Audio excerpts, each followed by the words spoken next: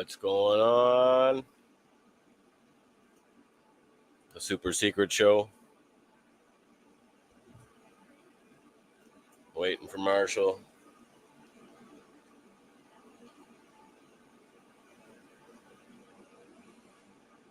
Then we'll begin. Nobody's here yet, I don't think.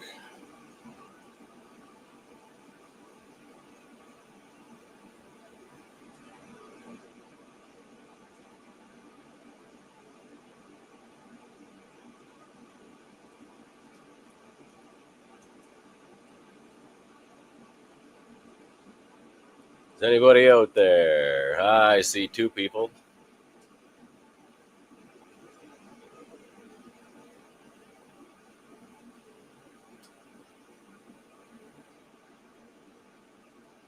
Seven. Holy fuck there. We got some people rolling in the house here. What's going on, homies? Just waiting for Marshall. Then we can begin.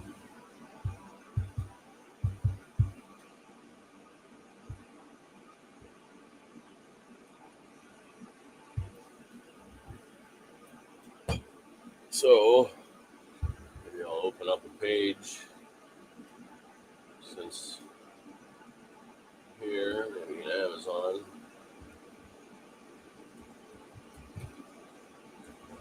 Oh yeah, that keyboard don't work. Turn this fucker on for boop. I hear somebody. Oh. So? Oh yeah, it's working. How'd you go today, bro? Pretty good, man. How you doing? Pretty good. Got up extra early today. Went to the dump. Got some shit done. Oh, fun times. Nice. Oh yeah. So, you're in your Myco space? Yeah. Yep. Oh yeah. Yep. My little layer. Oh yeah. Like, how big a tent are you rocking in there? It's 5x9. Holy fuck! Yeah, that's awesome. Yeah, I could live in here if I wanted to.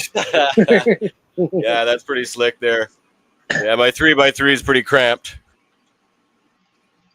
Yeah, it's a squeeze. Yeah. Yeah, this tent's barely holding together. Pretty soon, yeah, I'm gonna have to say goodbye to it, but it's still hanging in there. So, Yeah. A couple zippers don't work. I need one too, but I don't know. We'll see.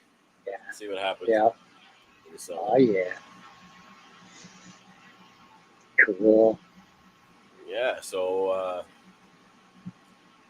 what are you gonna put these fuckers in, anyways? Did you pick out some sort of vessel type or tube or something yet? I guess for the short term, I didn't order tubes yet, but I'm gonna use like just at the beginning, like, or I don't know. I'm gonna order some, but for the moment, I might start them in like little condiment cups, like I do just my regular agars. But So do you when you make your grain, do you use jars or bags? I do jars. Yeah. Okay, so like you've already got filter patches then, probably. I'm pretty old school, so I use the old polyfill still, with the lids that still have holes, and actually a lot of them I just I don't use anything, I just leave the lid on, because with the mic they don't actually need the air exchange on the grain, if they're at a certain point they'll start to choke, but yeah, definitely. But I do need to order some filter patches. Yeah, because if the cannabis for sure. Like once it gets to a certain size, like you say, like there's only so much ambient fucking air in there, and once they use Yeah. all that up, the leaves they just get like super thin and they look almost wet, and like Yep. it just Yep. stunts the growth of it. They call it hyperhidricity, but it's Yeah. mostly due to not enough airflow. And like fuck, man, after that happened, all my cultures there, I couldn't get them to bounce back after. They wouldn't come back vigorous even after I switched them to vented containers. I just scrapped everything and fucking started over again with the proper. You get that Yeah. proper growth rate to outgrow everything. If they're not growing Yep. fast enough, then I guess they just fucking suffer with whatever microbes are left in them. But yeah, here's the fucking, because I know you can get them at Micropose, but it's harder for me because I'm in Canada because the tariff shit there. I try to just order locally now, but these ones are just cheap ones from fucking. Yep. I think they were $17 Canadian. There, you get 120 of them there, and fucking you can reuse them too there. So Nice. yeah, I wonder.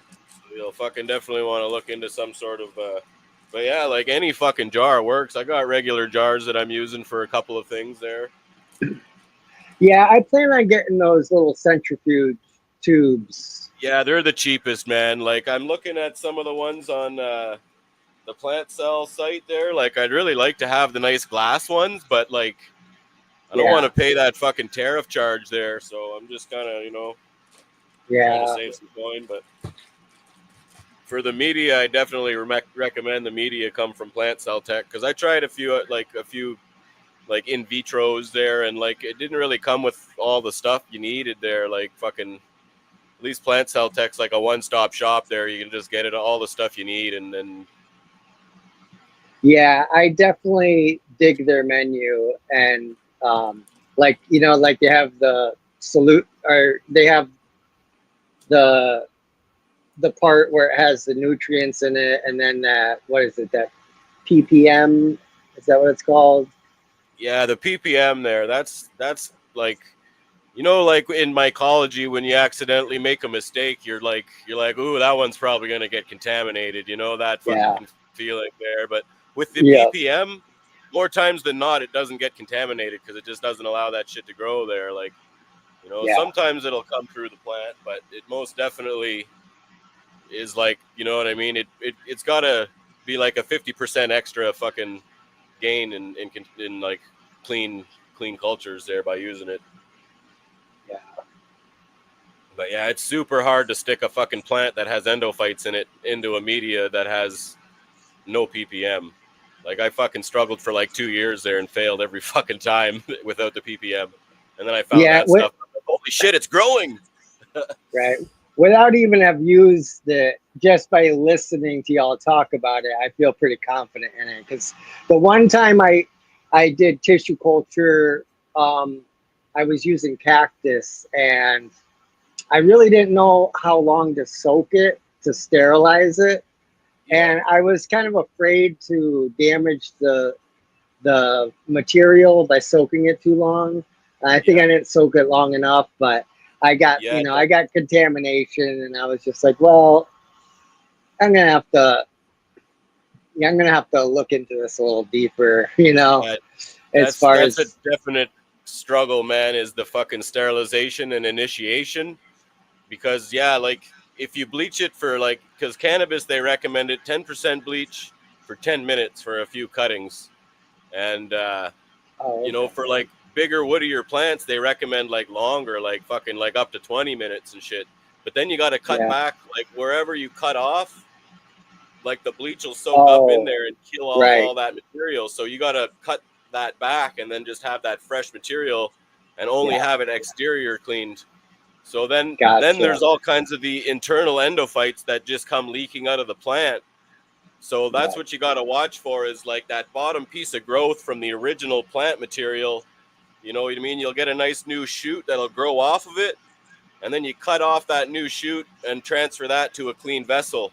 And then you just discard the rest of that other shit so that it can't contaminate. So out of a whole bunch of cultures, you know what I mean? If you're doing nodal, you're going to lose a whole bunch of those out of initiation. And you're just looking to pick that one that fucking shoots up, and that real healthy fucker, cut that off and transfer that over to its own vessel. And Yeah. And another thing is like using single vessels is, you know, I mean, you're not going to contaminate fucking all your, like I use those square vessels, and some people use those bigger containers, but it's a bigger vector for contamination when you're Right. sticking your Yeah. hand in. And then Yeah. if one of those is contaminated there, you got to try to rescue one of them out of contaminated dish. Like I just find the tubes just so much easier. So then you don't even have to open it there. You just fucking fire that in. And then I take all the contaminated ones or all the ones that I transferred out of already, and I just put them in the microwave and melt all the agar, and then I just dump them all in the garbage and then throw them in the sink.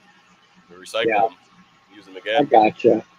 Yeah. So, in a way, it's similar to if you have like if you're trying to rescue like a contaminated mushroom culture, where you're not just like taking that plant tissue and growing it in that one agar medium. You gotta have to do a couple transfers. Yeah, dude. Okay. So basically, okay. that initiation stage is like the worst fucking part, right? So you're trying to get that to outgrow the old growth that came off the plant, and you're trying to get all that nice in vitro growth, and then cut that off like a couple millimeters above the old growth. So because some of that contamination will fucking like leach up, so you want to kind of give it a little ways, and then you cut that off, and then you got a couple of fresh initiations, and then you call that stage 2. So that's when you're supposed to use your multiplication media. So you get a couple new shoots, you cut it up, you make a couple new test tubes, and then from there you take your fucking culture and then put it into the rooting media. But I was fucking so hard up to try my rooting media there. I fucking put all my cultures in there, and now they're not really multiplying. So now I fucking I probably should have multiplied them a little bit more before I tried out my rooting media. Now I don't have as many fucking mother plants and tubes. Yeah. Is my flow hood coming through the mic? Is it? I don't hear yours. Do you hear mine? No. Okay. That's good. Well, hopefully they don't hear it. they're probably hearing both of them blanging. Okay. So, what you just explained, that's for like a micro propagation, not like a meristem. Yeah. So from the meristem. Do you start with micro propagation and then you don't have to. You can just do the 10 minutes bleach and in 10%, like 10% bleach for 10 minutes. And then you can just go ahead and hack up that meristem with your sterile tools under the microscope. Okay. Transfer that to the petri dish. That just kind of blows my mind that you could take this little small grouping of cells and keep it alive and then have it start to form into a plant. Hell yeah. I'm gonna probably lose my shit when I see that for the first time. It's weird to dig out too. Like I only got a couple of them to actually like come out successfully there. I still got to do a lot more practice, but like either rip the fucking whole tip off as a big chunk and you don't get the meristem out, or like you squeeze it and it just like pops out. Like you can squeeze it and it's like this little round bubble and it just like squeezes out. It's fucking strange, man. The first time it popped out, I'm like, what the fuck is that? And they're like, picked it up. Like, wow, that's the meristem. Like, and I seen another girl, she fucking squeezed it on top of the like where the fucking microscope is. There's like a little plate to kind of work on, but she just like squeezed it with the fucking scalpel and it like squished out. Like what? And would it potentially still be intact that way, or it could be damaged depending on definitely how you definitely either way. Definitely either way. I wonder what like the success rate is. Like you probably gonna do quite a few meristems and hedge your bet, and then just all you need is one of them to grow, basically. Yeah, that's what I'm saying. Like you fucking, you got your test tube of however many cultivar, there are one cultivar, however many cuts there are, like however many tops, and you just try to put them all on the fucking same plate, and hopefully you get one. But like I seen fucking some people, they got a plate with a ring, like it looks like every one of them worked there. That's impressive. Yeah, that's cool. Fuck yeah. I mean, that's what I do with everything, is like redundancy. Like with mushroom cultures, like I don't do one. I'll do like at least 4 of each one. especially if I'm trying to rescue something that was ill or like kind of expired or contaminated, then I'll do like several. Fuck yeah, man.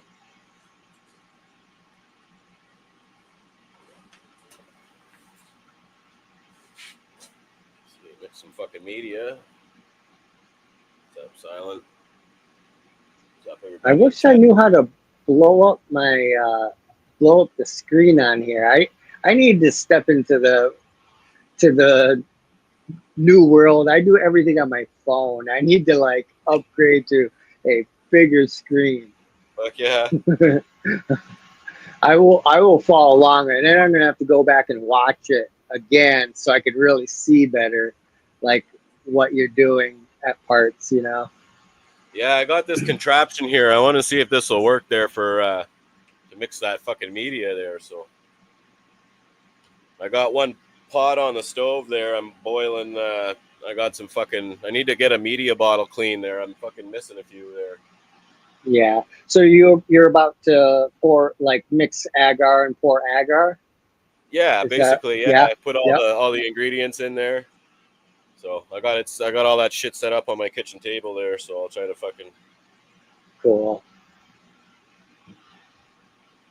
Hopefully this fucking contraption works. Yeah. Nice.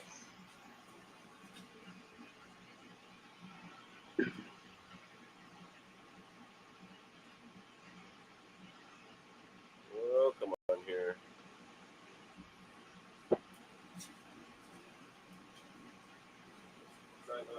Trying not to wear my shoes in here now. Hard.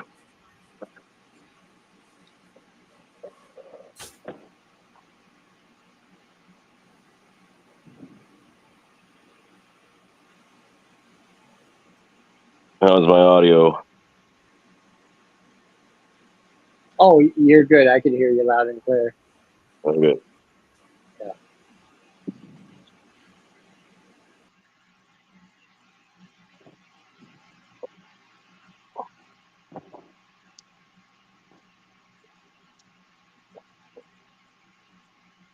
So fucking sometimes I try to be cheap and I'll save the media in the media bottle if I don't have enough vessels to pour it in. But it seems like that much, like you got to let it cool in the flow hood or it'll fucking suck air in when it cools and then it'll contaminate. Mm. Yeah. So now I got to boil that out and clean my... I'm kind of hoping if I rig this fucker up here. Oh. Oh yeah. So yeah, what do we got here? Here's this upside down. So I use silica because the first time I pulled something out of fucking the embryo rescue, like it just snapped in half. It was so fucking like feeble. So Gotcha. yeah, definitely recommend some silica. And then DKW, it's a walnut media. And then so some plants, I don't know, I've got one plant that doesn't seem to like the DKW media. It just fucking goes into flower every time. So I'm gonna mix up some MS media for that one. Yeah. Are both of those available on what is it, Plant Tech, Plant Cell Tech? Yeah. Yeah. Okay. Yeah. And yeah, need sugar, charcoal. Where is it? That's the TC grade agar. Oh yeah. It's backwards there. It's screwing me around. Going inside out. Got some new stuff to try here. Gibberellic acid. Nice. Gonna make some media to save some Mr. Toad's old seeds, hopefully. That's rocking. Cool. Yeah, buddy.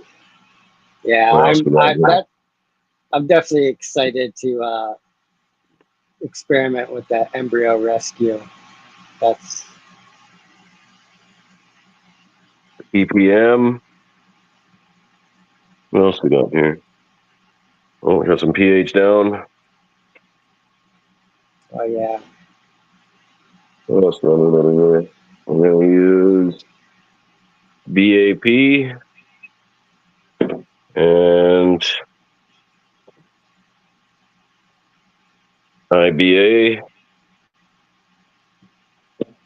So that's for making roots. That's for making shoots. We're going to make a multiplication media today. So And also do you add the growth hormones after you pressure cook or before? well, this one, IAA, you need to run that through a filter, a syringe filter. Or so you can't put this in the flow or in the pressure cooker. You'll kill it. Yeah. So that's what I thought. you got to order syringe filters and then filter it out sterile in the flow hood.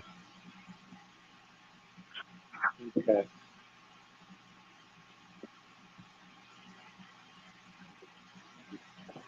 Oh yeah, that's ready.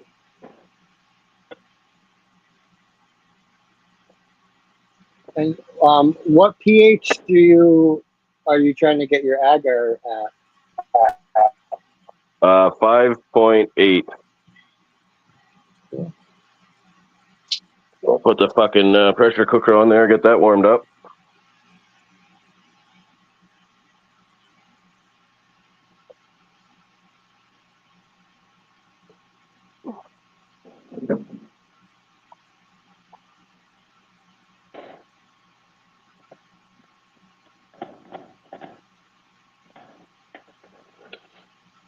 Dirty old contaminated mess.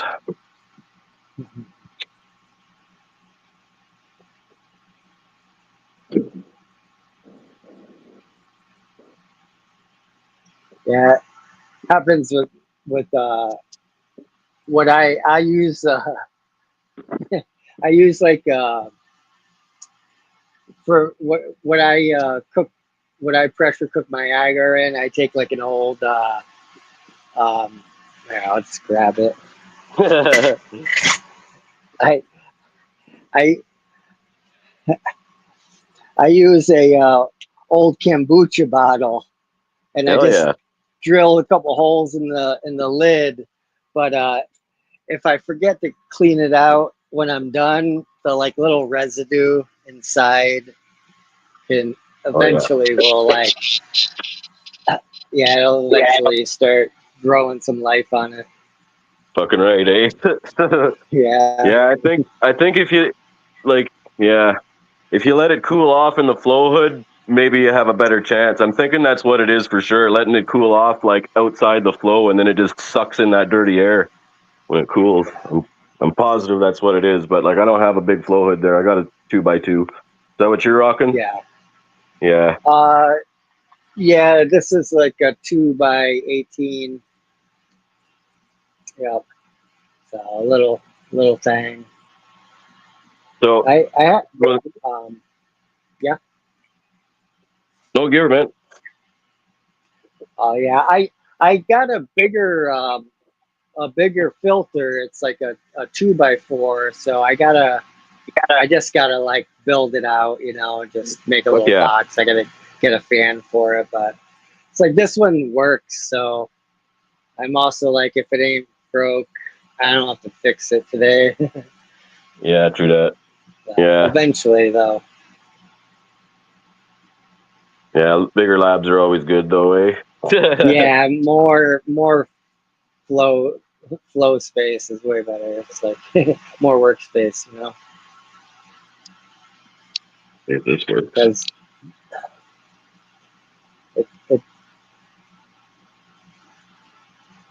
What can we see there? Anything good? yeah, I see you. Like, fucking mushroom bags are handy to have because you can sterilize fucking stuff in them. Sterilize your supplies, tools, fucking. So the best to make sterile surfaces is just get a fucking stack of plates and then put paper towel in between every one of them, and the paper towel will absorb the water from the sterilization process there, the bleach water or whatever after. So then, yeah. Oh, so okay. So then same with the fucking vessels. I put them in one of the mushrooms bags there, just put them all fucking together.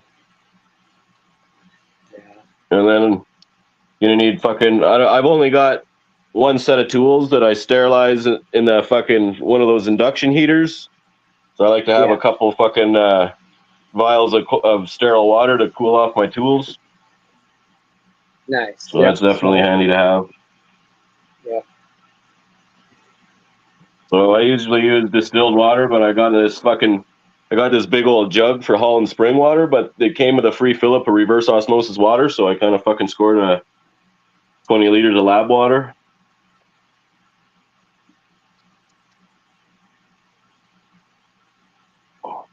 And then also you're going to want to have one for,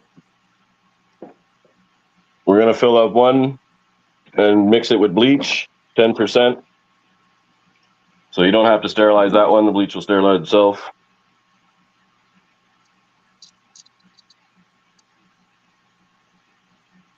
So we'll add some bleach to that after.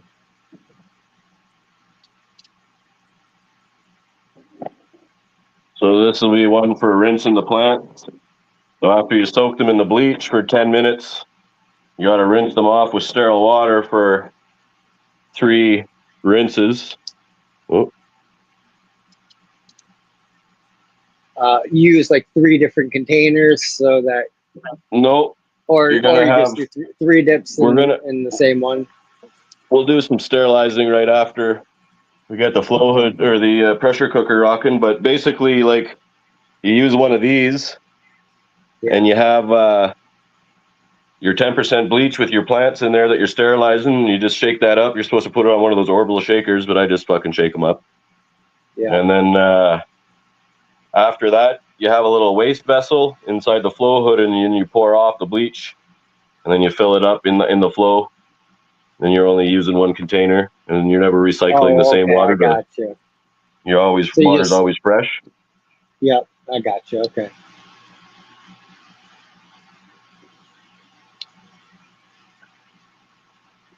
I'll get a couple of these rocking.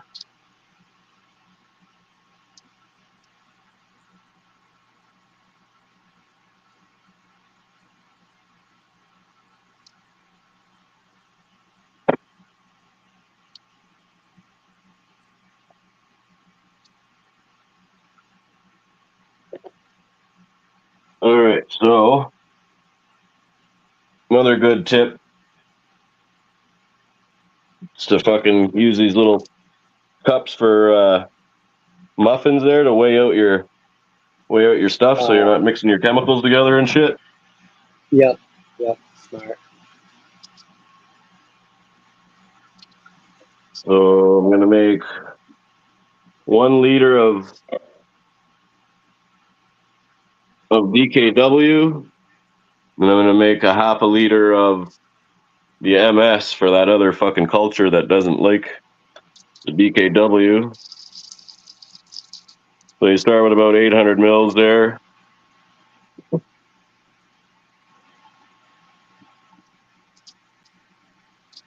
Get your micro pipettes or regular pipettes. You don't really want to use these things. You don't recycle them. You just throw them away. They're single use. So that's 0.75 milliliters per liter silica. About like that. I'm going to need a spoon to mix this motherfucker.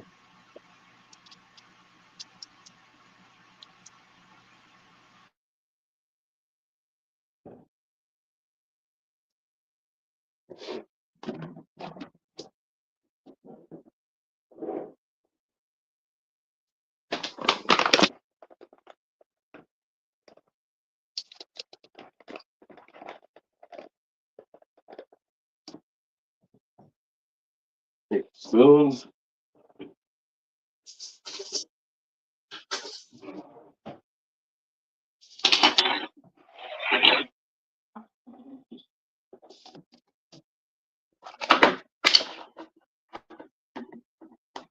Need 5 grams of DKW.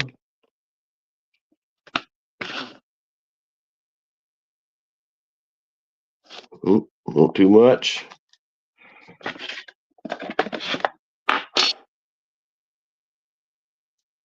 My magnetic stirrer broke, so I stir with a spoon now.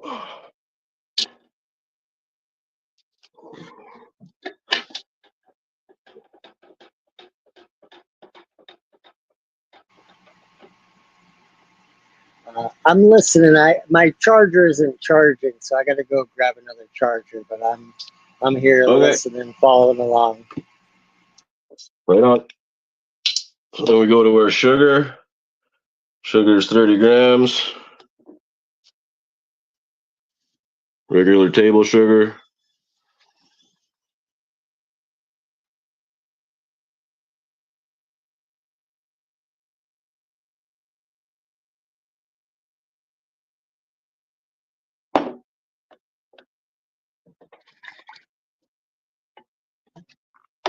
Keep that one for sugar. Oh, that's not the dirty spoon.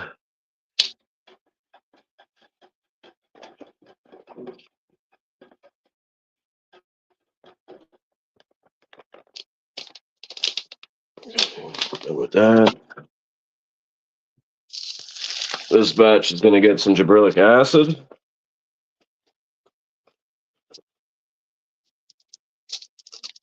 It says 1 gram per liter. I'm going to use half of that.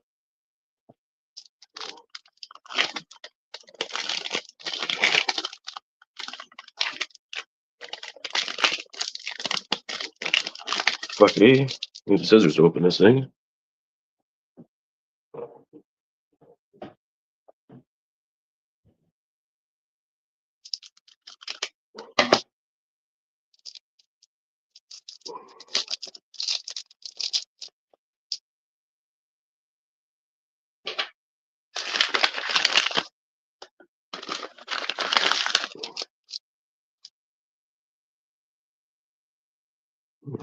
Half a gram, 0.6. Good.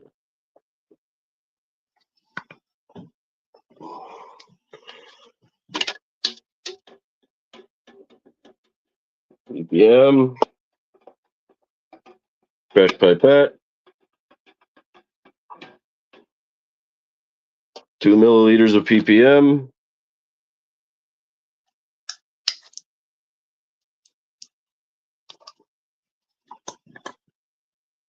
Dispose of that.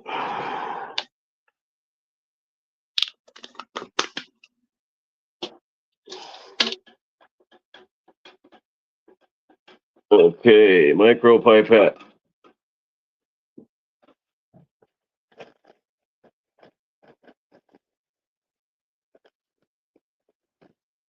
Two tips for this one.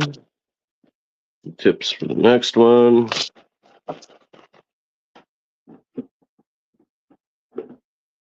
So here's a micro pipette.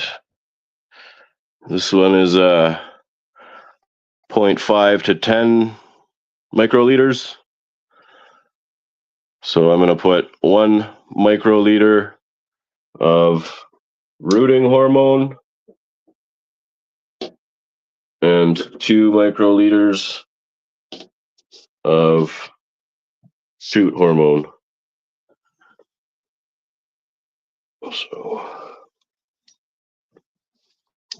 So the up and so that's to draw or to draw, and then to release is to go down a little bit farther. It's like a 2-stage.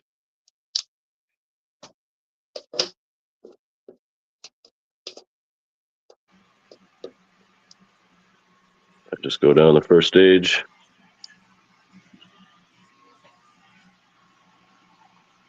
We got just holy fuck, a big drop came with it. Rub that off. So then there's the little tiny droplet. Release it into the liquid. Dispose of the tip.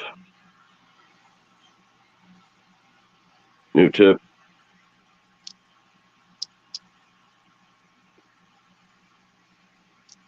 BAP.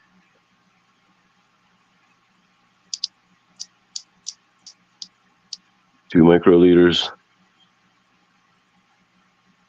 First stage suck. 2 stage down.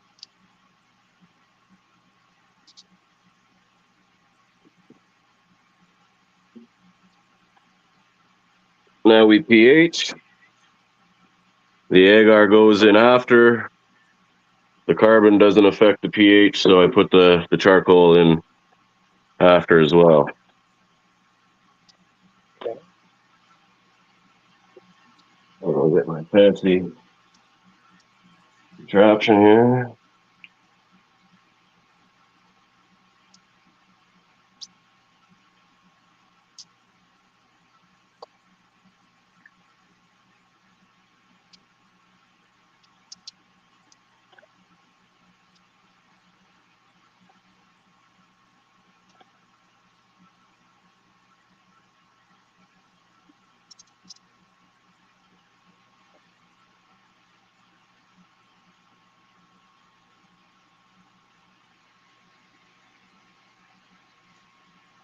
Seven.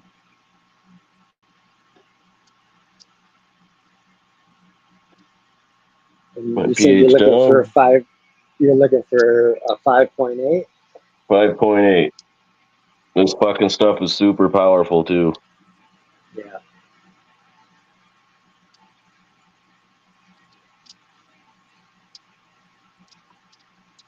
So if you get the powdered hormones, you're gonna have to put it into a stock solution. And there's like the difficult way to do it is like to find the molar weight of the fucking molecule you're putting in there, and fucking I don't even have the procedure right now. I'm gonna have to find the procedure. It's quite complicated. Yeah. So. But I think you can, because the liquid stuff only lasts like a year, and then it's no good. The powdered stuff lasts much longer, and you can store it in the freezer to even extend its life. So I think you can just mix it with distilled water under sterile conditions. But I'll try to find the stock solution fucking recipe again. They have the liquid in stock again. I looked on the site, so okay. I'll probably start out with the liquid just to skip a step and make it a little easier for myself. Yep, definitely. But the frugalness in me, I'll end up doing the powder after that. Yeah, once you get a good handle on her there, for sure. Yeah. Maybe. Yeah, probably. I think I We'll got see. that. I think I got that procedure somewhere there. They showed it. They taught it in the course that Plant Cell gives there, but I don't know if the file's saved or not, or if it was just temporary access to it. But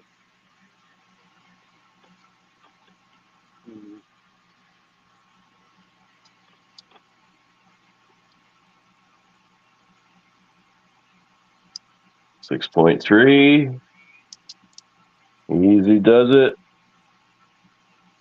Oh, the first time I made media with this fucking pH down, because the silica raises the pH. Before I used to have to pH up until I started using silica. Gotcha.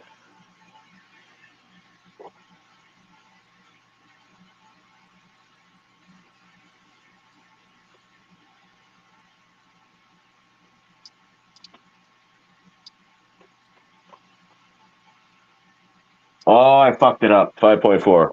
Good enough. Oh, 5.6. 5.6. Anywhere between 5.4 and 5.8 is good. Yeah, cool. When you go on the Plant Cell Technology website under the DKW or the MS Media, there's instructions on how to prepare it. Like this recipe is on there, except for the charcoal and the silica. That's an add-on there, but yeah. You like adding the charcoal for a specific reason? Well, I noticed that the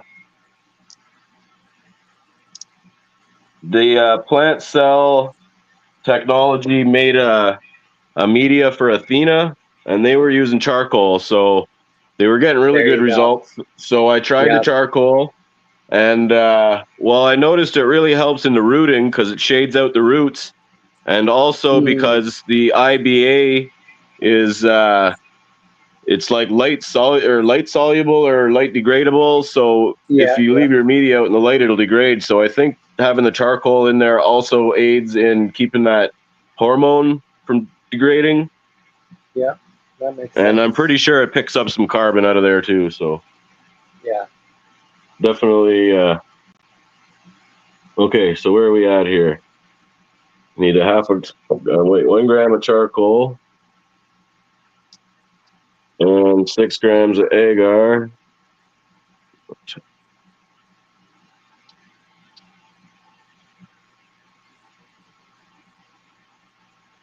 So, the consistency of this agar is going to be like a little softer than what you might typically have for like mushrooms.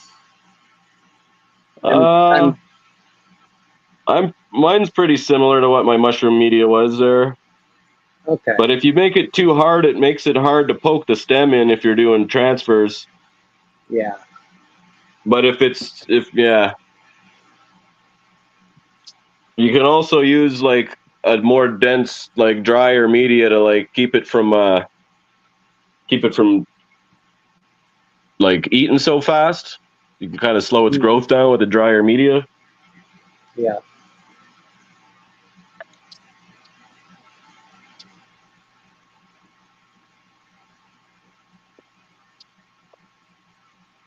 So I'm using 6 grams of agar.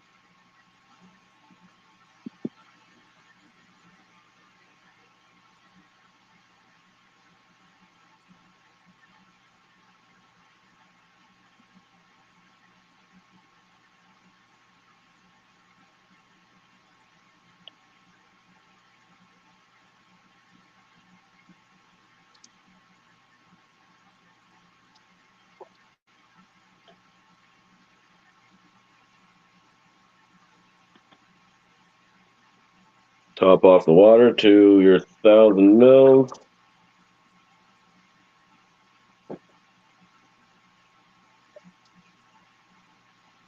Split this between 2 bottles.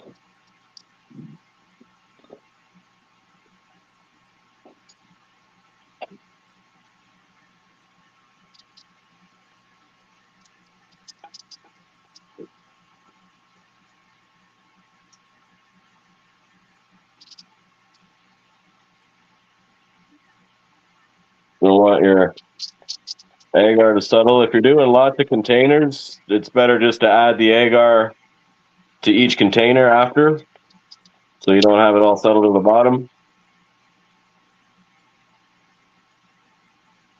So I'd have just put 3 grams in each one. Gotcha. But I just keep agitating it and doing the best I can to make it even. Okay. You have to order another stir bar there, another magnetic stir.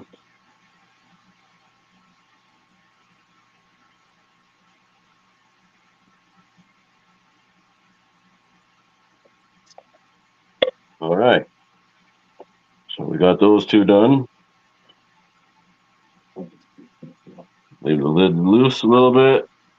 Put these in the PC. PC's heating up.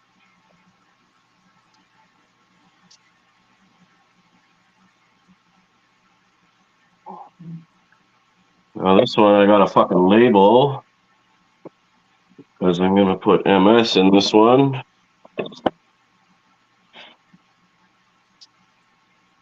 So I'll rip through this one a little faster, hopefully.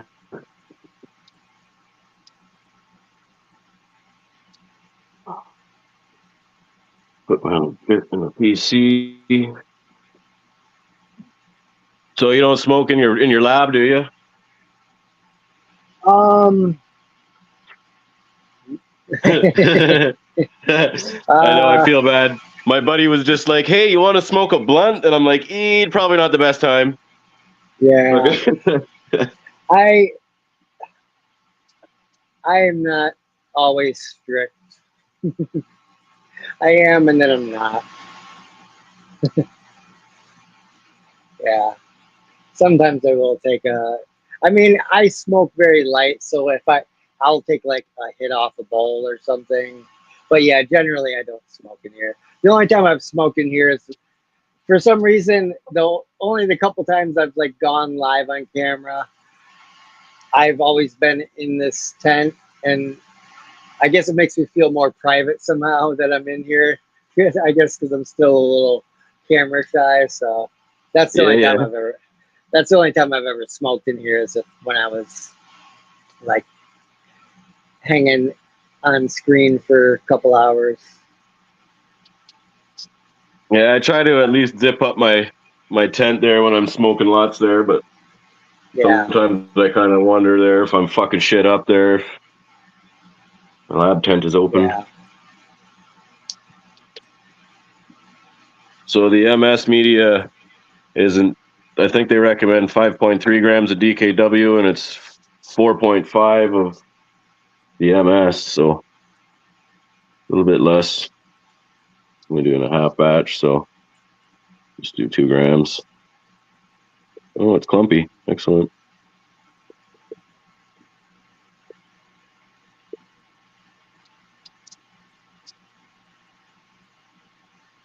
What the fuck is going on here? Is that not the lid or what? Doesn't look like the lid here. Smoke many rips. Where did that lid belong?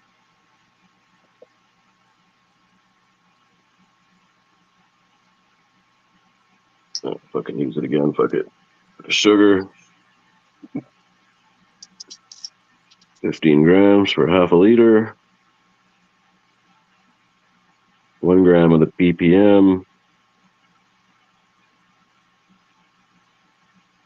Some people put a little less sugar for their rooting solution also, but Yeah.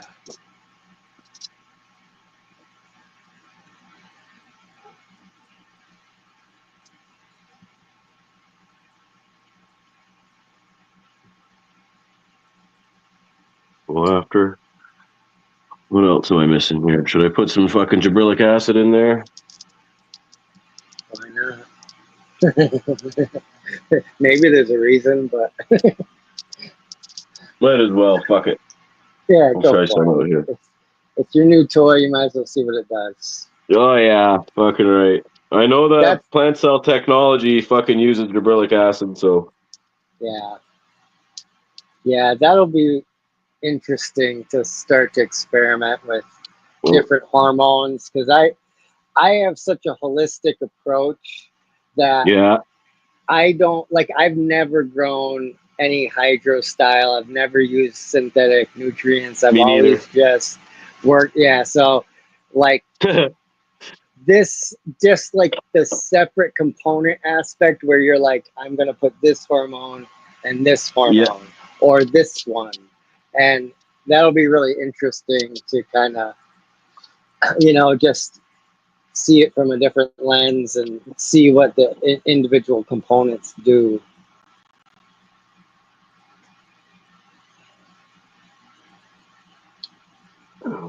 It's like it took TC to get me to sort of grow I don't know what you call it, non-soil, non-organic, to use some sort of pre-formulated nutrient.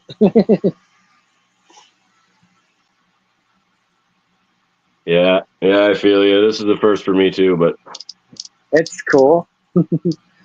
yeah, I don't check no TDS, but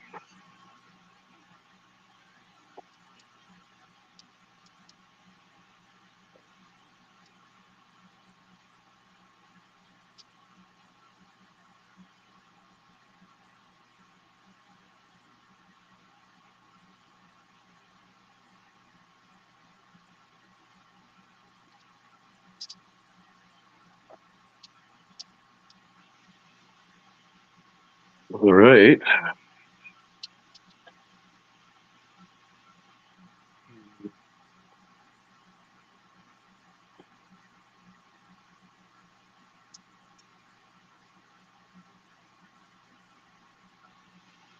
Oh yeah. Must add pH down.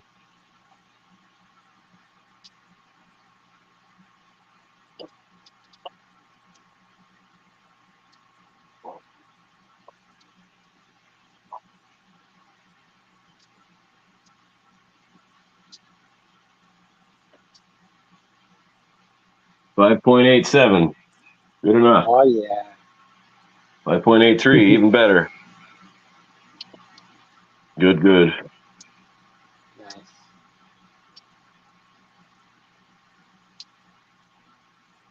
Now it's almost time for a tilt.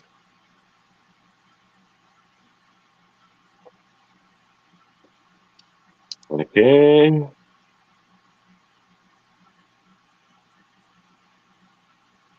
So one of these was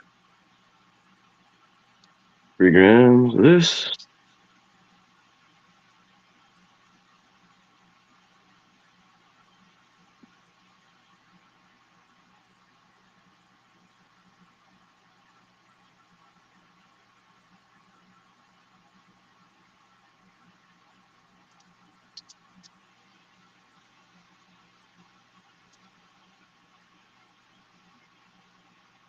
Charcoal.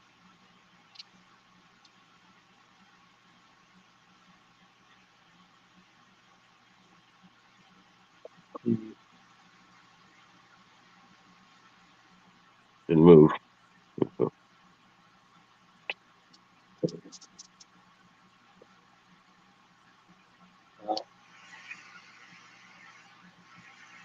I could see it already. It's like basically the beginning of a new habit, Oh yeah. and this is Fucking gonna right, man. turn into something. It's like there's gonna be shelves full. I don't grow as many mushrooms now that I fuck with this all day. Yeah, cool.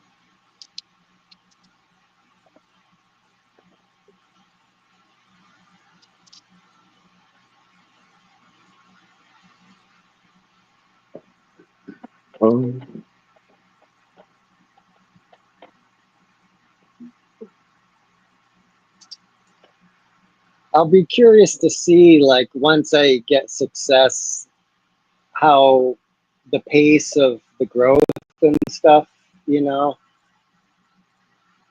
I could Fuck yeah. almost imagine, like, when you're wanting to know that it's viable, you're gonna want it, see it growing. But I could imagine that after that, I'm gonna want to see it growing slower than faster in some ways, for like aspects of like storage and stuff, just Fuck, I wanted to get one just for my buddy's fucking store, just for the counter there, see if I could get it to grow real slow just for his fucking, just his counter piece. yeah. So, more stuffs.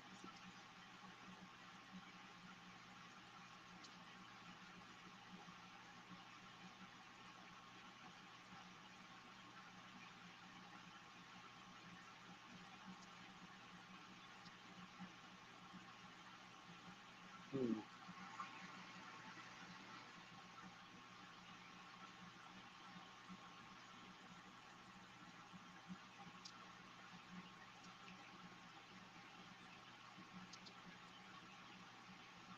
You were saying that doing the Mary stem as opposed to the microclone, that there's less issue of contamination.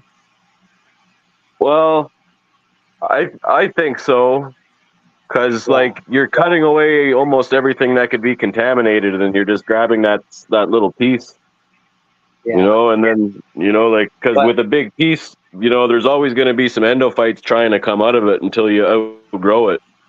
So it's right, like you're gonna have, you're gonna go through a lot more media and fucking test tubes and everything. yeah. But I somehow in my mind I imagine that a microclone, it's like it's already a functional piece of plant. So I would, in some way, I imagine that I would get like I would have a higher success rate of it growing versus a meristem, but I have no clue, right? I don't. It's still hard for me to imagine that I could pop out that tiny bit of cells and then put it on agar and it's going to turn into a plant. I guess that's still like kind of boggles my mind. So I'm imagining I'll have to do like, 30 of them and cross my fingers that one of them grows or something, Motherfucker. Hi there.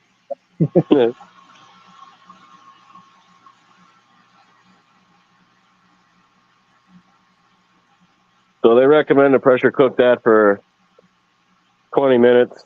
I do 25 just because. Yeah. What I usually do 45 for the agar I use for fungus, but I think you might have dropped off. Yeah, I do. Oh, you're back. Working? I do 45 minutes also for that. But fuck, I used to cook my grain for 3 hours. Your mic isn't on, or I'm not hearing you anyway. Mic check.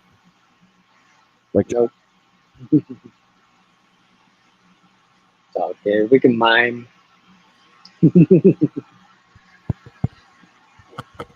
No. Hello. No.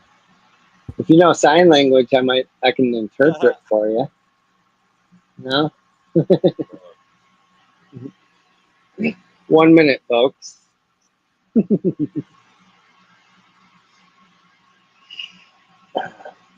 I am not going to try and look at chat, but what up, everybody?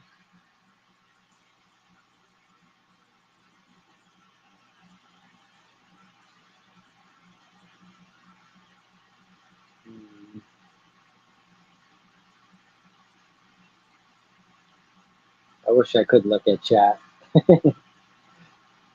but I don't want to. I'm not used to using StreamYard, so I'm just going to leave well enough alone and just peace sign, y'all. I'm not hearing you.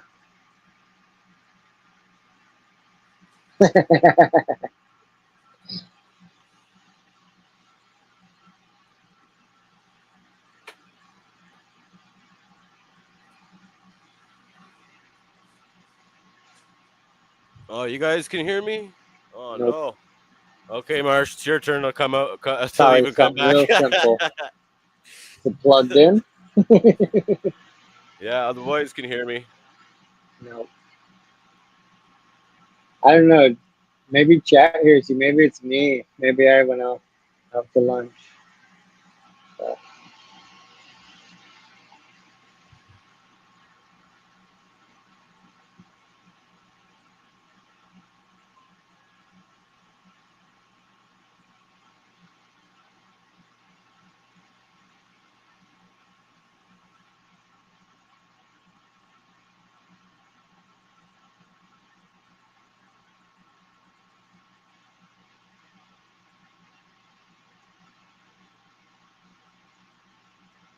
Can you hear me on here? Hello? yeah, Hello? I don't hear you. I don't. Maybe. Okay. I'm such a technophobe. I feel like I must have. It must be on my end, but I don't see how it would be.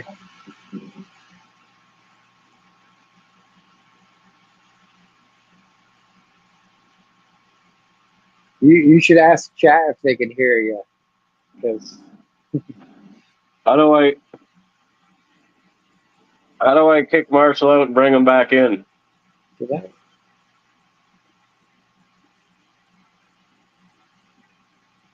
don't think Marshall can see chat. I hear you now. You can hear me? Yeah. Maybe I Okay. think when you switch somehow it may, I don't know what happened on my end. Or I don't know if you were coming through the whole time. Okay, well, Probably were. Maybe. maybe I shouldn't. Oh, here's the dawn.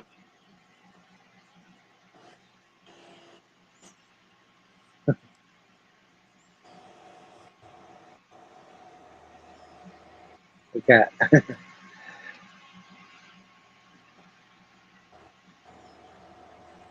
I It's hard to even read on my phone. It's so small, but refresh the Can you browser, blah, blah, can you blah, hear me blah. now? Yeah. Yeah, I can hear you. Okay. Yeah, sorry. Computer glitch. Yeah, I don't know what happened. Like when you switch from one mic to the other, for some reason it like paused it on my end. I don't really. Yeah, technology doesn't like me. It doesn't like me. It's, Okay. So for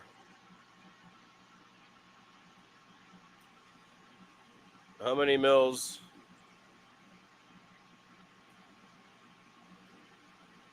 100, so 50 mils for 500 for 10%. Sound right, eh?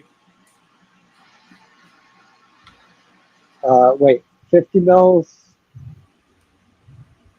for 50 five. mils. So 100. Well, 10 mils to 100 would be 10%. Yeah, so So then it would be 50 if so you're doing 500. yeah, okay. We're on the same page here. Yeah.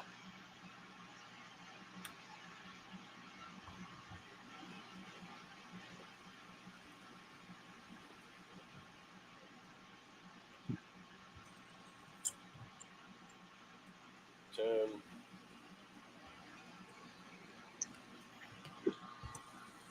20.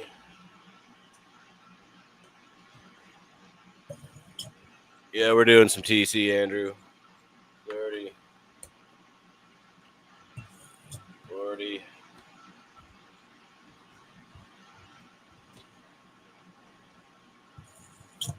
50.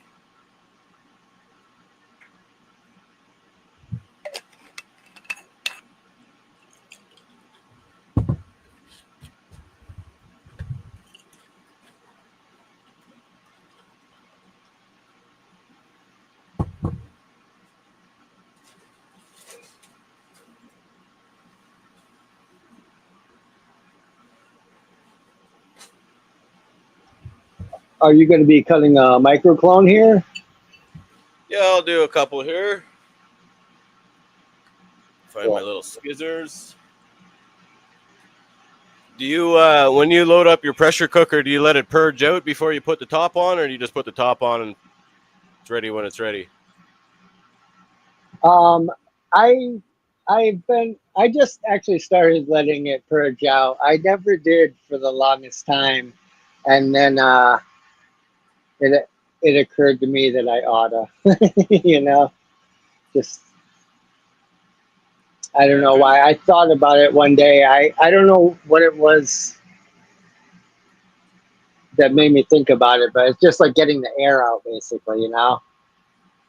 Yeah, hell yeah. Yeah, I wasn't I doing it in the beginning either, but yeah, I try to let it do it now too for, like it Fowl didn't make says, 15 minutes. Yeah, it didn't make sense to me that it mattered, but then I was like, oh, the oxygen in there affect. It's like then it's not full of steam. There's steam and oxygen, so then it affects like um, I guess Definitely. it can affect the temperature and just. I guess it just takes a while for the. Oh, especially if you're doing a shorter, you know, like a 20-minute cook, it makes sense that you would want to do that.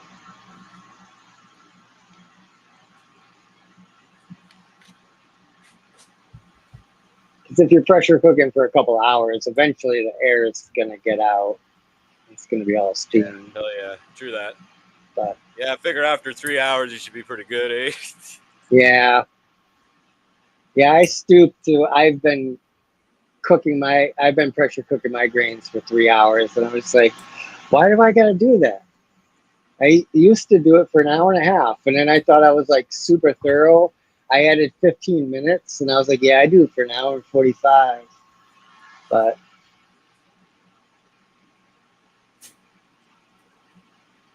I don't think I need to do 3 hours now because the grains, I switched to a different grain producer, and they're so much cleaner.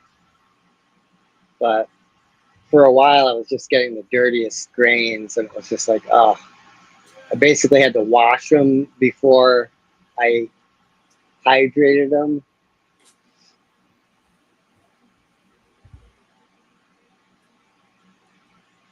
I usually like to fucking rinse them off with distilled water before I fucking start the sterilization process, but I don't know if that's necessary. Yeah.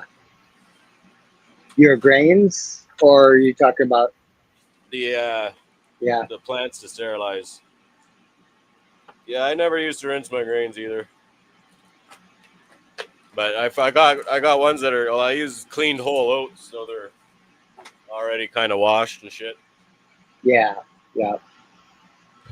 So I fucking I like to cut off the leaf, but leave part of the petiole because the bleach always enters where right on. Yep. where the cut is. Yep. So Smart. if I leave the petiole, it will remind me that I need to cut it off. If I fucking cut it off already, then it's kind of too late, you know. So like just cutting off the leaves makes more room in the fucking container. Yeah. And fucking like a lot of people say that you want to use the tops, but from my experience, when you cut just like one node and you're just gonna grow that, you know, just that one little node, you know, you only got 1 point of growth to work on, whereas the top, it's already kind of starting to branch out and stuff. So it seems to me that it grows a little bit slower, whereas these little tiny singular nodes seem to shoot up faster, that, you know, you can get them subcultured and transfer them sooner. I find those ones have always been more successful than tops for me. Yeah. I mean, if there's only one node, then it only has one place to focus the growth. If there's multiple, then it's diverting its energy and growth. So if you fucking, like, even that leaf is too big, like if you sterilize that leaf, it'll get some rust spots on it from the bleach, and then the leaf will just keep getting bigger. But if you fucking cut it right down, so it's just like that, like we're talking about, one singular point of growth, there's no big leaf to grow and it'll want to stretch. So I always cut all that shit off.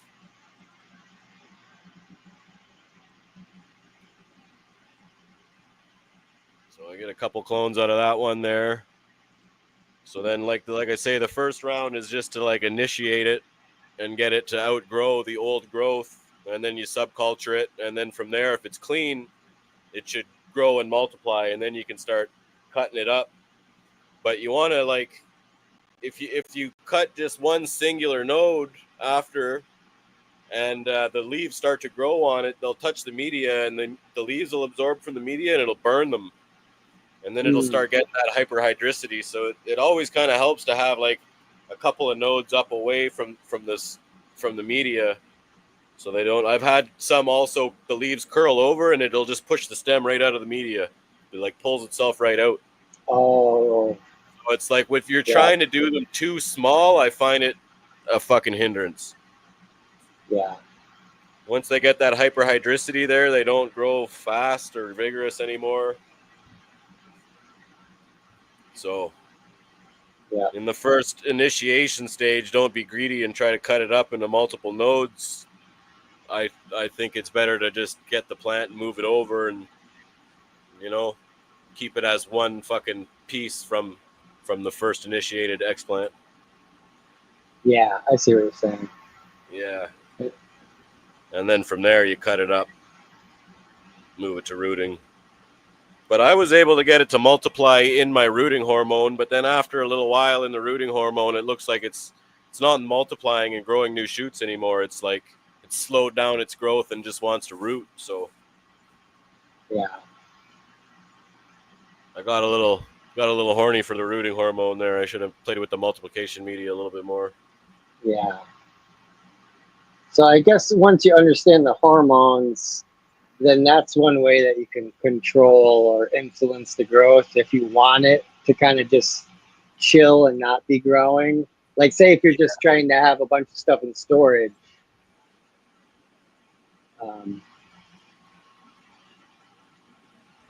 Yeah, I guess I don't know if it's better to fucking store it in a multiplication media or a rooting media, but Yeah. they're definitely convenient in that rooting media because it's not growing super fast.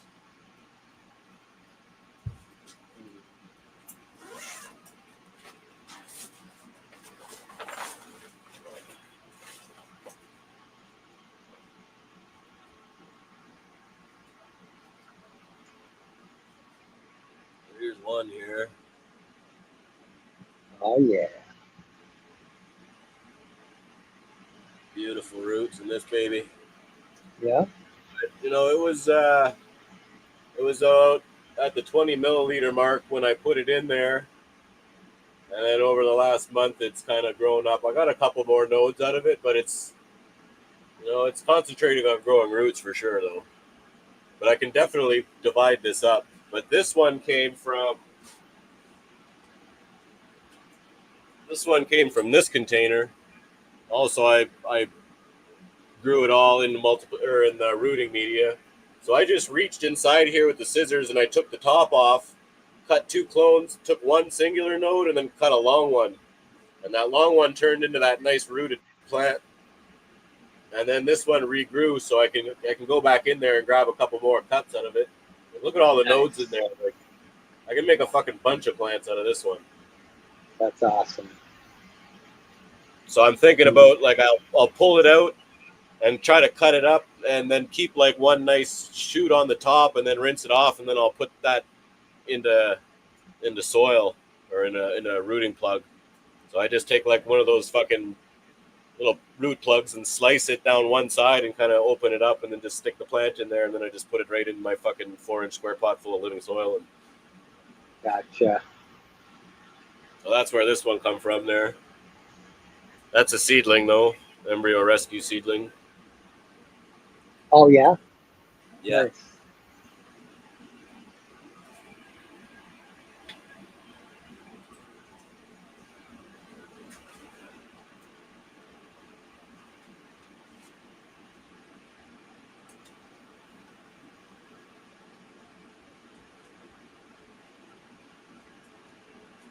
The seed that you grew that seedling out of, was that like a viable seed that would pop, or was that one that didn't want to? Yeah, they weren't old seeds, but they didn't want to crack by themselves. Like I fucking cracked like 50 of them once, and I only got like 2 or 3 of them to fucking. So Gotcha. Yeah, those ones needed help. But here's the singular node I pulled off the bottom of that, and it grew into this. You can tell where it started from, right there. Yep. And it's got some roots already. They're hard to see, but there's a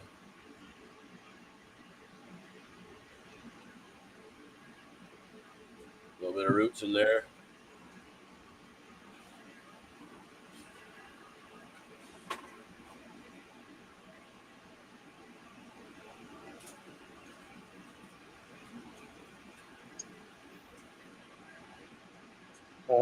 I saw my future when I looked into that little vessel there.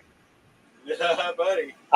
I'm gonna have to build a lab that has windows and is outside so that I could, so I could get a little sun and still see the trees. Hell yeah.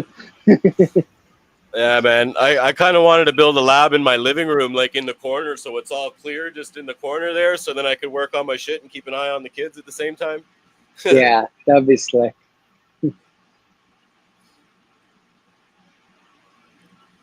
I gotta run and put the lid on that fucking pressure cooker real quick there. Cool.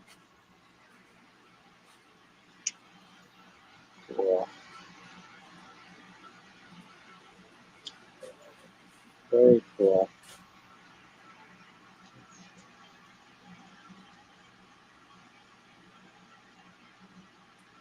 I live dangerous.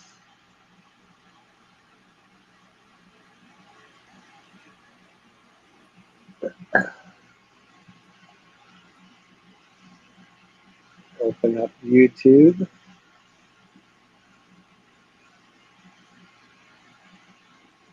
Woo.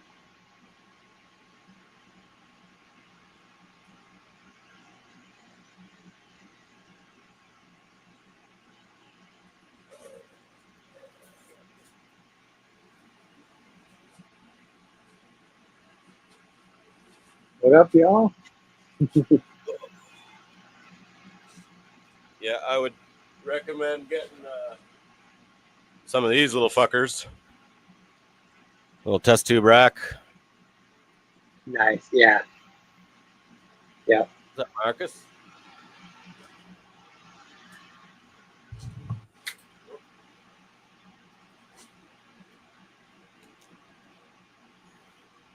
So I gave him a good rinse in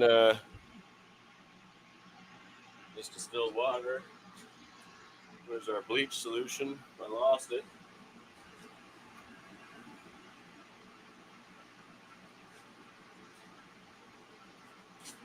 It's right here.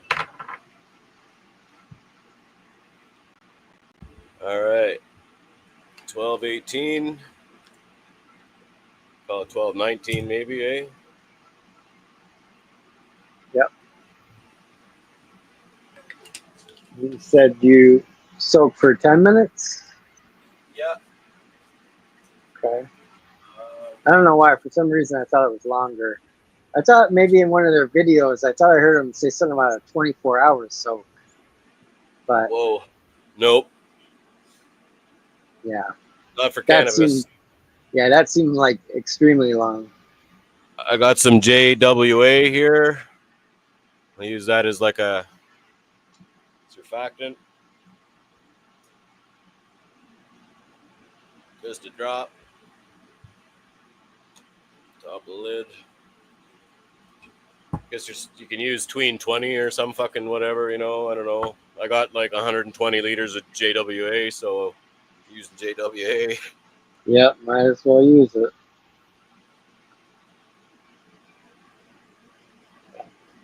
Cool. How long does it take your pressure cooker to get to 15 psi? Usually, like 15 minutes or what? When it's warm? Yeah, something like that.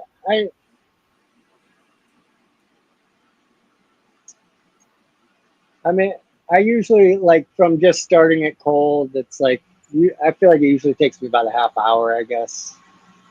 Um, it depends on how high I crank it to. I try to tell myself I'll be disciplined and start it at a lower heat and then raise it because your pressure cooker will last longer without the extreme like heat changes. But I wrecked mine the first day I used it.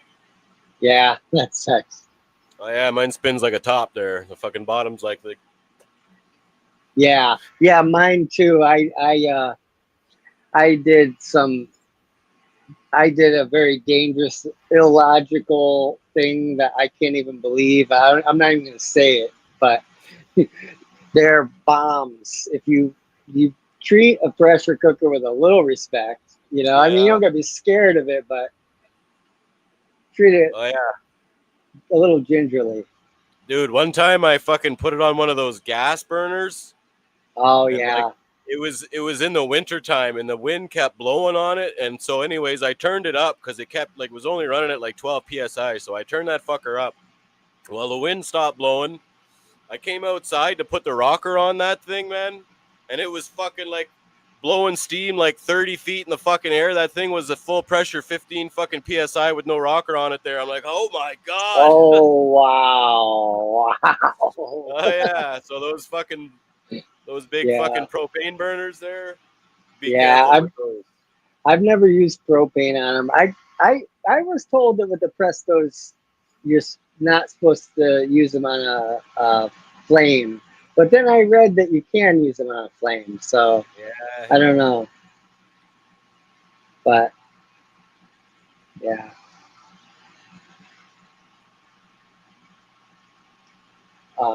What kind of pressure cooker do you have? A Presto. Yeah, and you use a flame on it? Well, I did a couple times there. Yeah, I just but got now like you an use induction stove there, but yeah, I'm cool. pretty sure the induction stove fucking bubbled it out before I fucking heated it up too much there. It's hard to remember. Yeah, It's easy to wreck things when you're new, eh? it is. It is. This one's lasted me like 8 years. The My first one I got just crapped out on me. I had that for like about 9 years. That's a good amount of time. It's not like I only used it a little bit. Like I use them regularly. But Oh no. I don't think I have any sterile water over to fucking rinse this. oh,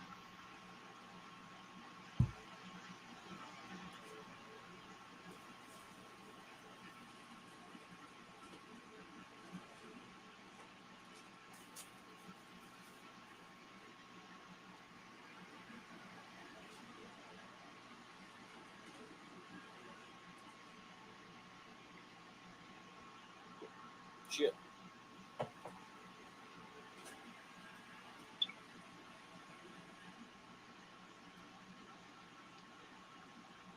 gonna have to run back to the house. Well, it's all in the pressure cooker. I Oh, thought maybe I had an gotcha. extra fucking container left here, but Oh, oops. Oopsies.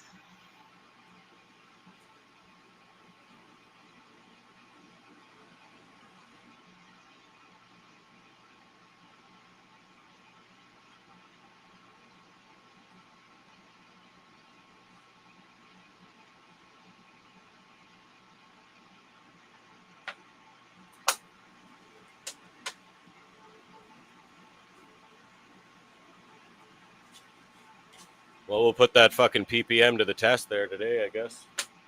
Ah.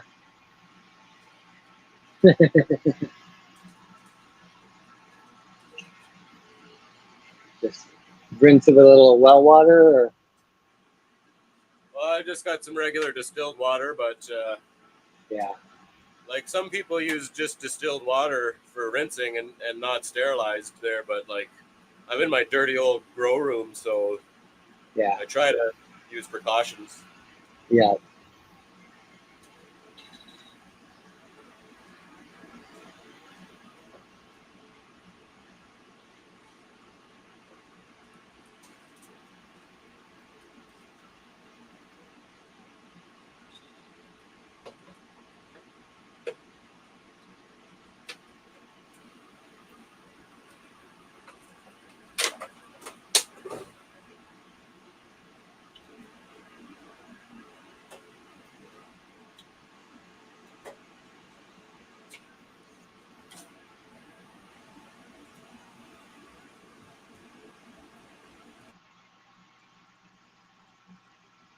Yeah. I try to be disciplined and use like uh specific procedures. But at least with mycology, it's like it matters when it matters, and when everything's going great, it seem to be able to get away with a lot, you know, or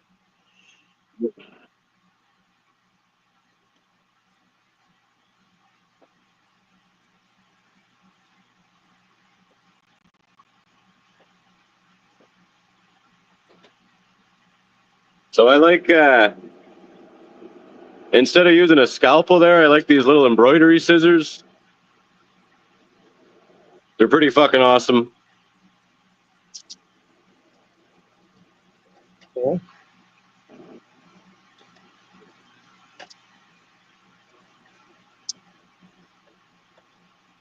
So I got my little wastewater container.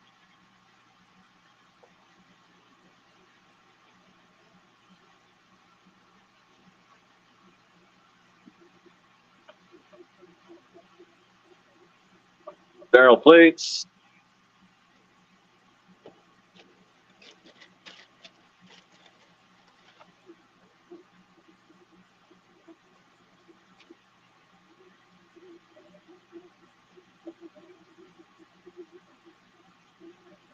I feel like I should be spraying my hands with alcohol right now too.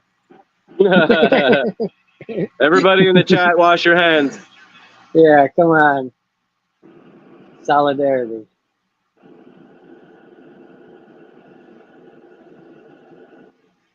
Oh, yes.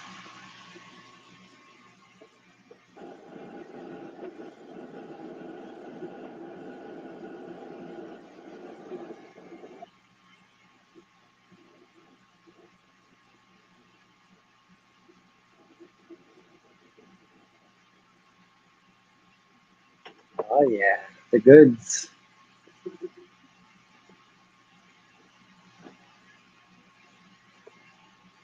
I wonder if, oh, is that better?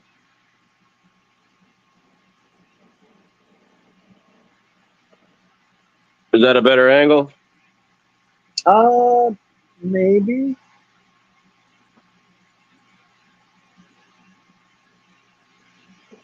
Yeah, it's probably, yeah, we're more to the side. Yeah, we could probably see better than if it's straight down. Yeah.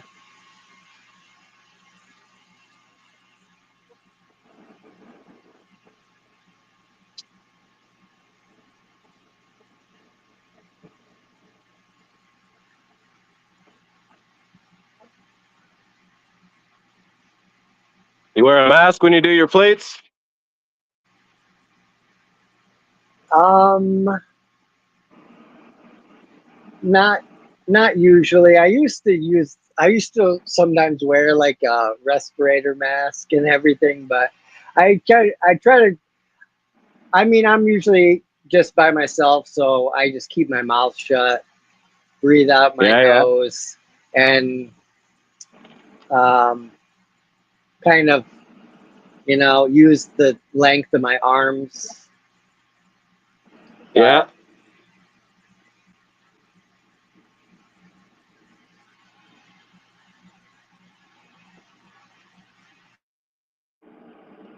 Yeah, definitely. Do you use an extra long scalpel blade or an extra long Um, handle?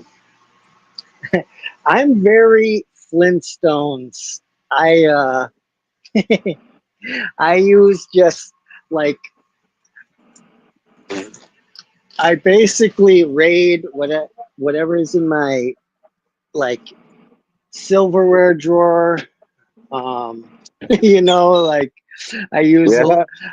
I use a lot of like just tweezers and yeah, yeah. Well, I definitely recommend a number 7 handle if you like scalpels, because you can hold it way the fuck back here, and you're never hovering over top of your work. Yeah, with this, I will get a few instruments so that I can have a little distance. I mean, even with mycology, the same thing matters, But Yeah. but but I've been getting away with doing it all this time with just like tweezers and different things like that, doing my agar work.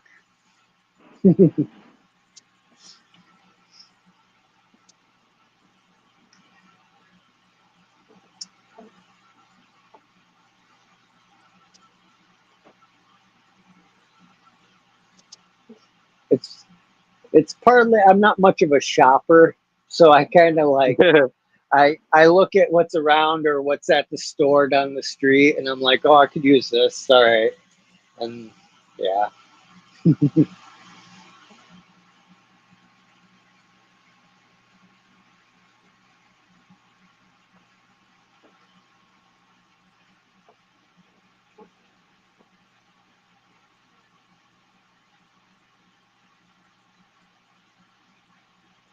I definitely need to get a few tools and toys for this project here. Yeah, it's hard to get a good pair of tweezers, but I definitely recommend these long tweezers there. I think they sell them as like kitchen tweezers or some fucking thing. Yeah. Because you can reach, you got to be able to reach down real far into the vessel. Yeah. Yeah.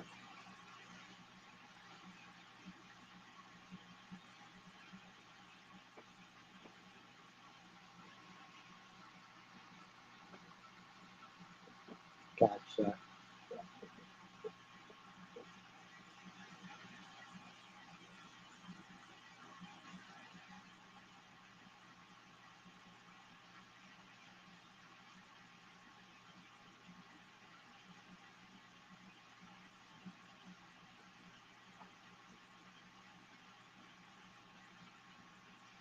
I'm trying not to be too chit chatty and kind of pay attention and not distract you, which Well, yeah, maybe chat away, man.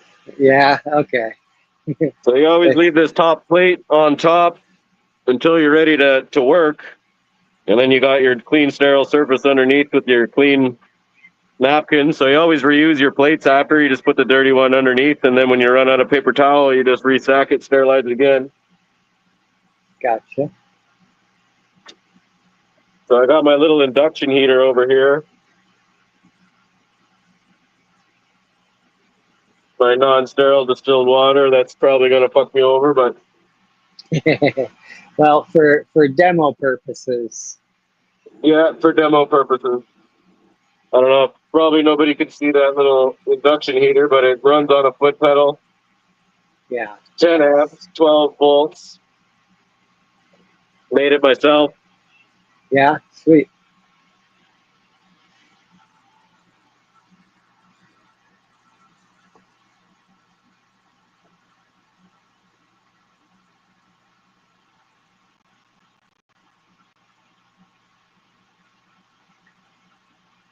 Nice. Yeah, I gotta upgrade and get one of those. Still just use flame. Yeah, I burned my eyebrows off real bad one time there in a still air box, so that's why I Oh built yeah. that contraption. Yeah. Right on. Yeah.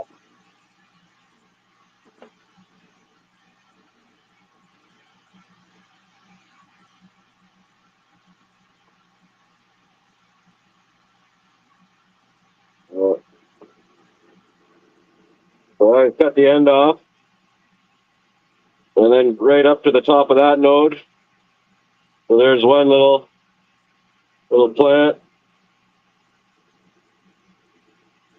2.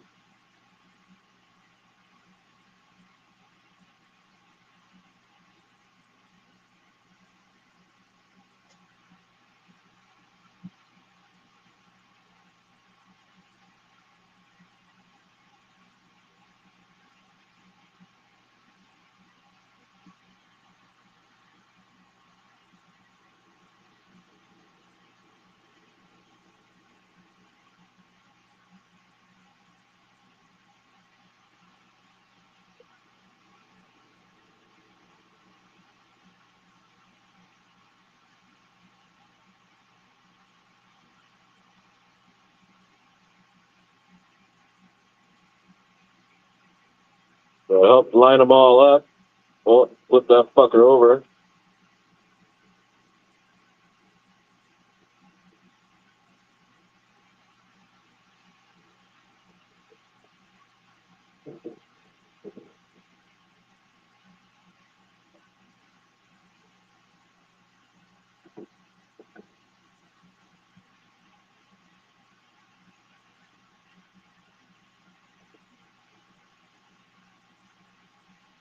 Yeah, I would definitely wear a mask doing this.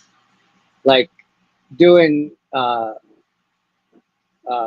mycelial transfers or like mushroom tissue culture.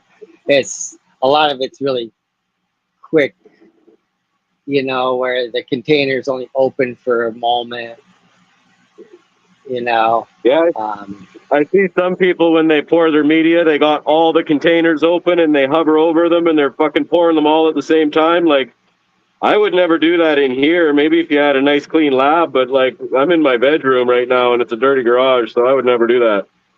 Like when I yeah, pour, I open it and close it and like keep it closed. I only open it for as little time as possible.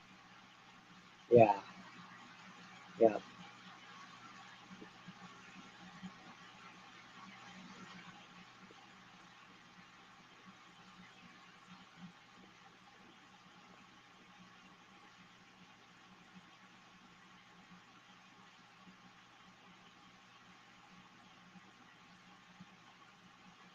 Touched the outside of the container with that one, so I just threw it on the floor. Ah, gotcha. Yep. Smart.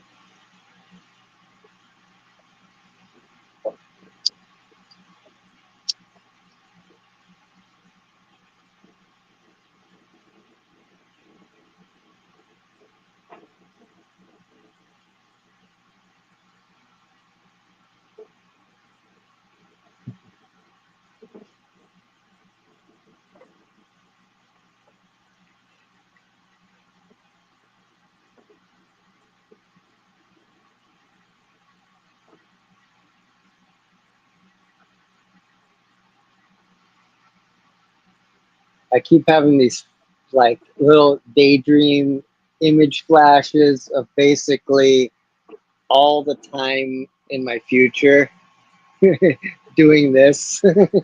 Oh yeah, It's like oh I could see my future. you'll definitely spend some time. Yeah. Yeah. So these ones here, I could fucking save all these little sterile tops.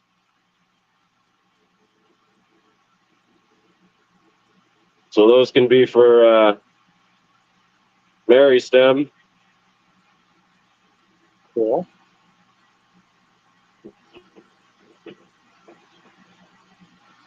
But since they're so fucking small, they dry out real fast.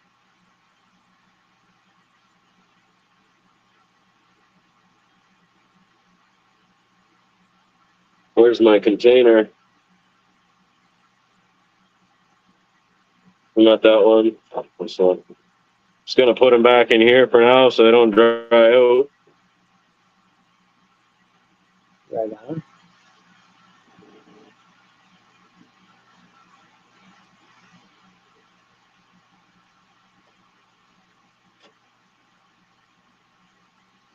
Yeah, I'm just gonna have to see it with my own eyes. It's like the Meristem thing still is like it. I don't know. It's like hard for me to conceive that that is real. You know.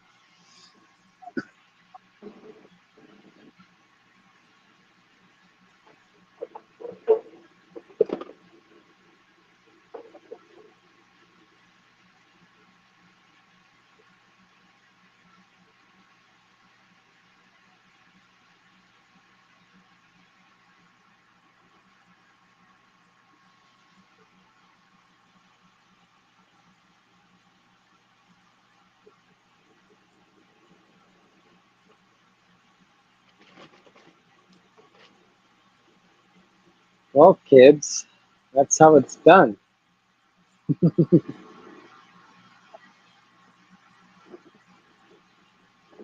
Oh, you're gonna go in for the Meristem?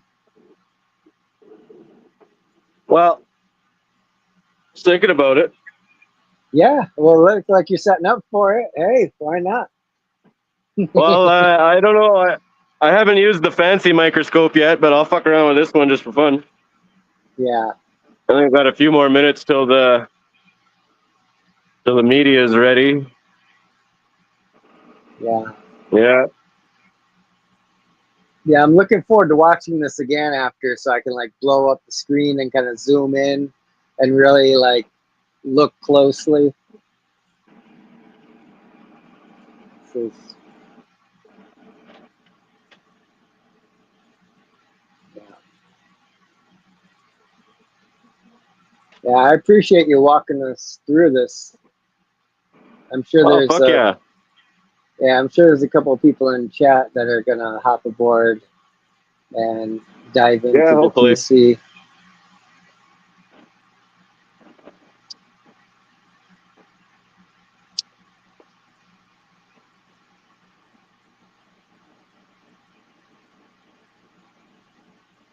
So we've got a number 11 blade, the little pointy ones. Number 23 are the big ones that look like a fucking big butcher knife. Okay, yeah.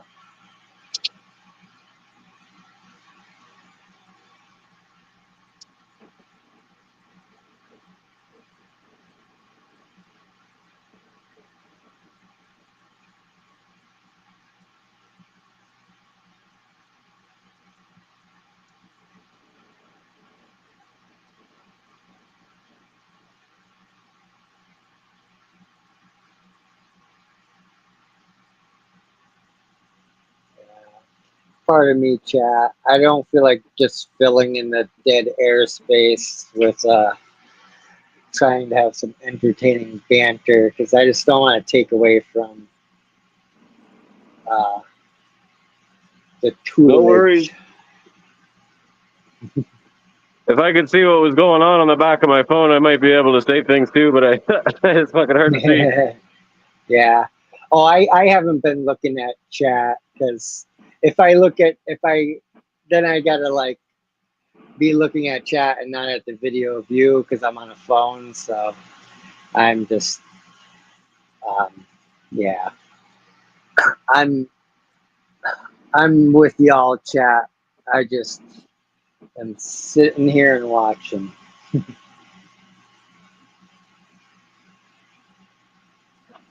Watch and learn.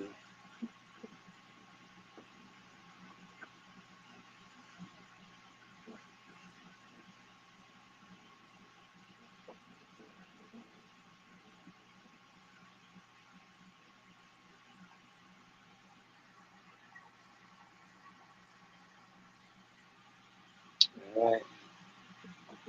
Here's the magic.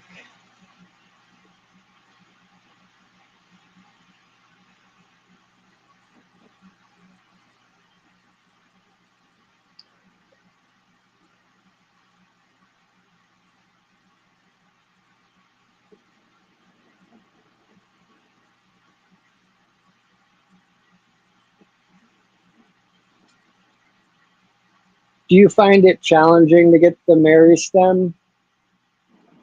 Yeah, I think it'll Yeah, be easier with the new microscope there. I'm going to try to practice with the new microscope later, but yeah, I can't really get a screen view of that one, so. right on. I hooked it up last night a little bit, but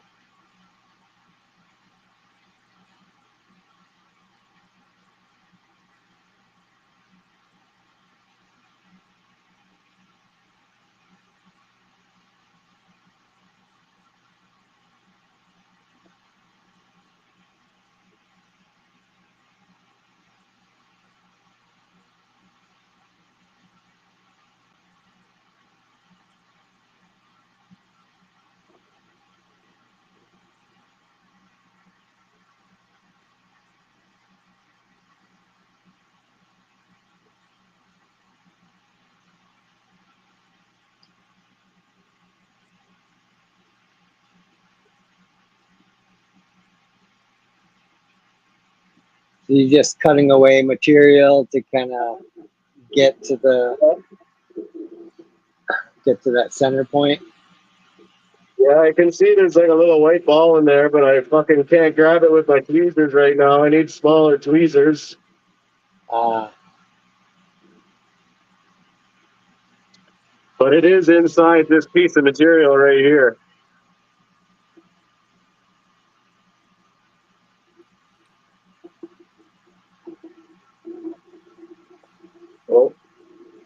rough.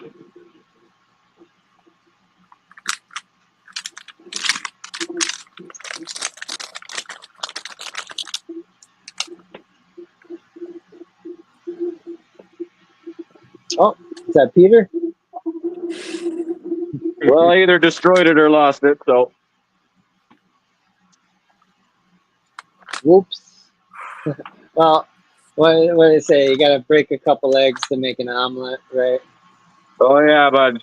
It's going to be a long time before I'm good at Mary Stem. Yeah. It is kind of like taking a yolk out, Yeah, basically. dude, it is. It is. Without, And I trying am not to break. terrible at that. Yeah.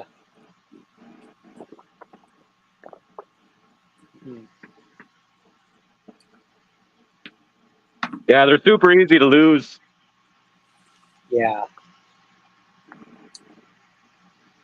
Ty, think it'll be easier with the new microscope, though. Yeah. does that little digital display have a like a USB output or an HDMI output? No, but Oh, the new microscope does. But I couldn't screen share it properly. I had to screen share direct. So I'm still trying to work out how I can like screen share it properly. Like connect it as a like external camera or something in StreamYard. Yeah, That would be that would be next level. yeah, that's what I'm working on. Here's the new one. 1.3 megapixel camera on her. Nice. Yes, sir. You see what I'm packing up? Hey, what was that, Peter? I said, can you see what I'm packing up? No. Hold on. Some chocolate crinkle brain and what was the other one?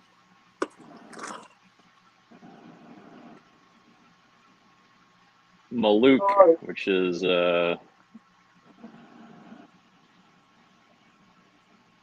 Melmac, the Penis Envy. I don't know if it's in the new.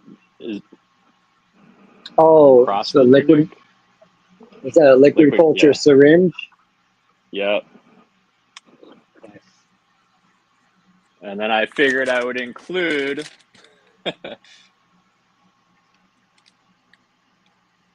Let's have some mushrooms. fruits. Nice. Yeah. Jack Black. These are from Mr. Green Tables. Very nice.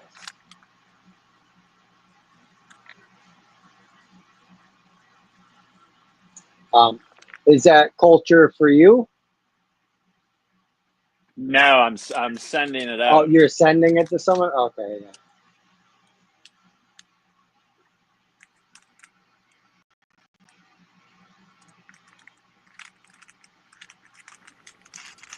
There we go. Well, What time is it now? 12:50. 19. Okay. When did I put that rocker on there? Oh, That was 12, geez. 12:20, eh? Maybe I didn't 20. take note. I didn't take note of the time. Sorry. Yeah, we're looking for another 10 or 15 minutes, I'm thinking. Yeah, I think it was 12:20. 30. Yeah, another 20 minutes. Or no, 10 minutes. 10 minutes. Dab time. Dab time, and then time to pour some media. Oh yeah.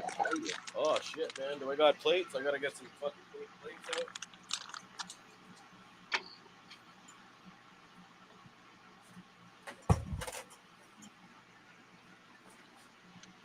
I love this because this is.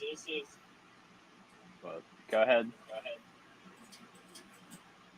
It's a little echo. I don't know where it's coming from, but it's not real bad. I don't know if chat hears it or not. So what do you love about this? I love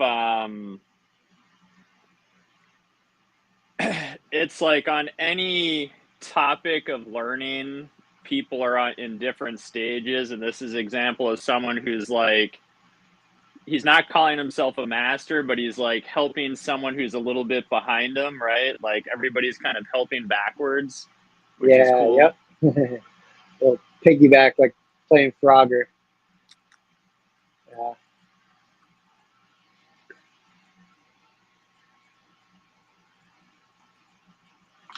Yeah, I'm very excited.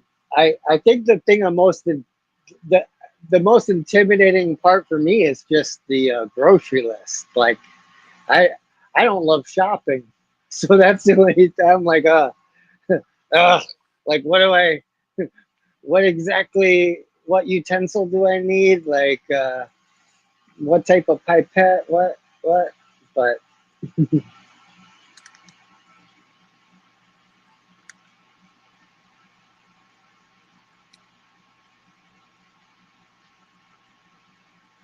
All right. I'll send this person a couple grams of the Jack Black. that's all it takes.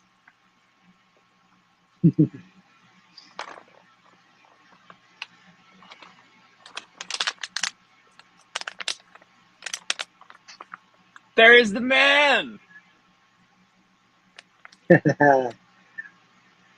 What up, Green Table? So I'm gonna send this person some of the Jack Black Green Table.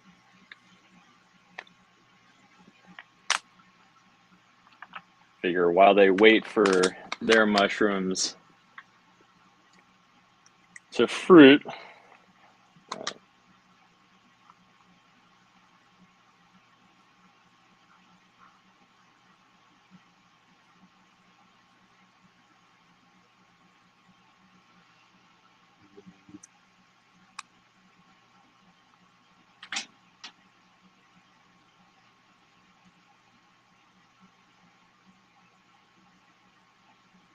Is it still echoey?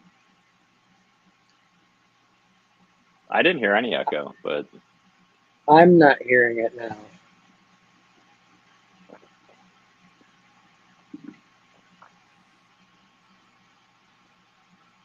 Yeah, the culture. What up, Rotten? tissue culture.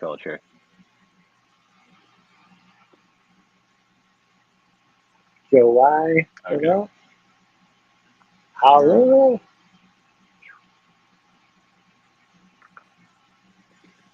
All right. Hopefully that'll be a nice surprise.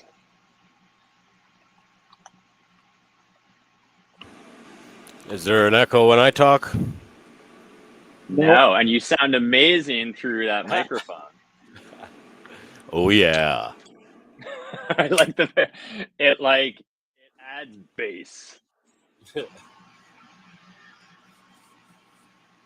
Well, I don't really want to dab in front of my flow hood, but I want to dab real bad, so I'm gonna have to maybe just move it over here a little.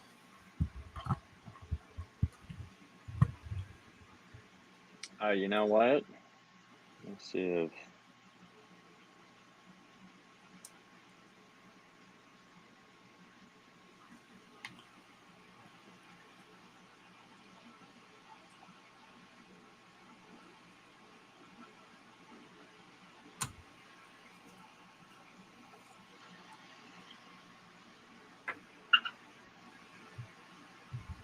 Oh yeah. Oh yeah, I stole this thing, then I got a tissue culture too. I liked your pipette. That's Thing's cool, a lot eh? more advanced than the like. Is it you tell it how much you want it to suck up? Yeah. You dial in how many microliters you need, and it'll just That's awesome. Yeah, pretty neat. Before I was trying to I have the box of buy 500 for like $20. Yeah, little plastic ones. Yeah. That's the only thing I've ever used, like microbiology class.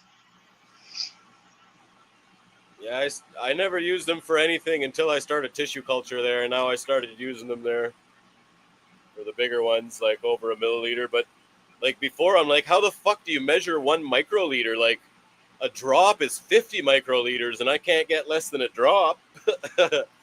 So then I was putting 1 drop in 50 milliliters, and then taking 1 milliliter of that. It's like I used a triple beam in high school. I don't even know, chemistry class, I guess, and then the frequency of triple beam use when I was in college. All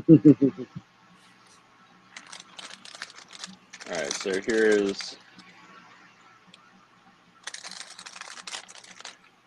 So my 3-year-old was awake till like 10:30 last night.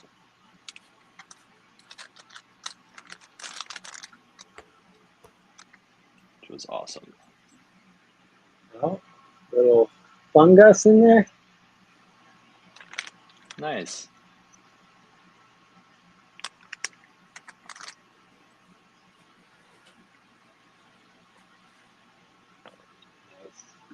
I'm gonna be prepping a bunch of cocoa later on today. Then be doing a bunch of tubs tomorrow. Oh yeah. Yeah, that's thick. Nice labs. Oh, is I that don't what like. that is there? Yeah, I got a nice piece of cheese floating on top here. Okay, yeah, that's what all I saw.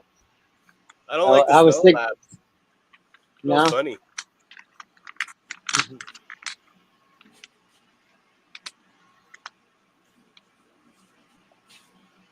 I think it's ready to strain, but Have you thought about? It's like from TC, you have like a naked plant. You know what I mean? You're basically like it doesn't have a microbes protecting it. You kind of just plan to let nature kind of repopulate it, or do you plan on like using labs or anything like that? I don't know. I just make the IMO4 soil, and I figure there's like everything it's got should be in there, and I never really Yeah, considered about like trying to re-inoculate it purposefully though. yeah. It's a cool idea. It just like I've received plants from some people, and I've never had a powdery mildew issue ever really growing. And then like a couple of plants I got, it was like, oh, they really grew PM, but they were really clean when I got them. But I think that the people that gave them to me were in the practice of using, things to sterilize their plants to keep them free of mildew, or maybe there was already mildew. Maybe there was already a mildew issue, but it like got my brain thinking about that. So. Interesting. Yeah, I guess you really probably could control what goes back in there. Yeah, well, I'm just thinking of on the leaf, you know what I mean? Like on the actual exterior of the plant. Yeah. Yeah, I know some people when they acclimatize them, they rinse them with like a fucking peroxide wash, but I didn't do that. I just rinsed the roots off, rinsed all the jelly off the roots, and yeah. But I almost would want to inoculate the outside of the plant so that it wasn't like sitting there naked, susceptible to things like PM or other things like that. So potentially Wednesday night. I don't know if he wants to do it now or he's going to travel. So maybe when he gets back. But Boston Bob is going to do. Let me see the exact verbiage. Building stronger seeds with epigenetic imprinting. So a lot of it is around like teasing the plants with like stressors. Okay. And then a little Bacillus subtilis seed soak, and then Trichoderma and Bacillus amyloliquefaciens. It just rolls off the tongue. Yeah. Chitosan. So that would be like the stressor, right? So that it thinks it's being attacked. Yeah, environmental stress introduction, UVB exposure, regalia, which is giant knotweed extract, triggers the plant's immune system. And is he like focused on doing that from like sprout or to the parent plant so that the seeds are affected? Right. Oh, the whole it's all the cycle, way, right? Right, round and round and round. Yeah. I think you start with a chicken or an egg, right? So you're going to start Right, somewhere yeah, in true. that cycle. Right, Like I have yeah. seeds, so let me, you know, Right, do yep, some hydrogen right on. peroxide. Then let me hit him with the bacillus, and then as he gets into pollination, and then post pollination, Right. He's trying to make the next generation seeds as strong as possible. And then my questions were kind of like, how many would that survive? Like, let's say the next person takes your seeds and just does a shitty job of like, can it go in the other way where you're you know, my analogy was like, how many generations of Chihuahua lap dogs that are essentially like house plants and never have to deal with stress, like 5 generations out of those Chihuahuas of like my parents and parents' parents and parents' parents' parents all being babied and coddled and never having to build up any sort of a immune system, so to speak. Right. So you can like send a tough seed that already has some of the environmental coding, so that if it goes to a home that doesn't know how to like train the dog properly, like it already comes with some of that or whatever you want to call it. Yeah. Yeah. An outdoor Chihuahua, an outdoor hardened Chihuahua. Yeah. Yeah, Bob. Yeah, I think Bob probably read the same paper because he sent me a bunch of like the source material. Yeah. What up, Corey?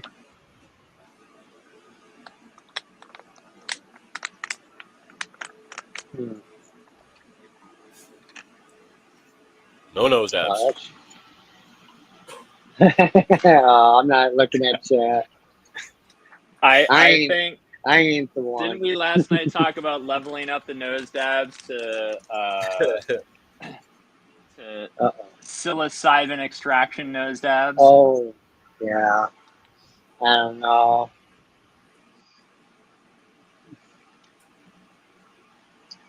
Yeah. That might have to be a liquid thing. I don't really know how that's going to work. Does Corey want to do a tour? A Tuesday morning tour? I just sent the link, Peter. Excellent. Yeah.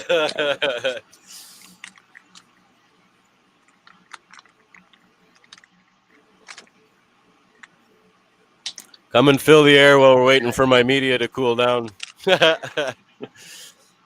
Pressure cooker's off gassing on the deck there. All right. I need more vessels. Too much media, not enough vessels.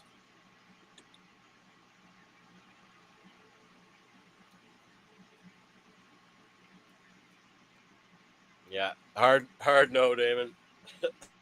Not today.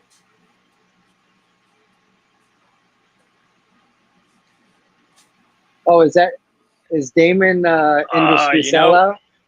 Yes. Yeah. Oh, I didn't realize that. What up, Damon? We blew your cover, Damon. Yeah, now I know.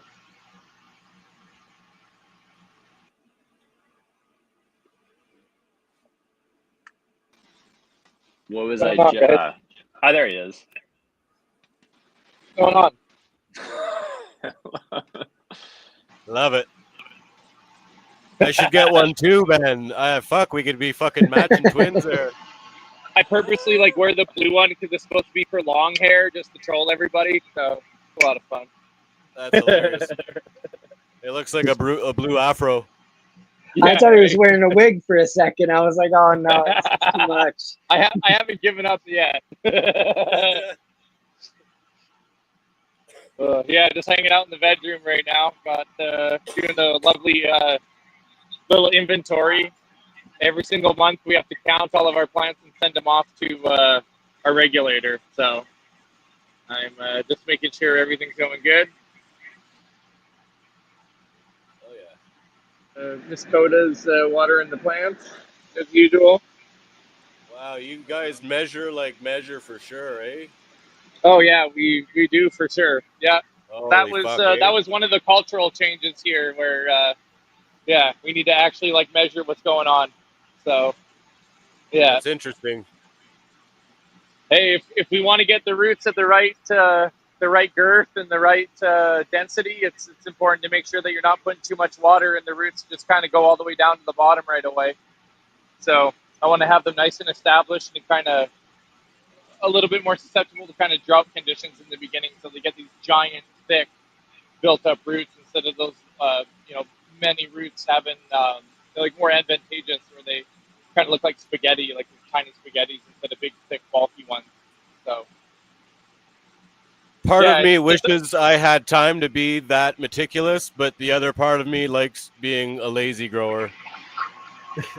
yeah, I mean, I can definitely appreciate that part. That's for sure. I just wander with my watering wand and just kind of soak everything and move on. Yeah, I hear you. That's what happens with our bigger ones for sure. The bigger ones will do a wand and just do a few seconds and get going, but Okay. it get over here out of the Yeah, that's heavy row. duty. Measure every plant. Yeah, in the beginning, I mean, like I said, it's pretty key in the beginning. I want to make sure everything's doing well, and yeah, if we have the time to make sure that we can follow it that closely, like why not in that kind of way? It would definitely make sense there. You're getting me thinking there. Like maybe I should try that if I want to have a nice uniform clone run. Oh yeah, you'll notice a huge difference for sure. It won't even be close. So That's awesome. yeah, this is one of the ones that I showed a few weeks ago where it was super pissed off and angry, and every single thing on the plant was really red and dark. And yeah, I just want to do again. I know almost everybody in here understands the power of regenerative growing, but it's just like a completely different plant on that top side now that it's been allowed to sit in this bed and just really regenerate. So, oh yeah, it's super cool. Pretty healthy. That's right. Yeah, way better. Nice leaves. We got proper leaflets here. Yeah, beautiful plant.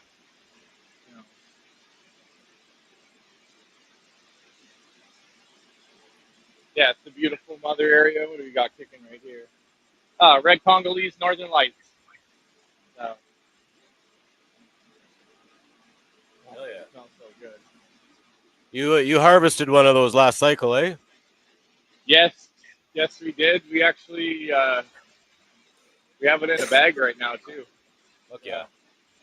It's curing up. We'll get over to that room next year. Beauty. Yeah, we're just about to do a little bit of mother turnover here, so got rid of our plants, and we're gonna put a few more in there. What have we got going on? We're a little slow on the worms up here. There's one there, one right there, one right there.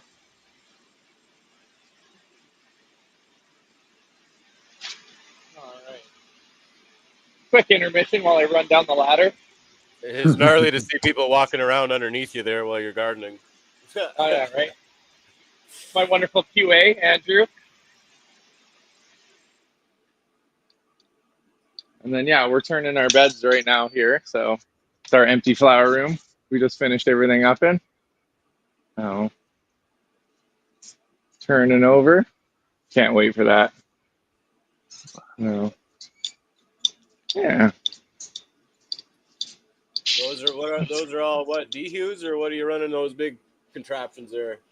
Yeah, we put some dehumidification units out here so that we can get a little bit more control inside of the rooms. So I'm running a little bit to different parameters here than we're used to, just a little bit more humid, a little bit more hot. So yeah, it's nice to have these basically running the entire time, and then the units inside can operate a little bit easier. So. Yeah, I like the idea of keeping it outside like that. Super serviceable, keeps the extra heat out of the room and shit. That's genius. Yeah, Yeah. yeah. And all we had to do was just get a little bit of a hole here and here, and put the vents in, and you're ready to go. So yeah, it's really nice. Strawberry Froyos, officially week 6. So Nice. we're right in the money phase, and man, it is just a frosty nub show happening in here. So, and I can't even describe the smell in words. I don't think it's a crazy one of those creamsicles, like ice cream bars. It's like a strawberry creamsicle in here. It smells just unbelievable. It's so cool. Oh yeah. And of course, the angry GMO. Roar.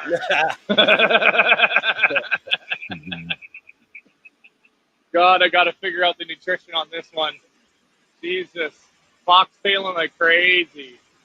So, yeah, this one isn't fitting my system right now. Crazy frosty. Wonderful terps on it.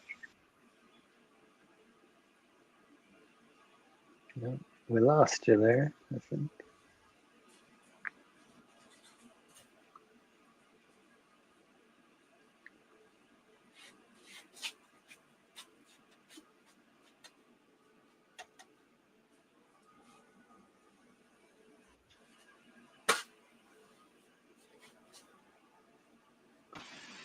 Not bad.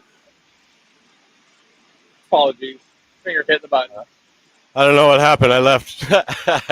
Oh yeah, I accidentally backed out with my finger on the switch there.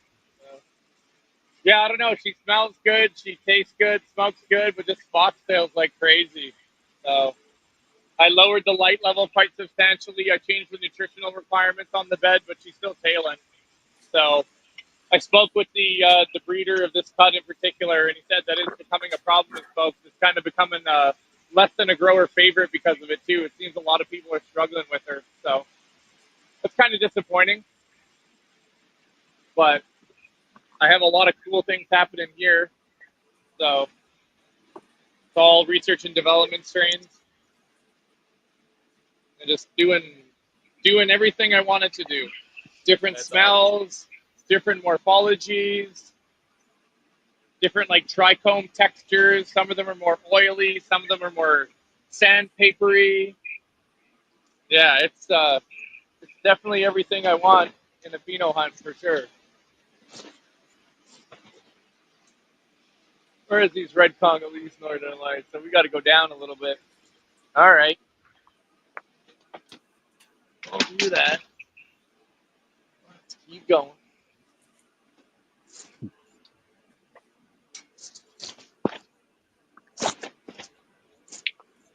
Yeah, there we go.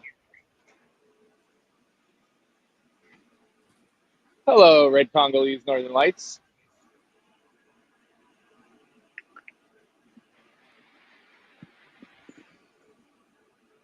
How you ran one of those? You said, "Hey, you got one in the bag." Yeah, we got this one in the bag. This is the same one, and yeah, Nice. she's doing the same things again, just stacking out and becoming just a monster. How many weeks did you bring that one?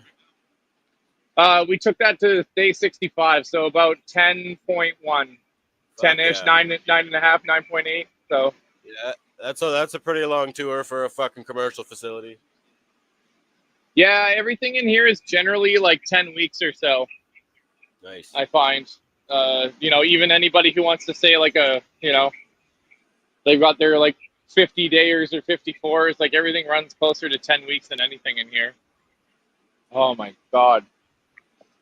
So this is a Northern Lights cross also. This is crossed with another strain from Sunleaf Seeds called Unleaded. And holy crap. The extra, like, I don't even know if it can translate, but like the extra frosty that's occurring on this from that Unleaded cross is gnarly. A little bit, you can kind of that loose pistol formation from the Northern Lights, or the Congolese, sorry, but oh my God. It is a stacker. Yeah, And it's just looks a pretty dense, really though. nice smell, man. Yeah, the nugs are very dense on them, and the smell is incredible. Like, just incredible. This one I've actually wanted to show for a couple of weeks now. This one is super cool. It's a Zazul, old school Zazul strain crossed with papaya.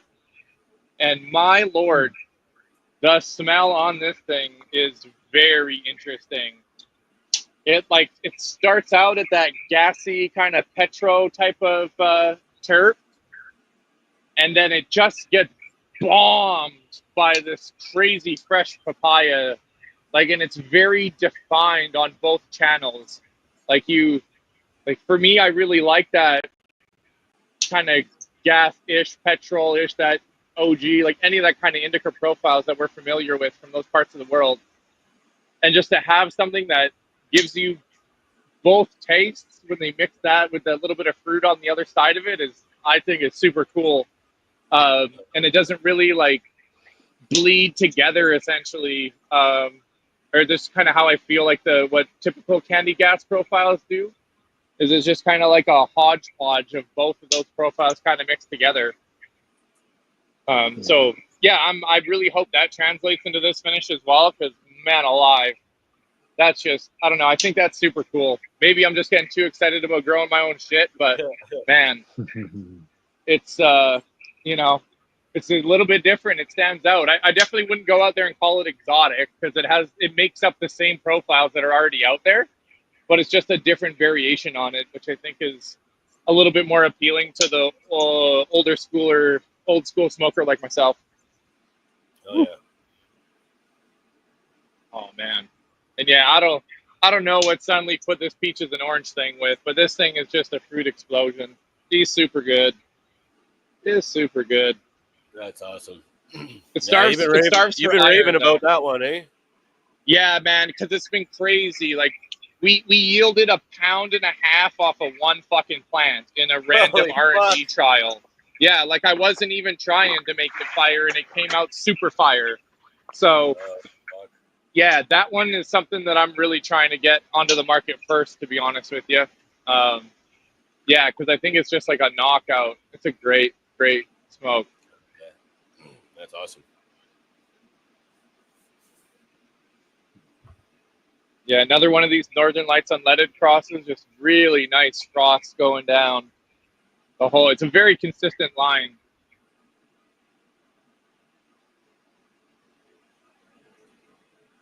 And then, of course, the stepchildren of the batch, T-Docs, love you, but you're giant. You're just a giant plant. Did I hear a boop? I heard a boop. Oh, yeah, buds. A little bit of boot, eh? This one just looks weird. This is probably like the weirdest pheno that I have of the Flight Plan series. I can't find any seeds in it, but it looks like it kind of did it to itself. So it's kind of weird, but she still smells good. But I'm flagging that one as a potential trasher. So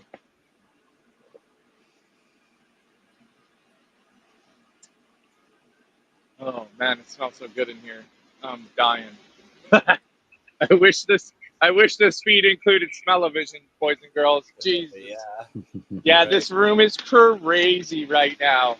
Like, just crazy.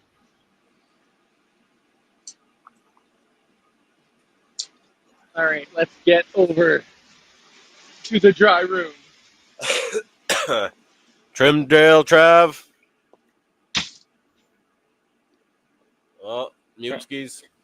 Snipping, trying to make a living. Fuck Atta yeah. baby. How you doing, Trev? Good to see you, bro. What's up, brother? Another day in paradise. Yeah, baby. Yeah, we got round 2. Stoked to check it out. Peter hasn't seen nothing since we've harvested, so like, oh man. Oh, there we go. So this is cool actually, because we're in a day-by-day comparison right now. These definitely look a little bit thinner than yesterday. So I was stoked. I was like, yeah, I probably won't see too much different from yesterday. And then it just opens up to the veg room. I'm like, go, Corey. Oh, brother, you're hilarious. I so appreciate you. You have no idea. Yeah, man, I love that veg room. It's funny. We had an HVAC guy in yesterday, and he's like, "Oh, your money room's fixed." And I was like, "Oh, what are you doing in my prop room?" He's like, "No, I was in the dry room." I'm like, "Yeah, no, my friend. The money room is on the other side of the building. If I don't get those clones out of here, we're never going to make it to the dry room."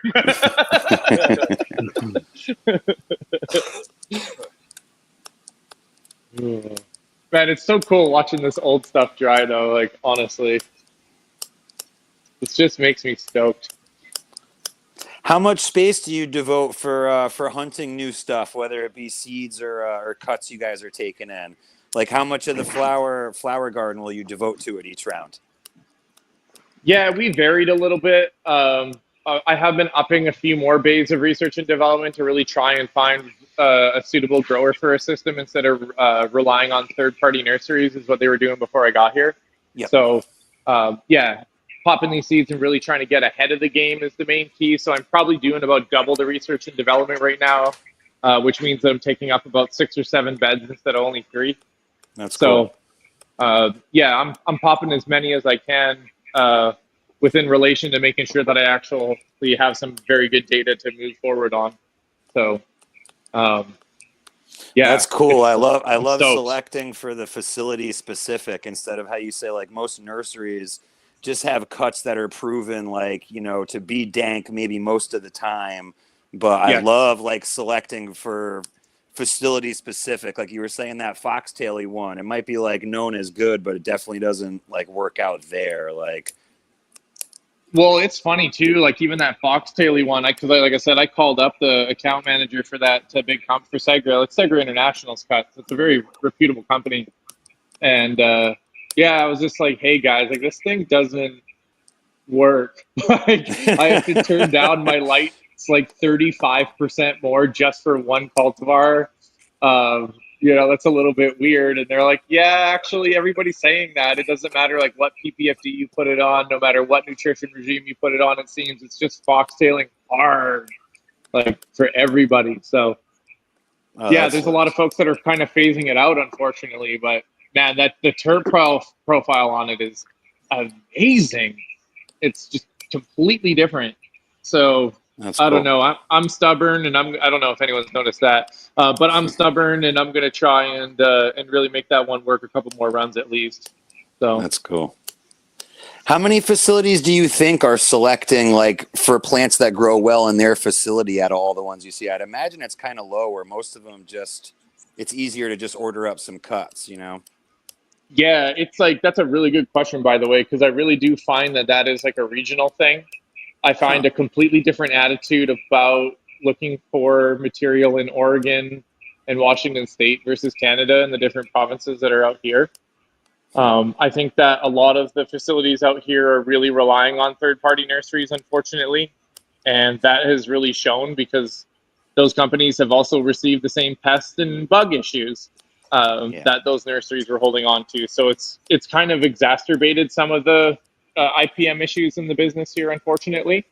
For example, the very first licensed nursery for Canada, when legalization started, they were given clones out that were just absolutely covered in powdery mildew.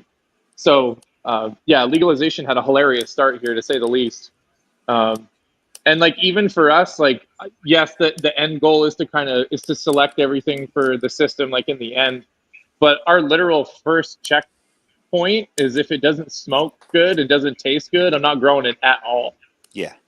And so to that point, I haven't spoken to any one of my colleagues that's actually searching for something that smokes well and tastes good first. They're always trying to find the yields first, or they're trying to find the That's THC crazy. So number first. you've never heard of someone prioritizing quality like of user experience. That's freaking crazy. I'll give like one guy shout out, like Alexander Gauthier out here, like he's working for Origin Nature out in Quebec. And yeah, he's like a real weed dude. He knows what's up. He's definitely bringing some things that are good. But, you know, when you have hundreds of operations out there, yeah, when it comes down to it, there's a very, very, very small subset, only, again, two to my knowledge, honestly, that are doing it this way, like a wholesome cannabis way, instead of, you know, like it was mentioned earlier about investors and kind of answering to them. Like, this is a private company, so I don't have to answer to all of that bullshit. You know, yeah. we get to put out quality. So, because like my business partner is a very, very snooty cannabis connoisseur customer like myself. You know, we both don't go to the dispensary because the dispensary weeds garbage. So we want to bring in those people back into the dispensary. So in order to do that, you got to find some that smokes really, really well and wants to bring them back instead of all those other metrics that you got to mess with. So yeah, it's a different way of doing it up here, which I enjoy thoroughly. Hell yeah. I love it. Do you have any that are going to be new selections that you're confident are going to be like new keepers from this most recent pheno hunt? Oh, fuck my God, yes. AK Pie for sure. Like, I will never forget where I was when I smoked that AK Pie from Sunleaf with the homie. The taste that came off that, I remember I was looking at my buddy and I was like, what is this? And why have I not tasted this in like 10 years? Like, this is actually what cannabis is supposed to be. And so, yeah, I was just really excited about that. And I'm really happy that's translated here. I do have some AK Phenos that are here on this line. But one of the things that I do in order to create this impartiality or make sure that people are just giving me their honest answers is I've coded all of my phenos. So I have an alphanumeric coding process that I use so that people can't tell me, oh, that AK Pie, well, that smoked really, really well. No, they're going to probably tell me that maybe B1 was a good cultivar to try and like keep that in between. Because, yeah, some of the names like you run by, you know, like the peaches and oranges, for example. Man, all of my staff, all the way through, from my business partner all the way down to my cultivation folks, they have been watching peaches and oranges for 12 weeks now, and they are all really excited on that thing. That's awesome. I really have to put a coded name on that to make sure that it doesn't get biasly, you know, judged as well. Yeah. So that's how I'm going to do that process with my staff. But yeah, I think that AK Pie one is going to be a huge winner chicken dinner. And the Red Congolese Northern Lights as well is showing some incredible promise. We also pulled close to a pound off of one plant there, just over. So I'm really looking forward to that one. It has that Red Congolese smell on it. It's got that Northern Lights yield on it. Man, it's probably everything that Derek wanted when he was making Red Congolese Northern Lights. I mean, it's everything I want as a smoker and a grower for Red Congolese Northern Lights cross. So those two I'm really excited about. Of course, peaches and oranges, because that had a pretty good smell on it too. But yeah, like out of the 12 different strains that we popped, within that 12 strains, we have 157 different beans that we went through. I'm definitely seeing at least 3 strains that are going to have at least one phenotype for us that are going to be viable commercially for sure. Oh, that's cool.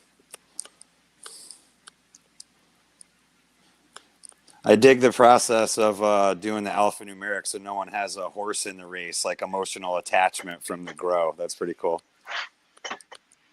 Yeah, I think it's really important. Like, we're literally making life-changing decisions for the business here so everybody can get paid and enjoy their job and we can continue to produce fire. And I really want to take that process as seriously as possible, really, you know?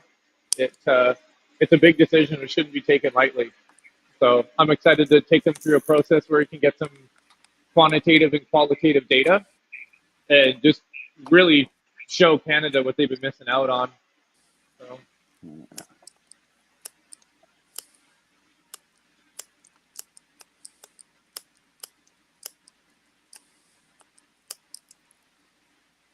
Look at that, bro. You got to ask me like 3 or 4 questions unfettered. That was amazing for you.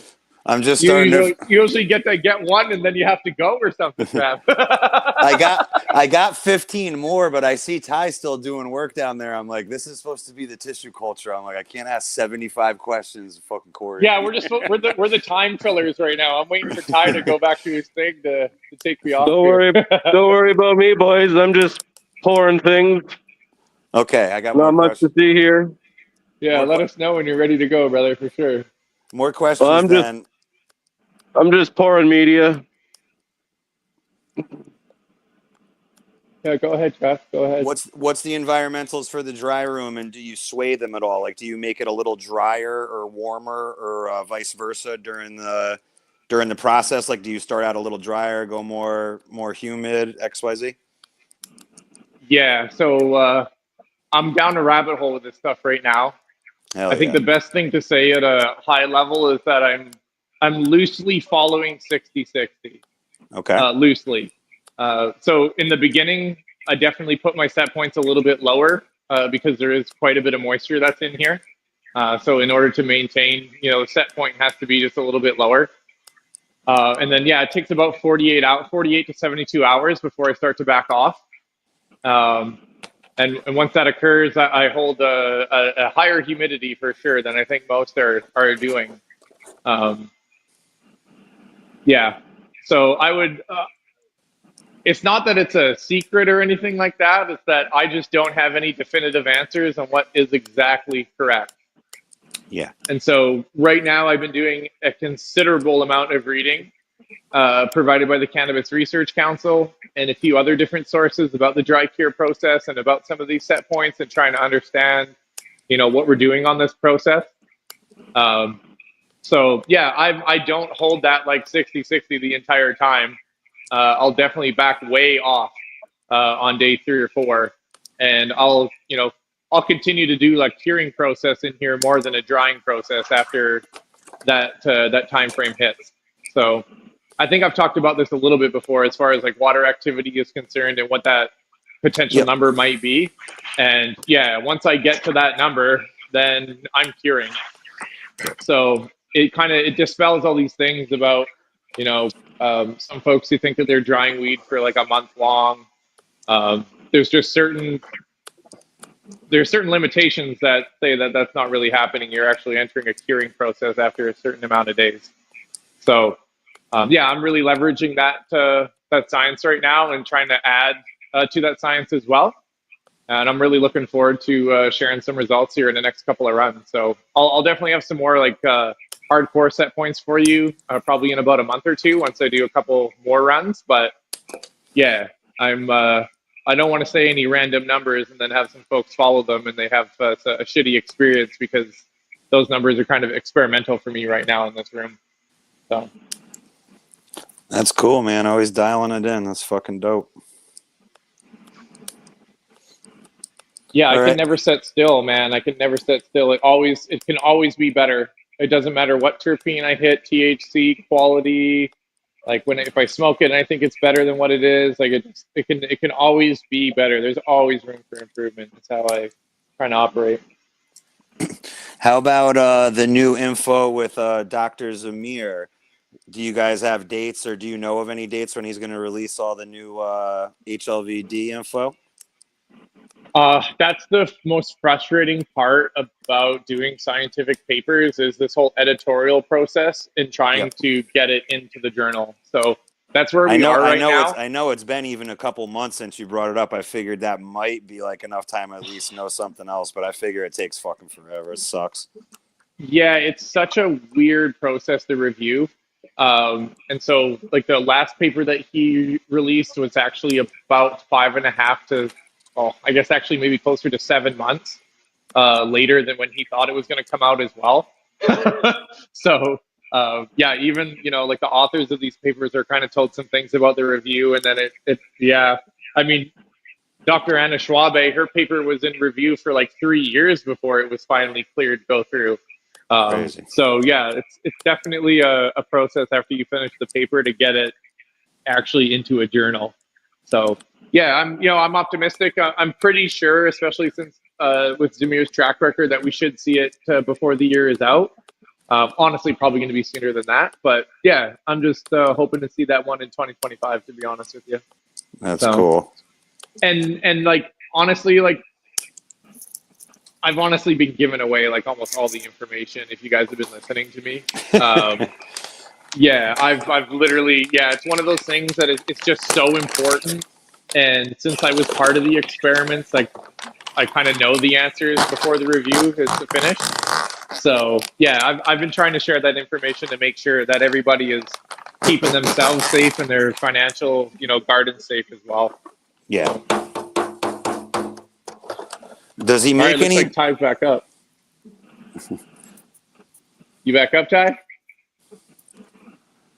Well, carry on, boys. I was just making it so everybody's same there.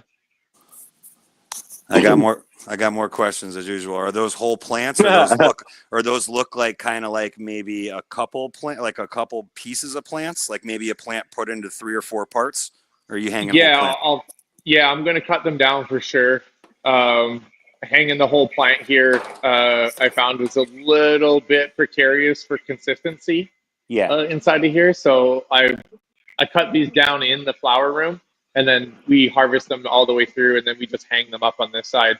Prior to that, we were cutting the whole plant, getting it through, and then we were disassembling the plant in this room, and it was leading to a production choke point, to be honest. So in the room, I'll kind of look at it where it's in the room, and then I'll cut that into pieces and slowly remove it from the trellis net, which actually also helps out with the harvest process instead of trying to finagle a giant plant out of the trellis squares. You can just cut some of these pieces, and it's easier to bring. They stand up more; they don't fall over, and so you're actually able to extract the plants out of the trellis net without having any buds pop off.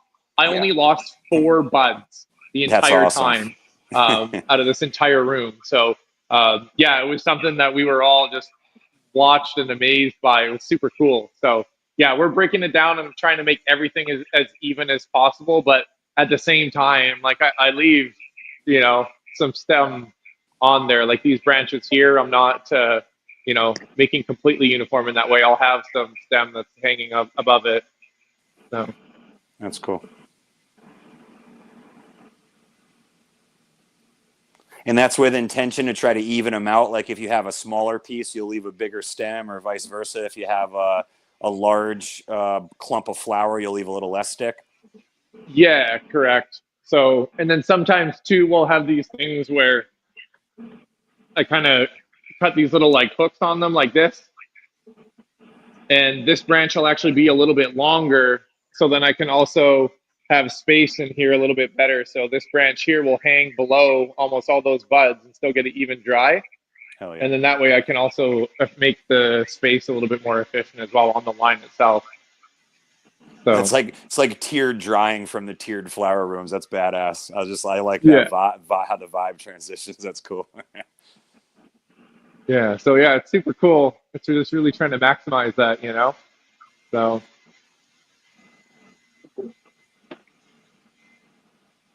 yeah, lots of fun.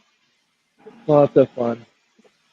And then I have all the fans on the bottom of the floor as well, so that they have air that's moving below and above the canopy, but not directly on the plants.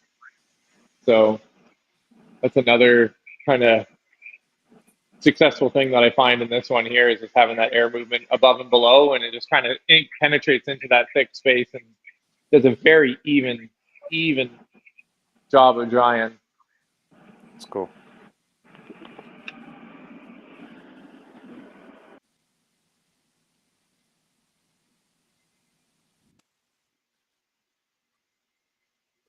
So what's going on?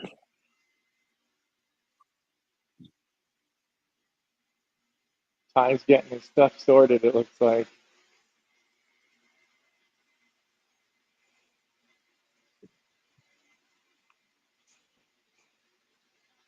do you think, Peter? That looks like I would smoke it. Right? It's not bad. It's got a good taste to it. I tried a little bit of it last week.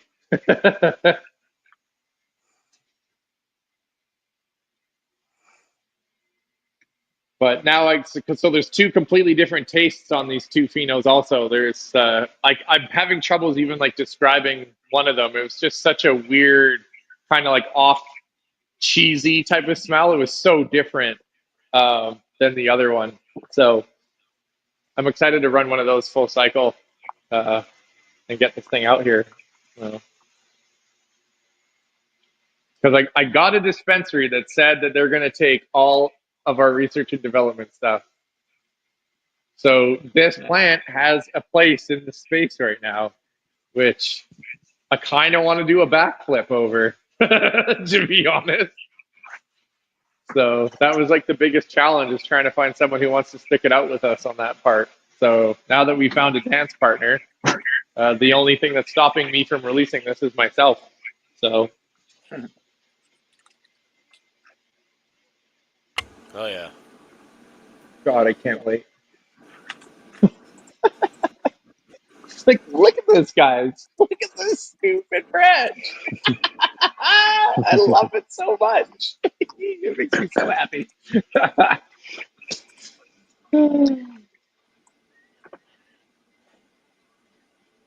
I don't know. And sometimes I just get like nostalgic about it. I don't know if anybody does that at all. It just kind of slows down and like takes it all in. But it's just like crazy over the last like 20 years where it was like, this is all the stuff basically that I was seeing for a long time. And then I saw stuff that was kind of like this, but now I got stuff that's like this. And so it's just really, really interesting to like, yeah, I don't know. I feel like super privileged to be a part of this, process. It's super cool. Right.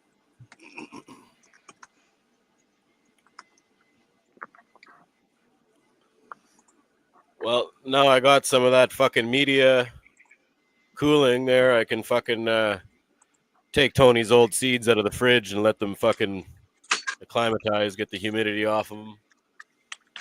I gotta go dig into the seed fridge. That's cool. You're gonna pop them today, Ty? Yeah, I'm gonna fucking see their. I'm wondering if I should put some gibberellic acid in my water hydrogen peroxide solution, like the sterilizing solution. Like, I don't know if the hydrogen peroxide will fuck up the gibberellic acid or not. Like I really want them to start. Like, I want them to get coated in that gibberellic acid right off the fucking bat. Would it be hard to do? Would it be hard to do half and half, like a side by side? Like, it's like you'd have to like you'd have to make up a whole new batch of fluid. I'm not familiar enough, but that would be like my go-to if it wasn't a hassle. Do a side by side. I would probably do it on seeds that aren't as yeah, true. True. Test seeds. Well, yeah, I suppose.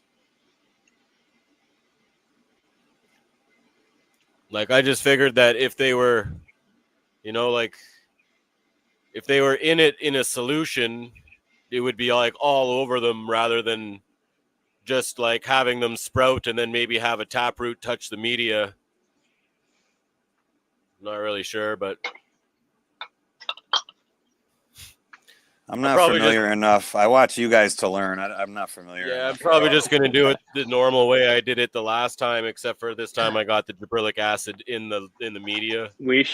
You should see if Blake's around for 2 minutes. You should send the bat signal out to. I did forget. Oh fuck, my phone's gonna die.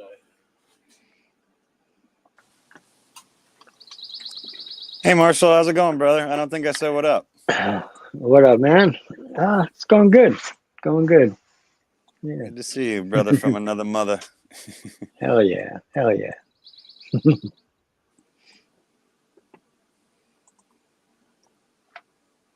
Have you been mushroom picking yet? Are they popping up in your neck of the woods? Not quite yet. Not quite yet. Not quite. I haven't really been out hiking and looking, but it's like I'm about to start going poking around. Hoping to see some morels soon. Too cool. But yeah. Yeah. I hear those birds.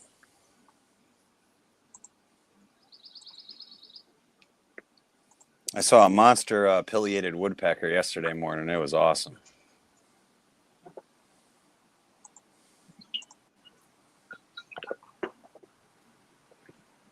Moroccan.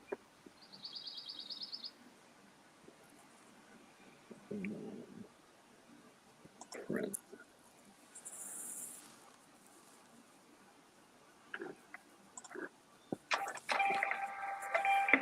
Moroccan peaches. Sending the bat signal. This is like phone a friend for the question Yeah. in the game show.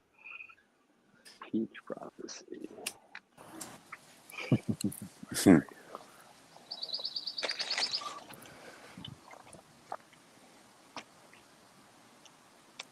The Quattro has been clicking recently.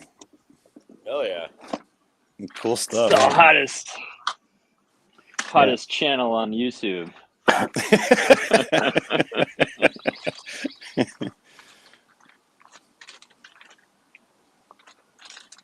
Those are seedlings, Corey? Or just baby cuts? Yeah, these are my little cuts. Yeah, they look pretty uniform.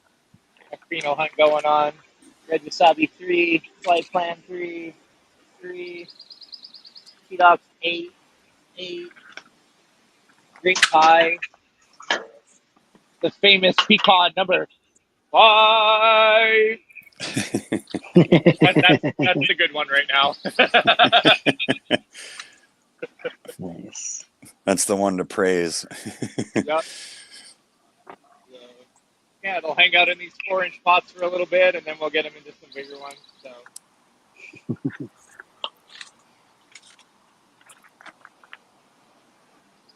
Every time my solo cups drop over, I think of Ty now. I'm like, why don't I just get 4x4s like he did? He was sick of them falling over. Oh I yeah, just- man. I just keep picking them back up. You're hilarious. Oh yeah. I even get to square bottom ones thinking I'm slick, and they're just falling over. God. Yeah, they fit pretty good in them fucking square trays there and shit.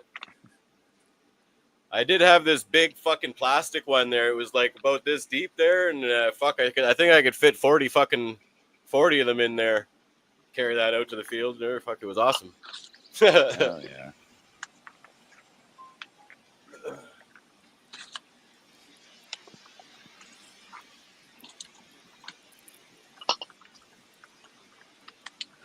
Arugula.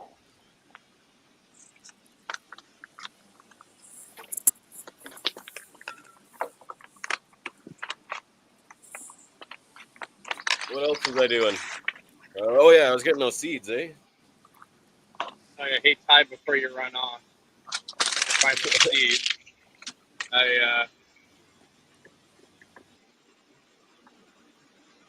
What do you got in there? Your Is that baby, the fucking- your next no purchase. way, buddy. Back, I was looking at Apogees a couple years ago, like just the handheld ones, and it was like $565, I think. And the fucking hydro farm was like $300, and I fucking bought that stupid hydro farm, and that thing broke, and I had to solder it back together on several occasions. Yeah, this thing is fire. Like, I love this data logging right here of having the different dates, you know? Then it there we go, calculates my DLI. So, yeah, it's great. So, I highly recommend it. You can just plug it in. You take this battery pack off, and you can plug it in USB to your computer, and you can download all the data that's off of there. I think it resets every 30 days. And so then you can start making graphs and understand like exactly what you got. Like some of these light sensors are only going to tell you what's going on right now, but it's not going to give you that full picture. So yeah, for me, that's why I made the jump and spent those extra few bucks just to get that one. is for that data logging, so that I can get that every 30 days. It's super important Oh, yeah. for me here. Yeah, that's genius. Yeah, I highly recommend that one, man. Big time.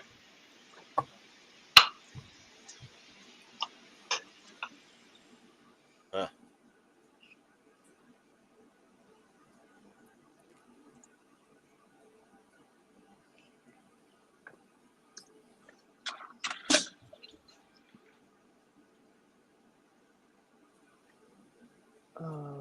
There's Old Timer Haze. Old Timer Haze. That, you know what? Actually, we didn't talk about that last night when we were talking. When I liked. Jay was going off. That was cool. I love that was body awesome. of knowledge of the different. Right, that's what I was trying to tease out of him. I just love the fact that he's grown like all these different ones and can articulate. Is that kind of Jay from Coastal Seeds? Yeah. Okay. Yeah. What is it? Coastal Jay- OG. Yep. What's his or his YouTube? Coastal OG. Jay, if you're listening, see if you've grown that one. I love that he can articulate like all the nuances, whether it be like how the plant does, the different flavors, like the lineages, like all aspects. You know, that's hard to like be a nerd on all of it. It's like damn near impossible. It's so cool.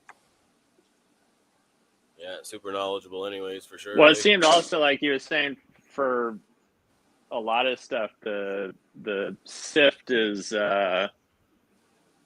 the best smoke, right?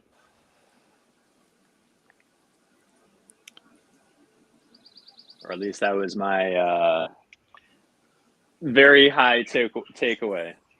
Yeah. From his experience, I can't say for me, I've never had any, but it seemed like that was the win. Like it got rid of all the harsh and just left the good and smooth.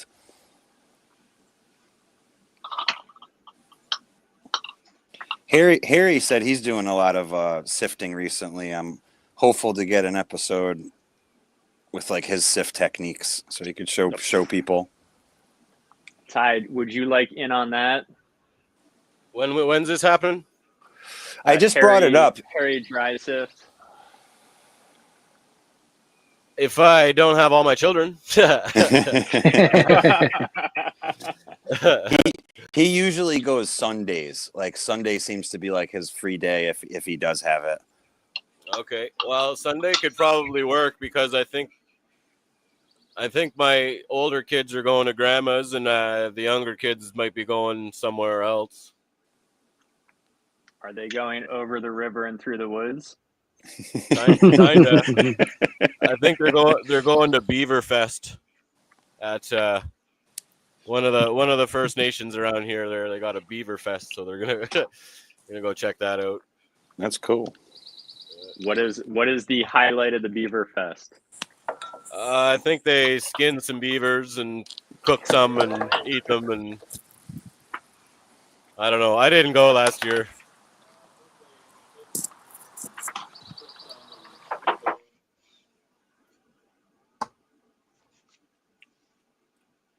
Interesting. See what kind of fucking tools. What's up, Cheddar? My cheddar's better, baby. We need to do an episode where everybody who works for the USPS is on simultaneously. I hate that idea for some reason. That's like the first idea I've heard from you, Don, that I love. Bunch of federal agents. Federal employees.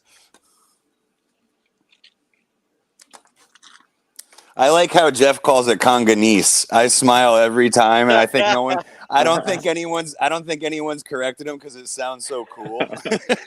I don't correct him because I'm too busy laughing over here, to be honest. But us Canadians say a lot of weird things. But that Congolese thing is so good. I love the way it sounds. After nobody corrected him, I started questioning my own knowledge. Jeff, that's fucking funny, Ty. I'm like, maybe he's fucking right. You know that? You know, I didn't hear anybody call him out on it there. He's got to be fucking right then.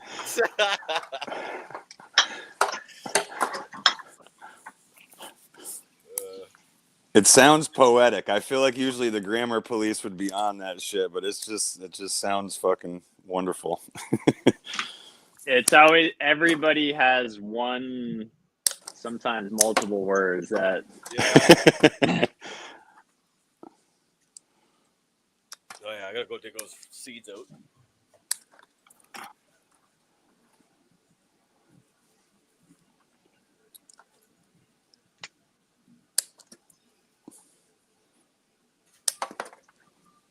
That's so funny. Then you hear Ty saying the same thing 2 weeks later, and all of a sudden it changes. It's like operator.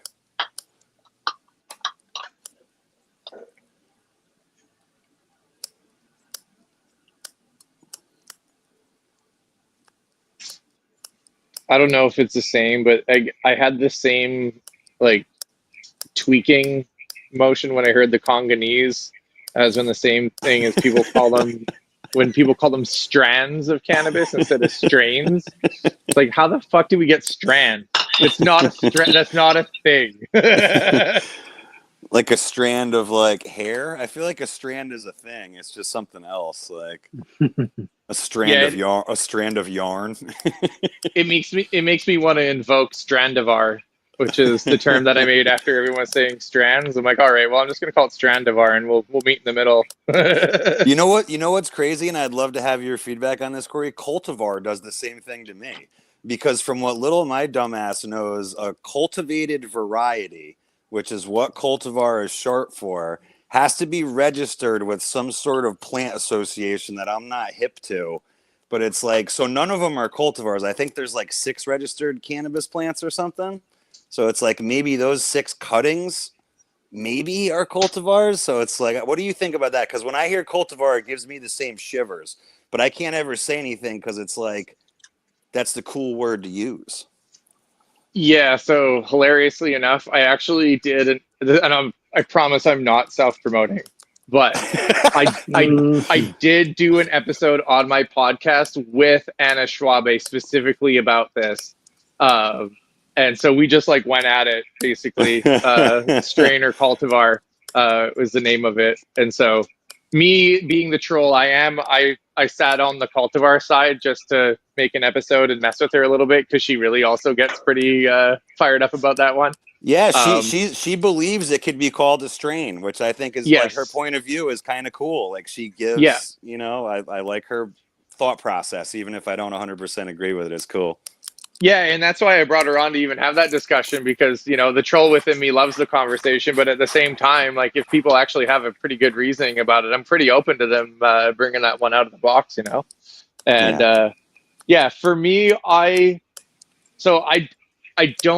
for me, my knowledge as far as, like, cultivar is something that's man-made in the greenhouse, essentially, or in, like, a production setting. I wasn't aware that it had to be registered to be named a cultivar. I thought that it was just if it was created in the greenhouse, it was then deemed a cultivar. Like, I think it's like a Brandywine, like a brand worked. Like I think like a Brandywine tomato is a cultivar or whatever, but like seeds that I make 5 generations from just letting tomatoes make themselves like isn't a cultivar, even if I want to call it like my localized thing, because I think it's specifically. Like, yeah, I'd have to look into it more, but I remember someone talking about it that wasn't canon related, how a cultivated variety need to be registered with some. Yeah, so that's what I was going to say, is that when I took my horticulture degree, they talked about this specifically, and they didn't mention any of the registration process for it. Okay. It was essentially that it was done in the greenhouse, but which, to your point, if it's then not registered, then how do you have a record of it being done in the greenhouse? So maybe there is something within that.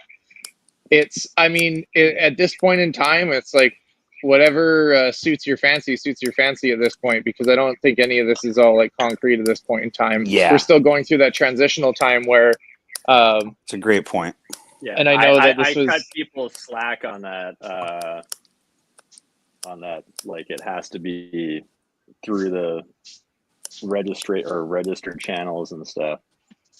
Yeah, because like I still Related you to know there's cannabis, like if you were talking grapes or something or apples. yeah, correct. So yeah, for me, I give people leeway on that one for sure. It's just, you know, as long as they're trying to figure it out. I generally lean on cultivar because I do.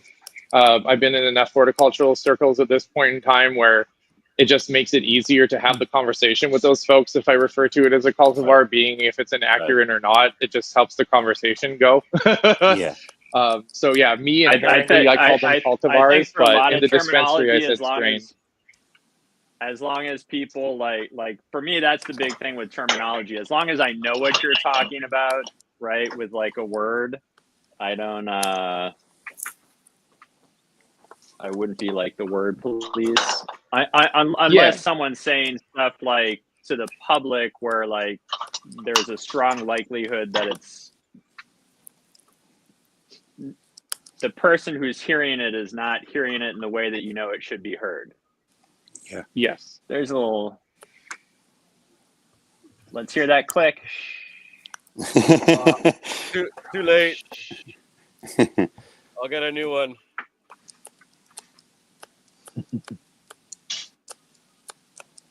That is a satisfying sound, though. Definitely.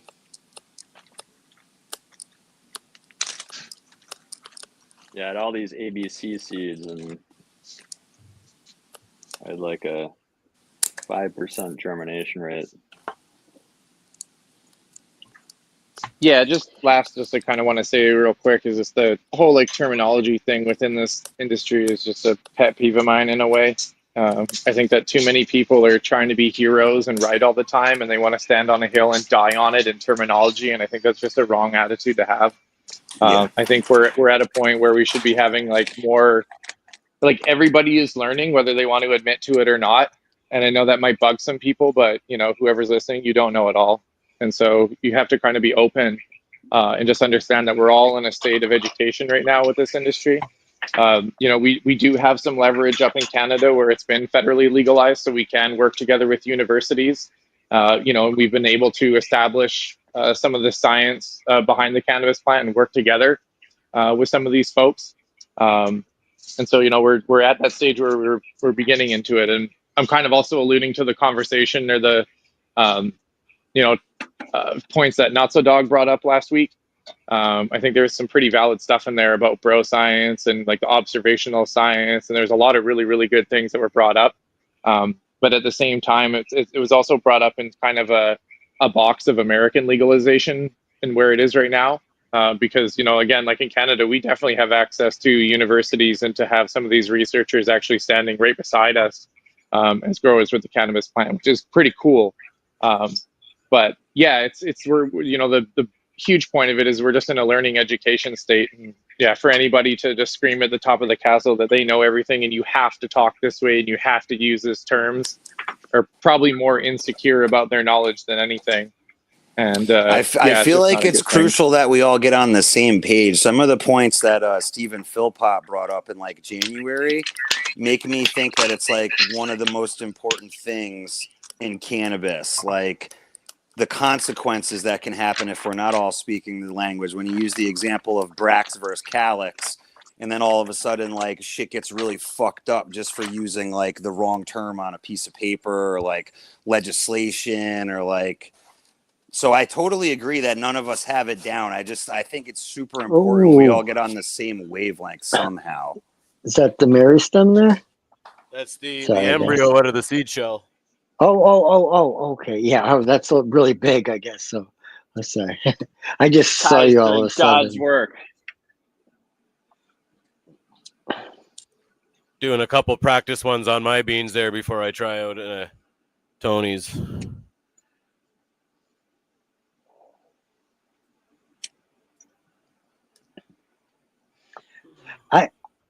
I agree with both of you. Like, if it's purposeful that we're speaking the same language, but then there's people that just want to be right, and so they use a word. It's like virtue signaling. Yeah, it's like they're just It's not about the word. It's just about their need to like have a venue to be right in. That's why for me, when I hear someone say a word, if it's just me and them talking and I know the context and what they mean when they say that word, but if it's like a live YouTube broadcast, it not everybody may hear the same thing, right? Yeah. Right. Or if it's something that might confuse someone. Shut about it. Give me that sativa effect. Yeah, I think it's good if we all do get to some common terminology that makes sense for everybody. I just think, like, again, we're kind of herding cats at this point in time. There's a lot of people that have different terminologies that, you know, they might be trying to say the same thing, and just because they're saying something that might be, you know, potentially fundamentally incorrect, it's also good to just kind of let them know about that and what that proper terminology is without being, you know, too abrasive over it, I think. Because that's what I see a lot of the times, is that a lot of like new people in cannabis are saying things, and they say, you know, obviously some terminology is a little bit, we'll say, mixed up because I give them the benefit of the doubt. But then the person that they're having the conversation with, you know, treats them like they should have known better, and it's more of an effort to put them down instead of try to get everybody on the same page. So, Yeah, totally. You know. Because the whole indica sativa thing alone is hilarious. No. Yeah, the whole.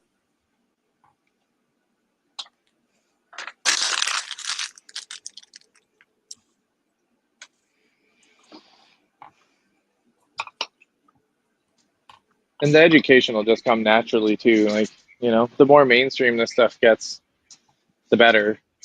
You know, that's why I spend, honestly, like a good amount of time with you guys and on SCP when I can. It's because I just want to like contribute to that effort. You know, some random folks kind of hearing, you know, cannabis things from, I don't know, people tell me that I kind of know what I'm talking about sometimes. I like to contribute that part, you know, because. Yeah, I think that's the crucial element you made in the beginning, is like helping everyone raise up through the approaches. Like, if it's using better terminology to help someone elevate instead of put them down or make them feel like a newbie or like they don't know what they're talking about. I think that's the crucial element, is like, yeah, communication for like raising up, elevation. Yeah, like I've had some of these talks like come up in interviews, and some of these people have asked me like why I spend time teaching people who aren't on my level about the cannabis plant. That's like actually been a real question in an interview. And so it's like really interesting to hear that viewpoint as well. You know, I got a little bit upset with them, to be honest with you, because it was just like, you know, this is folks who are looking for that information are looking for information. That's like the most important part. And if you know something, then you should just be sharing that information. You shouldn't be gatekeeping it. You shouldn't be doing anything of the sort. And so if you know something that's effective, or if you know something that's been, you know, proven well in the cultivation side, I think it's good to share that, especially with up and coming people. Because it was so locked away for so long, right? Like I mentioned before, like I've got a good like 3-4 years of the original parts of my cannabis cultivation career, which would be complete fucking Instagram gems. Like some of these places that I was and hanging out with some of these folks, like holy shit. But like I got none of that because I was told to not promote that stuff, obviously, right? If you take pictures, you're taking evidence. And so it's like we were told to be like protective and guarded with our information in all the sorts of way, because we just didn't know really who we were talking to on the other side. So for me, I've really adopted on the other side of that, where I want to try and tell people as much things as I can that I know that have worked. And it's up to them to take them or not. I won't hold it against anybody to, you know, not adopt the things that I say. That's up to them. But yeah, I just want to be there to try and share some of that information to help out, because yeah, for a long time, we just didn't have this open, like, this is super fucking cool that I can come on here and talk to you guys and show you guys a crazy living soil facility and just talk about my passion, and I don't have to worry about getting arrested. There's something to that. And so yeah, I really, take that as a big privilege and try to get on here and just share all that information because of that kind of like blocking and gatekeeping that was going on before. So, yeah. Anyways, there's my education rant for the day and my kumbaya cannabis industry. Let's just fucking get along and teach some people stuff. I appreciate you, G. Oh yeah. I appreciate all three of you homies. Oh yeah. All right, We all all grow right, together. all right. Okay. Here we got some 70s, 80s, 90s Humboldt mix. I just gave them a quick crack. I really like the look of these seeds. I'm hoping these ones go. Did you soak them before you opened them, or No. did you just open them dry? Yeah, I just split them open dry and then in 50-50 hydrogen peroxide and distilled water, and then that'll sterilize them. Do you have a seed cracker, or what'd you pop them open with? Yeah, I do have a seed cracker. Okay. And so those first couple ones there are all the ones that are in here. I use the seed cracker, crack them open, and then I use like little tweezers and stuff to kind of split the shell open and take them out. But the seeds, these are different seeds. These are my seeds, but Tony's seeds, they seem to be like harder to break open without damaging the embryo. So I'm kind of scared to shuck the shell on those ones there. So I just did a couple regular ones there without fucking shucking the shell because I really like the look of these seeds. I didn't want to take the chance damaging the embryo in them. So I'll do a couple like that, and I'll see if I can shuck a couple of these ones. Okay, purple dragon.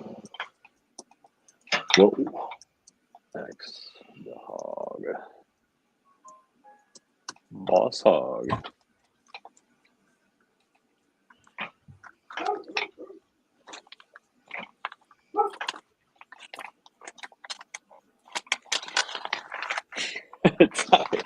Ty, this has turned into our task. Yeah. It's the getting tasks done segment of the show where everybody get a task done that you don't feel like doing.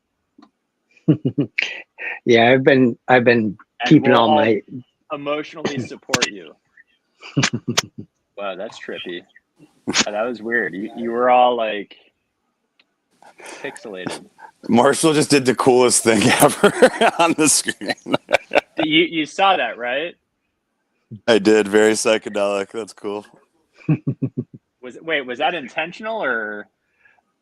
Oh no, I don't know what happened. I didn't do anything. It's magic.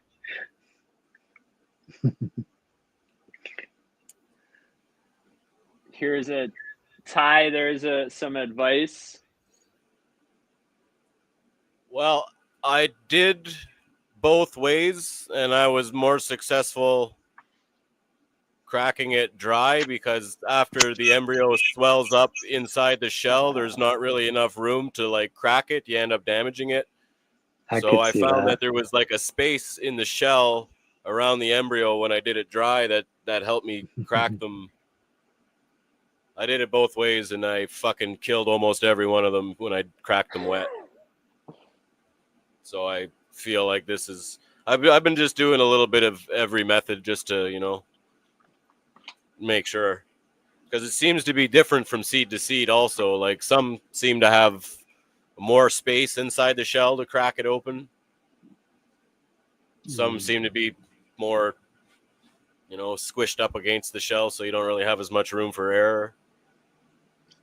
Yeah, I can see what you're saying though. Yeah, if it's swelled and the embryo is swelled, then I could see how that would be a risk. Yeah, I definitely killed. Like, I had way better success rate doing it dry. Yeah. Like after like even the ones that lived that I did hydrated, they were all damaged and deformed from where like the tools had come contact with the fucking taproot and the cotyledons when they're all balled up like that. Mm.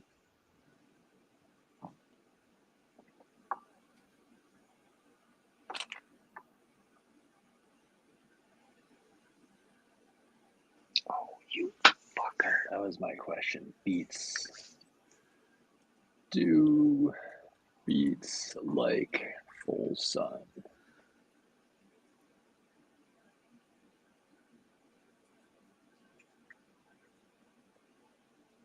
I need to find things that it's like I have some spots outside that get more sun, some get less sun, some are conducive to growing like root vegetables like carrots and radishes, whereas others aren't. So that's what I'm doing outside right now.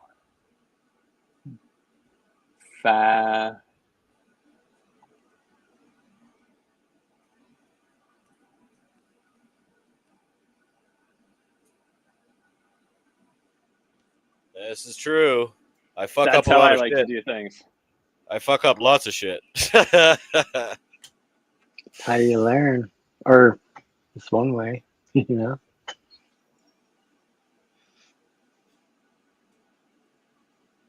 That sounds good.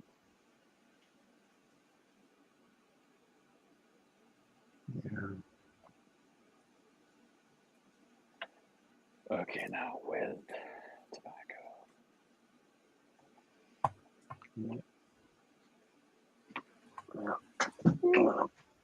Peep the rest of these jars. What's everybody else's task for the day? Mine's packing orders right now. I gotta peep all these jars, make sure the mycelium's growing clean, and then I gotta pasteurize a bunch of cocoa later. How long do you do that for? Like, do you do it in a cooler? Or? I use the I basically take a 5-gallon bucket and put the right amount of cocoa and whatnot with the right amount of boiling water, and I just cap it and consolidate a bunch of buckets together to keep the heat together, wrap it in some blankets and whatever, keep the heat in, and then once it's cool, like the next day, then ready to use. Okay. Simple and effective. I can't see, I guess, if I was doing it different, like for cocoa, that works, maybe when I start doing more stuff with like wood chips, then I'm going to want to look at like a different way of pasteurizing. But since that works for cocoa, it seems stupid to build a system to pasteurize, It's just like doing extra work to feel. I gotta sterilize mine or I fucking get contam every time. Oh yeah. Yeah. I think it's just because of my dirty grow room with living soil everywhere, and I'm fucking brewing up every fucking microbe under the sun. Yeah, I've had issues because this house has a lot of mold life in it, and I've mixed so many mounds of soil in the basement and grown for a bunch of years. So yeah, it's tricky.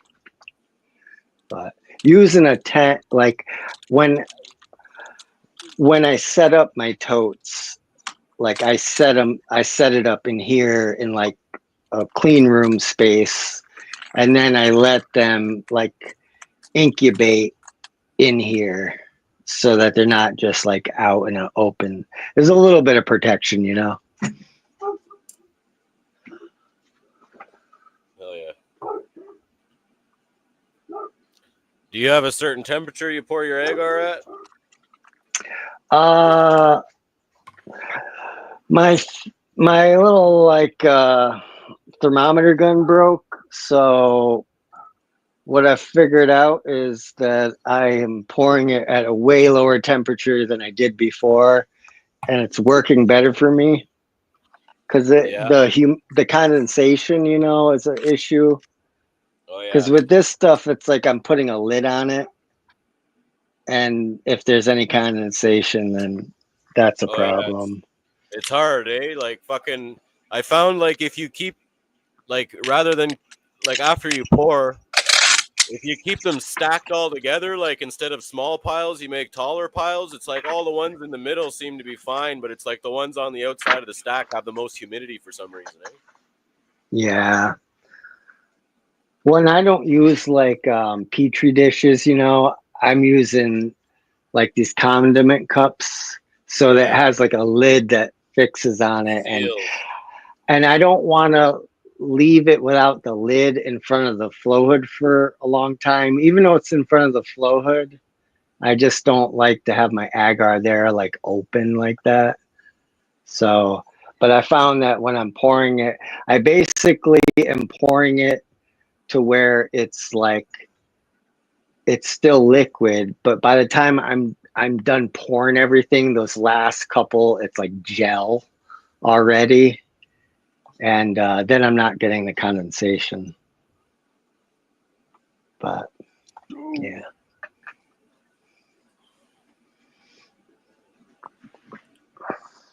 Green Table, what did you say? You pour it like 116 degrees or something like that, eh? Or 113. But yeah, definitely the colder you pour it before it solidifies, the less humidity you get, eh? Yeah. Yeah, that's been good for me. Because that's I where, like like,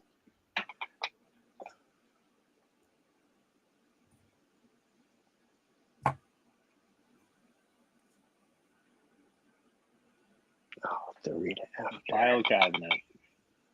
114. Yeah, if it burns your hand, it's too fucking hot. Yeah. So by the way, Green Table, these this was the albino penis envy, but these are what I took many of after my father passed away when I was in Rhode Island, and I appreciate you, and I appreciated them. Like I took them a couple of times in Rhode Island with my family, and then the plane ride back to LA after the funeral. Oh, there's a good shot there. Oh, yeah.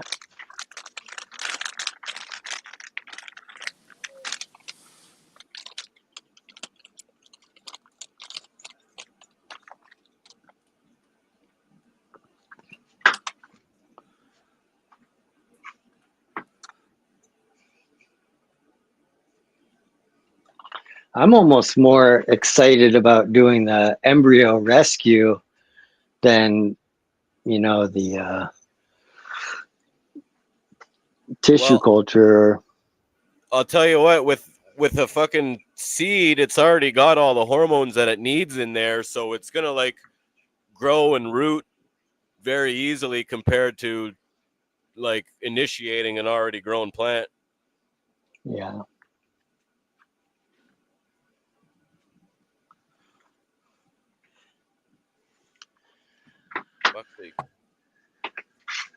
Yeah. And so many people sitting on packs of seeds that are unpoppable. So Yeah. all y'all that collect, Ty is standing by. so everybody that that collect, I don't know, I don't want to diss on people, but they're collecting packs of seeds. Do it, Marshall. Do it, Marshall. Do it. Do it. Do it, Marshall. Just do Spit it. it out. Spit it out. Do it, Marshall. Collecting packs of seeds like they're baseball cards. I just gotta think it, especially if it's a rare pack of something sought after. Like, don't hold a dead fucking like collector's item. You know, I don't know. It just kills me. I feel like a true collector pops those seeds, does a seed increase, and then collects it in a jar. And that's, you know, but sorry everybody, because I know a lot of people like to do that. Or maybe find the best cutting in that seed stock and then keep the clone as like the baseball card for 10 years. You know, to me, that's what's intriguing. It's like, can you keep the baseball card for 10 years in like living form? Because it's like the life that has the magic, not like pre-life. I don't know. Like, well, that's why I feel like the more people who are where Ty is and can start to do tissue culture, you'll start to see a lot more of that, right? Like where you can keep a library in a very that's small a cool baseball factor. card, like a little CC plant. Or you could collect your empty packs. You know what I mean? I do that actually. I've been collecting. I have a bunch of old packs where You I'm like, should go to a baseball card trade show and be like, here are a bunch of empty packs. Who wants yeah. That's cool that you do that too, Marshall. I have like my own like binder, like just for ones that I've ran through over the years that I go through every once in a while and just like reminisce. Yep. And that's the best proof right there. It's like, that's a good point.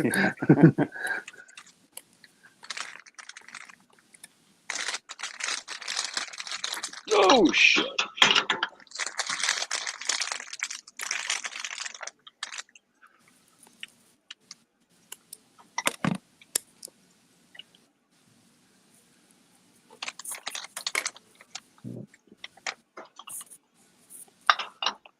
Although I guess in a way it's good, like because you don't know in advance what's gonna suddenly be like super rare and nobody can find it, but that one dude who is collecting all the packs.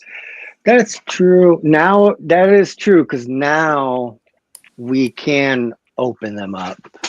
So I guess, but I still have a philosophical. I have a philosophical issue because I feel like that person was willing to kill the pack. And we're just lucky. We're lucky that we could save it now, you know? Right. That's a crazy way to look at it. They didn't step into doing well for everybody out of altruism. But but it worked out. Right. But if they're like storing stuff in fridges. Yeah.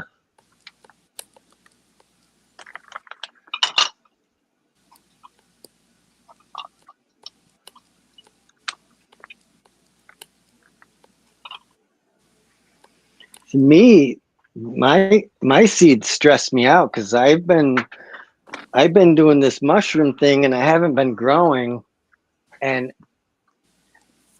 my seed collection is stressing me out but now at least I'll be able to have this embryo rescue as a tool, but potentially one day you become the seed killer that you despise. yes, but I didn't do it to have like just to possess them. You did it because lack of time. And I kept during the time that I already had a lot of seeds while I was growing, and then during the time I haven't been growing, I've just still been getting more seeds, and so it's like a 5-gallon bucket that's like got a lot of seeds in it. I like looking at it from a philosophical point of view. It's like people keep the seed packs as possessions when they're just packs, but then the plants keep the growers as possessions once the seeds are popped. So I definitely in favor of the pop, so the people can be possessions of the plants. But people got to start doing really crappy, boring packaging. So then there's not the appeal to save it. That is one silver lining that I like, that it helps support so many people in Canna if they're making good seeds. You know, it's like more people that tuck them away. Kind of like that. Yeah, basic. Yeah. and the backside. Oh yeah. Yeah.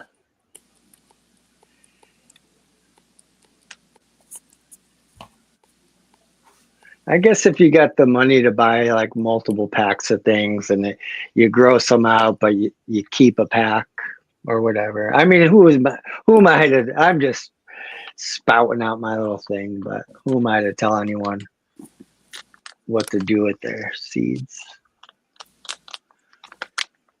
Let's see if I still have. Oh, I wish I had.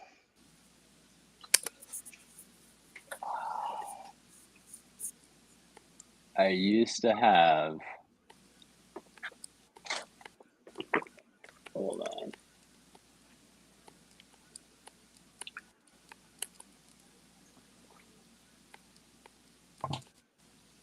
Let's see if we have the big one. Yes.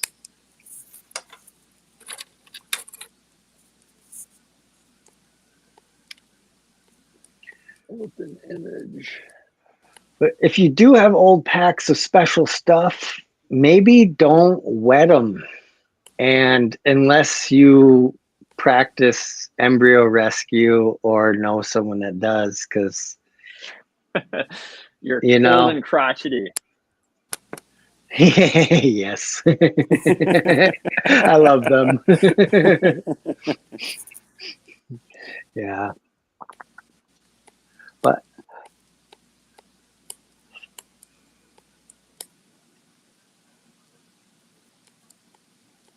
Huh.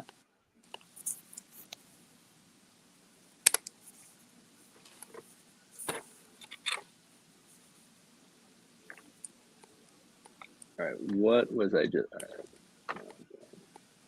That was cool to get another update at Corey's spot. yeah, such a cool grow. Fuck yeah. You get a Friday update too. Did you try to use the new microscope with the camera yet, Ty? Well, I plugged it in that day. I guess it was yesterday. I set it up there, but I couldn't screen share it. Like it would only screen share my direct screen. So I don't know if anybody really got to see what I was doing there. And then I had to go get the kids. So I just put it to the side. I haven't used it again there. Probably fuck with it later.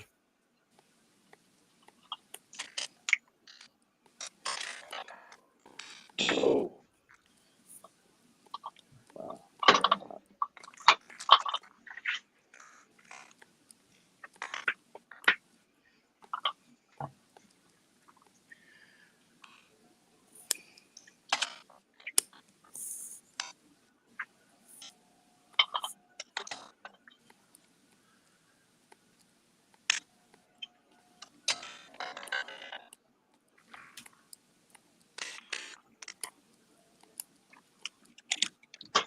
So how many seeds are you going to try to rescue today? Well, Like, I think I'm just gonna. Are you trying to do it all in one day, or? Yeah, well, I'm saving the older stuff here. This was the Acapulco Gold from the '60s, so I'm saving that one. But I've been waiting for when you for when you get better. Well, I guess yeah, but yeah, I've been waiting for that gibberellic acid there for these ones because the last time I didn't use gibberellic acid. So,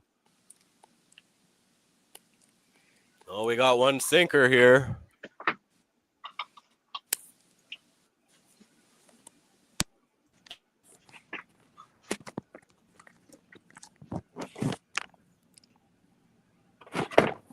It's a good sign.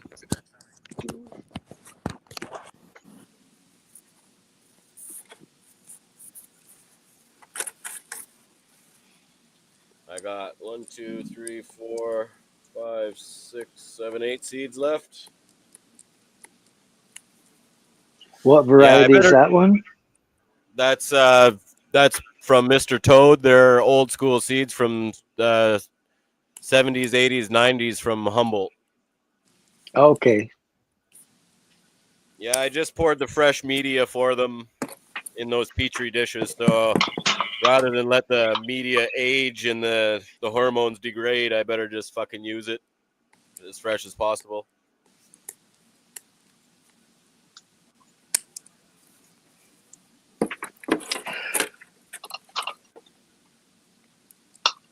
So when you're placing those embryos, you're like trying to put like the tail part into the media a little bit. Well, once, like when I put them on the Petri dish, I'll let them grow out a little taproot. And then once they got a nice little taproot, I'll take it from the Petri dish and I'll put them in their own tube. So then I can kind of poke the taproot into the media a little bit. Okay, so you're just gonna set it on there, not any like specific way. Yeah, tomorrow there I'll try to drain all the liquid out of here, and then I'll just scrape these out onto a Petri dish, and yeah, pretty much whatever way they land is gonna be good enough. Especially like once the fucking embryo is exposed, you're super fucking gentle with it there. Like I wouldn't recommend picking it up with a pair of tweezers. Like I would recommend like wetting your tweezers with like some sterile water, and then like using it like the water to like suction it up, like osmotically pick up like the fucking thing and move it. Because if you squeeze that with your tweezers after it's been hydrated, good chance you'll fucking kill it. Yeah. But then once it starts to form, at least you can grab a hold of that taproot there without. But even if it breaks, like sometimes like because it's absorbing nutrients straight out of the media, it'll grow. Like I had a couple grow with no cotyledons at all. Like they just started, like the cotyledons were broke right off at the embryo, but there was still enough of the taproot left that it grew up, and then it just started on the single set of serrated leaves. Oh. So even if you do damage them, you can get them to survive, but they don't recover quite as well as the good ones.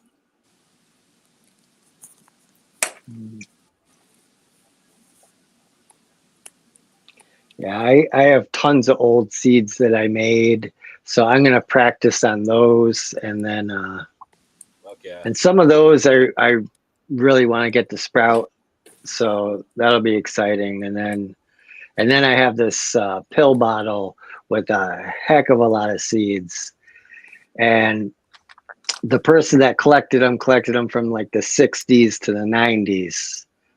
And just whatever was good, they put in this coffee can, and then so yeah, hopefully some of them sprout. That would be pretty amazing.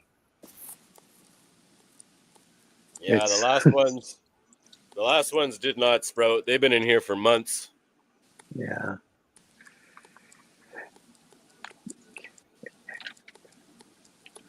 Some of those embryos, they look like they're in perfect condition, but they're just too fucking old, I guess. But there's got to be fucking one in that vial of seeds. Yeah, it's got to be.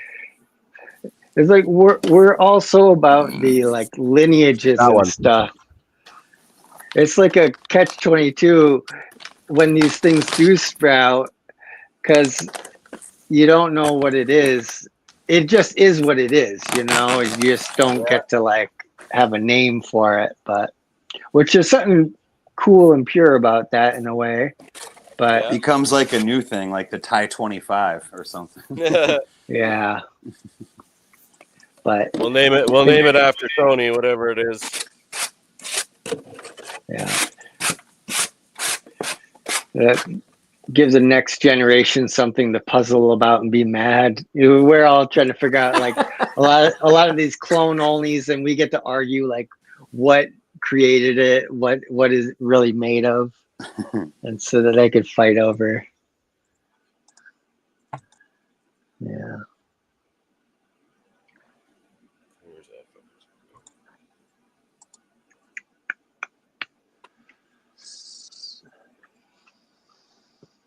Wookie 15.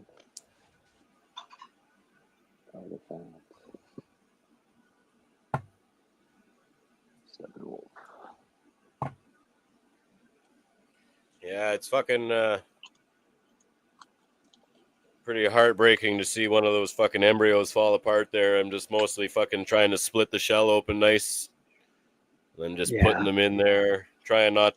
If it's giving me a hard time to get that shell off, I'm just putting it in the tube. Fuck it. With the shell on? You're saying?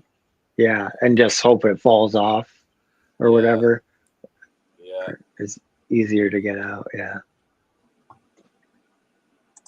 But like, I'd like them to be exposed so they sit directly on the media with the gibberellic acid is kind of my thought, right? Yeah.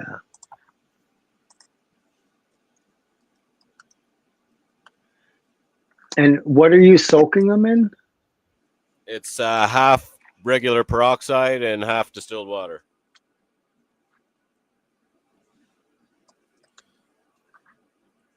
So then overnight, like the next day, they're fucking sterile. It'll sterilize them, the distilled water, or that mixture.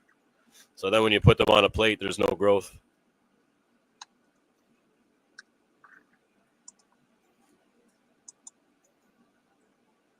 Oh yeah, it's an interesting concept.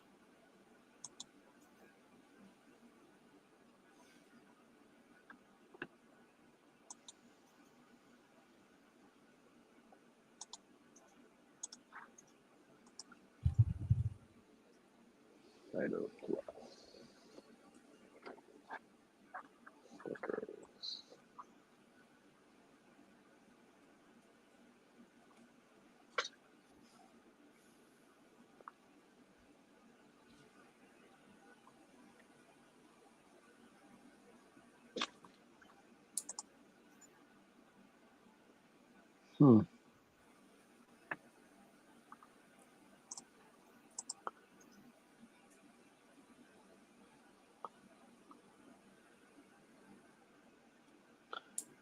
That's an interesting thought. I didn't consider. Someone in chat saying, someone needs to try far red on old seeds, but I never really thought about like different lighting spectrum maybe could help, give an edge to a struggling old sprout or something. Yeah, that's kind of interesting. Yeah, weeds half 3%, and so I guess that would be a 1.5.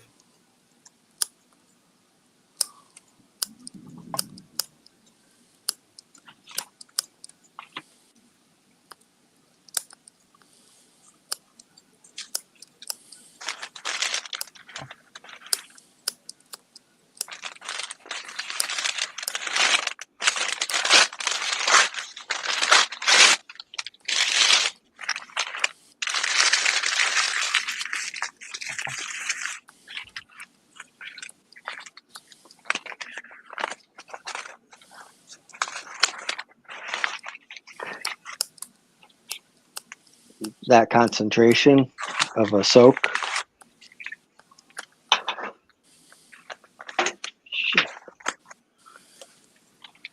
Sorry? Was that concentration recommended by the fellows at Plant Cell Tech? Yeah. Or just, cool. Yeah, that's the seed sterilizing procedure, yeah. Yeah, cool.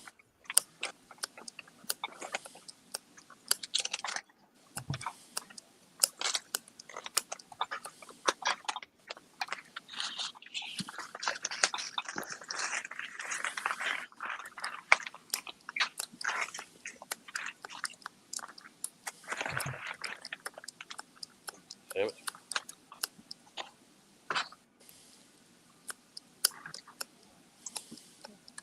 Put some aloe.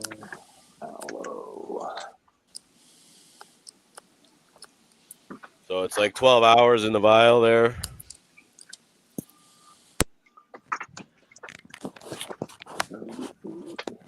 Yeah. Oh, maybe it was a seed soak that it was a longer time where they were. Okay, that makes sense. Yeah, I watched one of their videos on the embryo rescue, so that must have been that long soak. Yeah, it takes a long time for the hydrogen peroxide to sterilize the seeds, but you can leave them in there for fucking, like, if you leave a seed in just regular water, it'll start to rot. But if you leave it in peroxide, because there's so much oxygen in it already, like, you can leave it in there for like a fucking week and it's still healthy. Okay, cool. Yeah. Get a little wiggle room. I like wiggle room.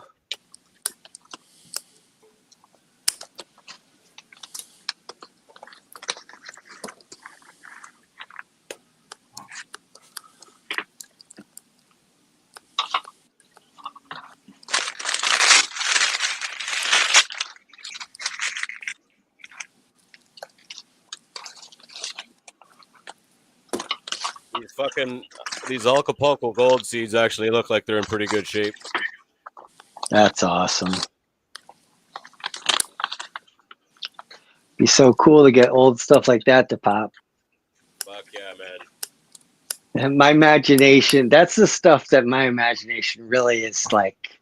I'm like Ralphie in the Christmas Story, where I'm just like, like what is it like?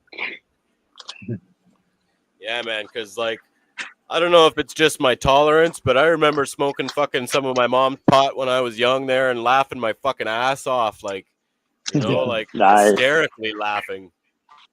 It's like, Yeah. fuck, man. That's like my whole high school. school and college relationship with weed, which I've been chasing ever since. Munchies and laughing. Yeah. Huh? Yep.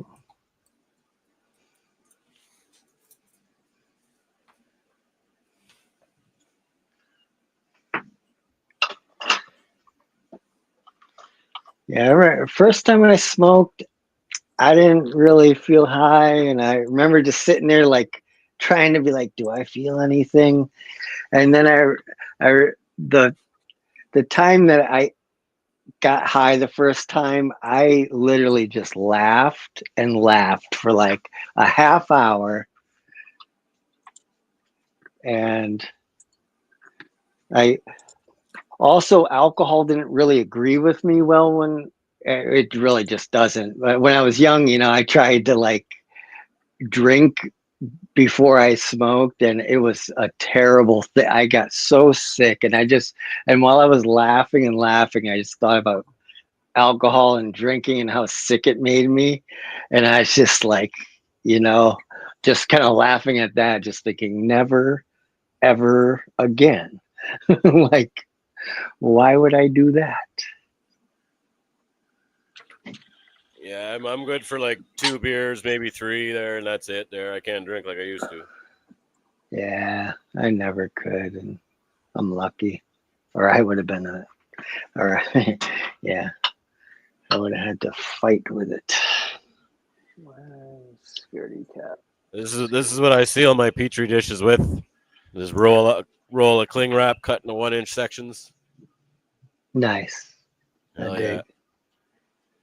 Yeah, it's free if your wife buys the cling wrap, eh? That's cool. And then there's like this fucking 4-inch roll of cling wrap left in the cupboard there. What the fuck is this? It's fucking hilarious. Yeah.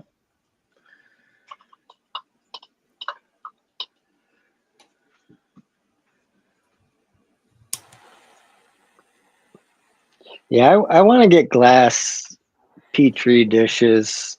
It's just on the list of my pocket is low on dough, so I don't like using the plastic. These little throwaway things, it's like not my style. But did you ever try the micro pose ones, the reusable ones? No, like a petri dish you're talking about? Yeah. Yeah, no. I definitely want to get glass ones so that I can, reuse them. But well, Micropose makes these ones here. They're PP5, so they're reusable. Oh, okay. Yeah. Nice.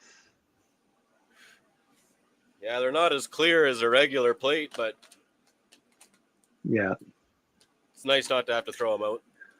Yeah. If I had no plastic guilt, I love these condiment cups because I like that the lid seals on it, so there isn't, because it doesn't need air exchange unless you're, it's like, so I like that it's contained, and I like that they're small. So like I can make a gazillion little agar dishes as opposed to like a couple big ones. And then especially if you make a mess of your cultures and then you're a knucklehead, instead of, I'll like, it's sort of like how I punish myself.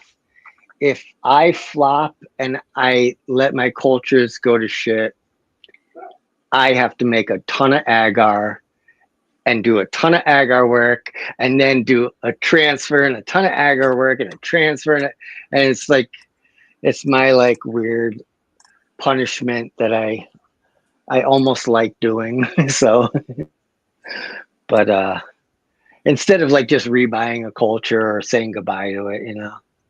But then these are really convenient for that because it only uses a little bit of agar, and you can make a bunch of them. And but I don't like throwing away a bag of plastic. So Yeah, true that. mushrooms, that's a tricky one. It's hard to mess with mushrooms without messing with plastic. Yeah. Yeah, true that.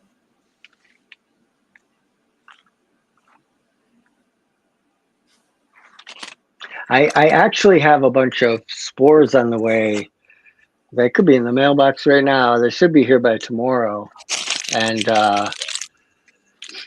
they're like non-cubensis type that you could like plant outside.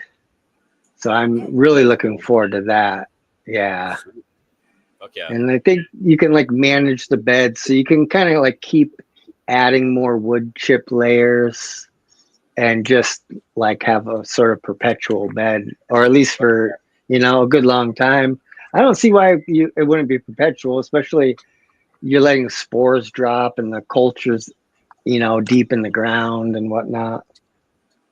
Yeah, especially for like a wood lover there. I guess I know I've grown cubes in my beds before, indoors and outdoors, but it's like as soon as the grain gets eaten up by everything else, it's gone. Like you just get one small flush and then it's over. Yeah. Yeah.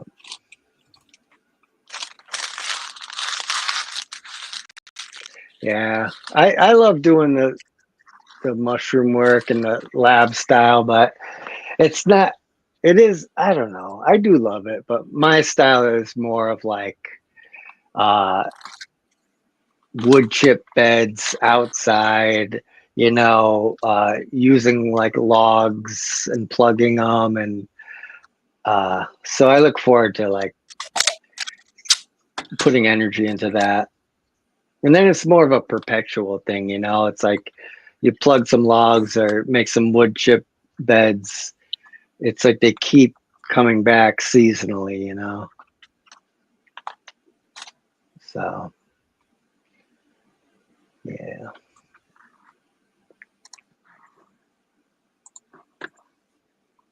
Yeah. I'm not even sure what spores are on, or cultures are on their way, because I ordered them from this guy like last year. Holy fuck. And but he had like a life crisis in the middle of me ordering. I knew it psychically because we were talking. I put in my order. I sent him the money, and I was like, I knew I was like, I gotta message him and be like, "Hi, I sent it," and I just was like, I felt like I had to harass him, but I was trying to be patient, and so I was like, I'm gonna wait 2 days and message him. But I know I have to message him. I just knew it. And then I didn't, and then there was like no communication all of a sudden. And I was just like, oh, lame. And then months later, I hit him up again, and he finally got back, and he was like, oh, I'm sorry, blah, blah. It's like a bad breakup. And everything was in the shared home that he couldn't go back to, or yeah, I don't really know. I shouldn't even be blabbing the story, but I'm not saying who it is. So, but anyway, yeah. So finally, the order is getting fulfilled. So, yeah. So I think he just threw a bunch of stuff in a bag for me and probably hooked me up.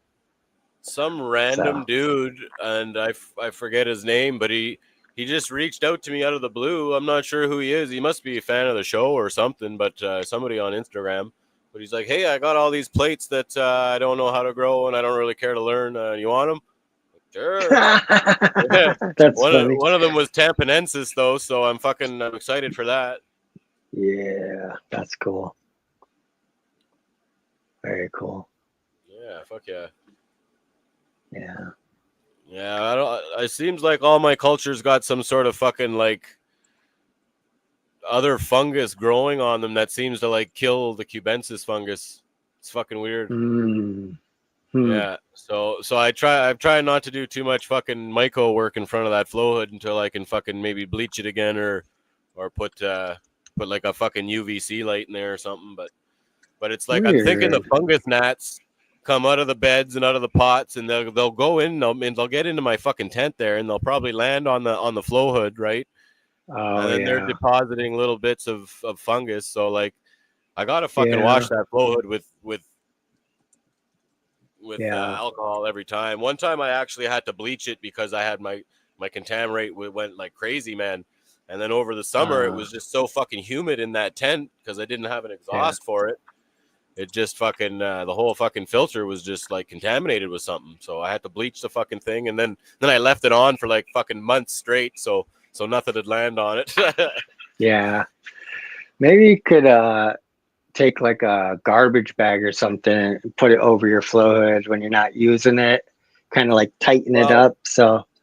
Yeah, but that was the idea of the fucking tent there. So I, yeah. All right. Yeah. Gnats, yeah. The fucking gnats, they fly in through the bottom where the zipper's fucked up there. Yeah. They smell. They know there's fungus in there. I did a cleanup in there. I think it's because I had a bag of core that melted in, like, because I sterilized my core. So then the bag is fucking like had like a fucking hole in it there. I think maybe one of them got in there and colonized that bag, but I don't know. I did a fucking cleanup in there yesterday. Yeah. Yeah. It's part of the fun. But there's four fungus gnats on my sticky trap from today though. So. Yeah. I got last night and today.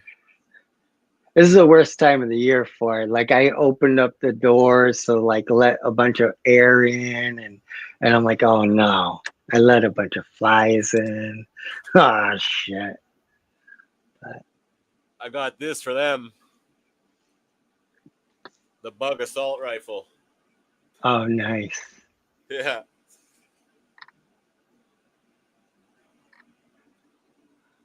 What's it, like a salt gun? Yeah, it shoots salt for houseflies. That's tight. I had to buy it.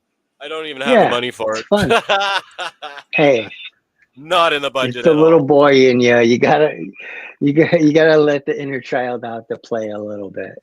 Oh yeah. I gotta get one of those like tennis racket like bug zappers, because I'll be working and then out of the corner of my eye I see one, but they disappear. You know what I mean? You gotta sit there. You gotta sit there like a hunter, like, and don't move, and then use your peripheral and stand there for 10 minutes to like wait for it to move and fly, and then you gotta try to pounce on it.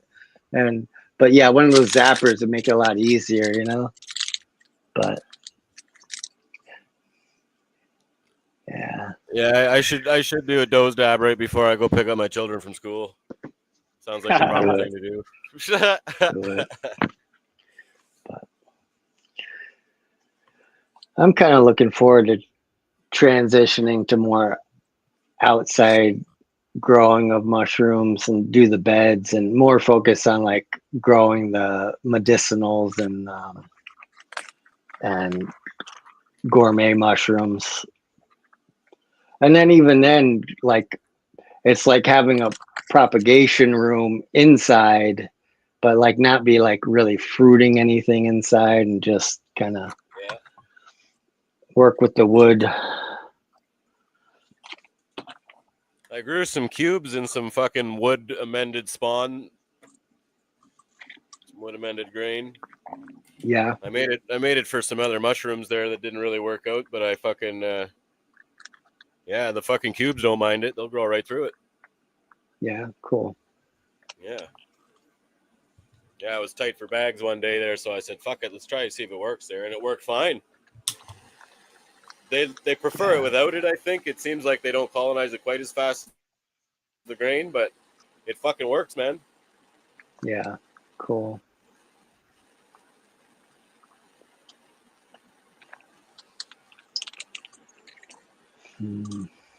Oh, you going for a nose dabber? Uh-oh. Bro. Oh, no.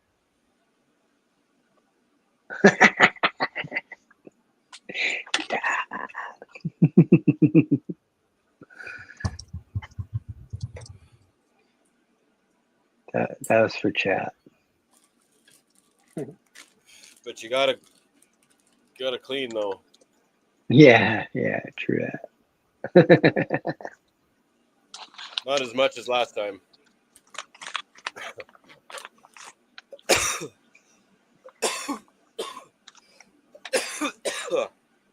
Well, I gotta go get my children there. I don't know what you fellas are saying. Yeah. I'm probably gonna bounce out shortly, or I don't know how everyone else is feeling, but I appreciate the demo and that was awesome. Oh, yeah. I'm gonna rewatch it, zoom in and like take notes and whatnot. Fuck yeah. So yeah, awesome. Like I say, that media recipes on the fucking Plant Cell website right underneath the so. Oh, there's Tony. Nuggers. Oh, we got ready to hold it reinforcements. down. Oh yeah. Changing of the guard. Cool. Oh, what's everybody doing out there?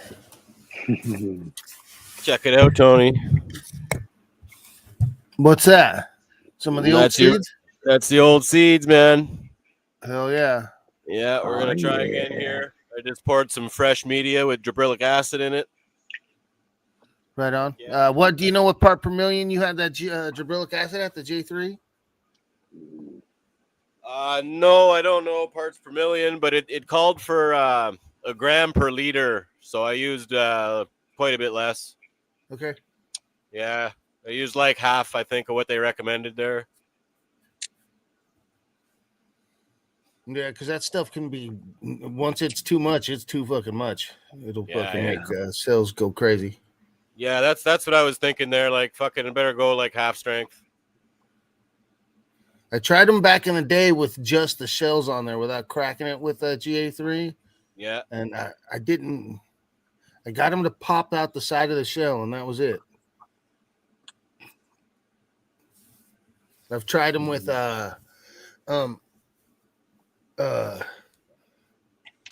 pressurized oxygen tank and shit. I've tried all kinds of stuff. Your dog ate your hat, DP? God damn, bro. Look, those gold seeds are looking fucking fire, though. Like, they look like really good, healthy seeds. I got tons of them. I'm fucking saving these for after this attempt there. We'll see there. I got a shit ton if you need more. Well, I'll keep on trying until something lives. Fuck it. I'm telling you, bro. Let me check these out. What up, DP? I'll put the link out here before I fucking run away. Yeah, I had to scoot way up the thing. Oh, yeah. I've been slacking. You've been working. I did do some work.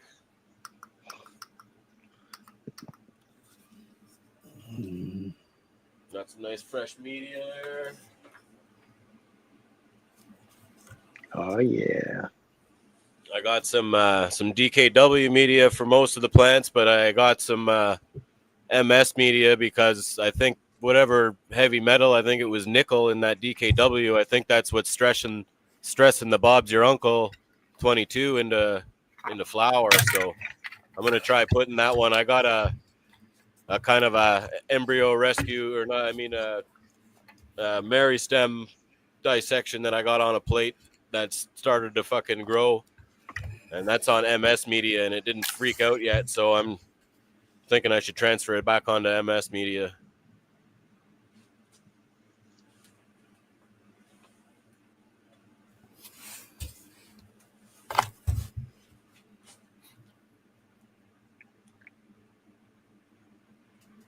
Nice. It's alive. It's alive.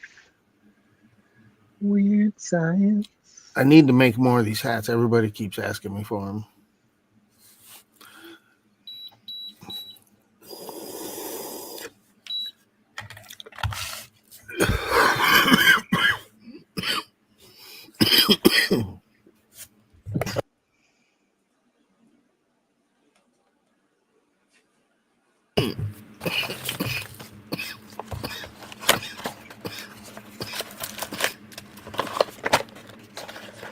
Oh yeah, my kid.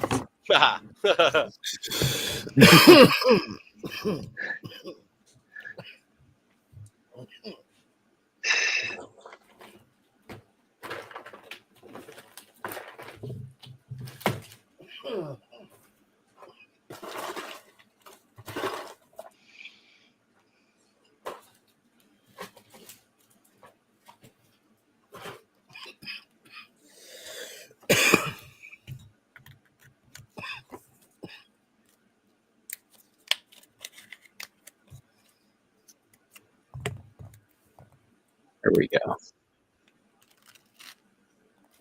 Headphones finally connected.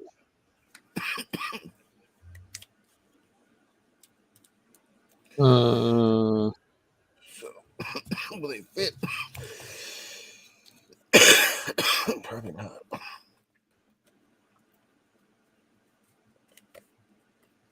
Okay, let's try something.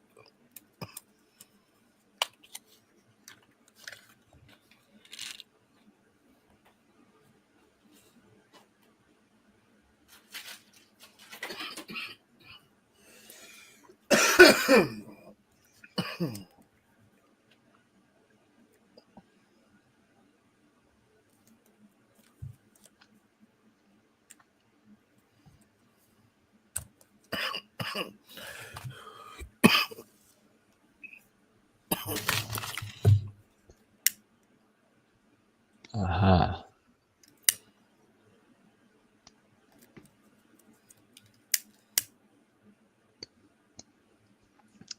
DP, are you laying pipe?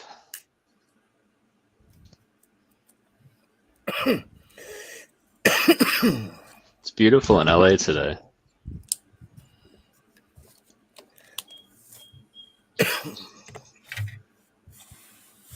Oh.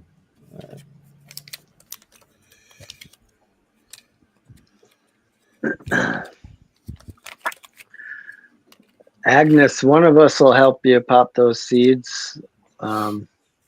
Once I get cracking at it, I'll give it a whirl.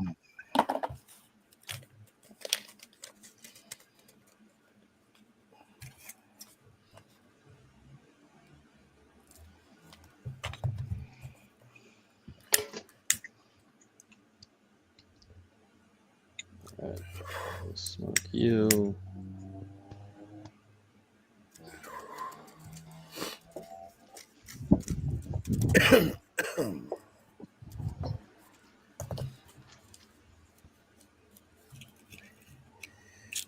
So Marshall, what besides the stuff that's coming, what do you have going right now, if anything? Oh,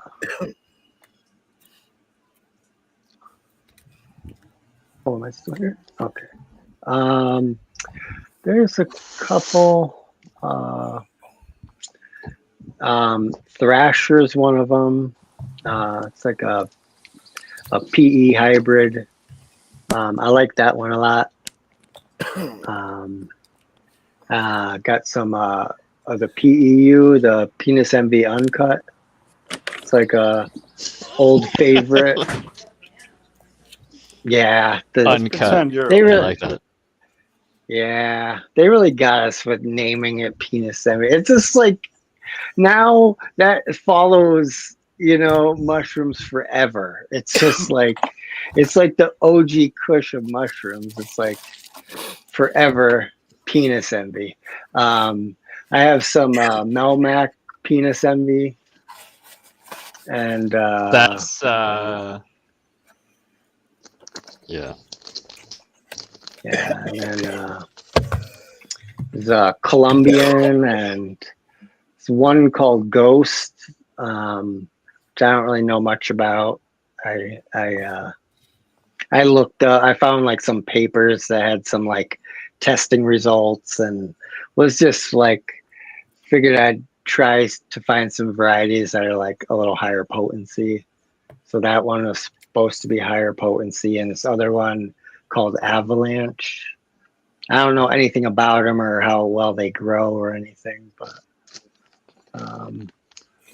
and what and then Maquila Gorilla, I think that's what it is. I don't know, that one caught my interest, but there's a few of them. So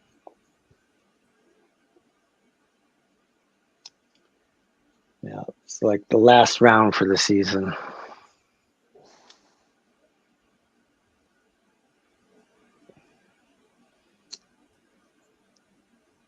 Yeah, I don't mess with them through the summer when it's hot out.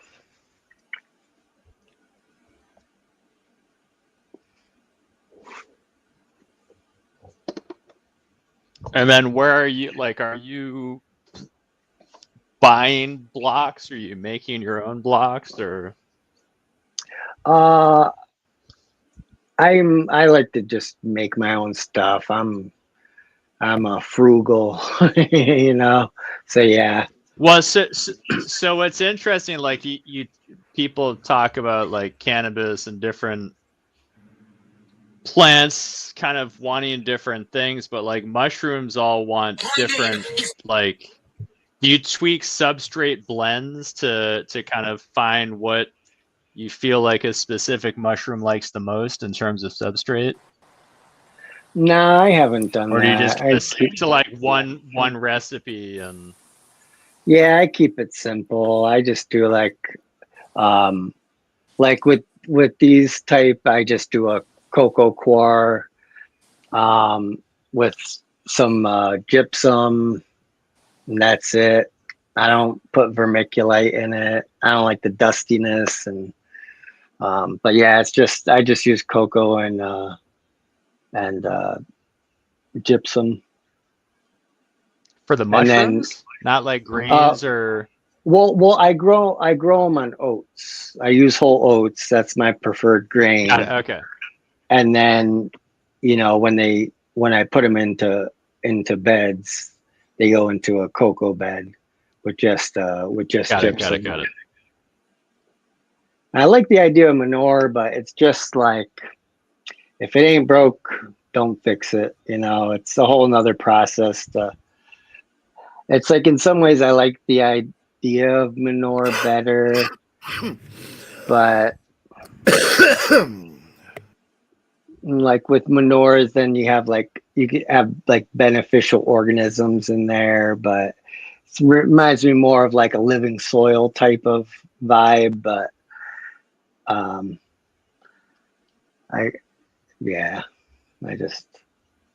it ain't broke. So,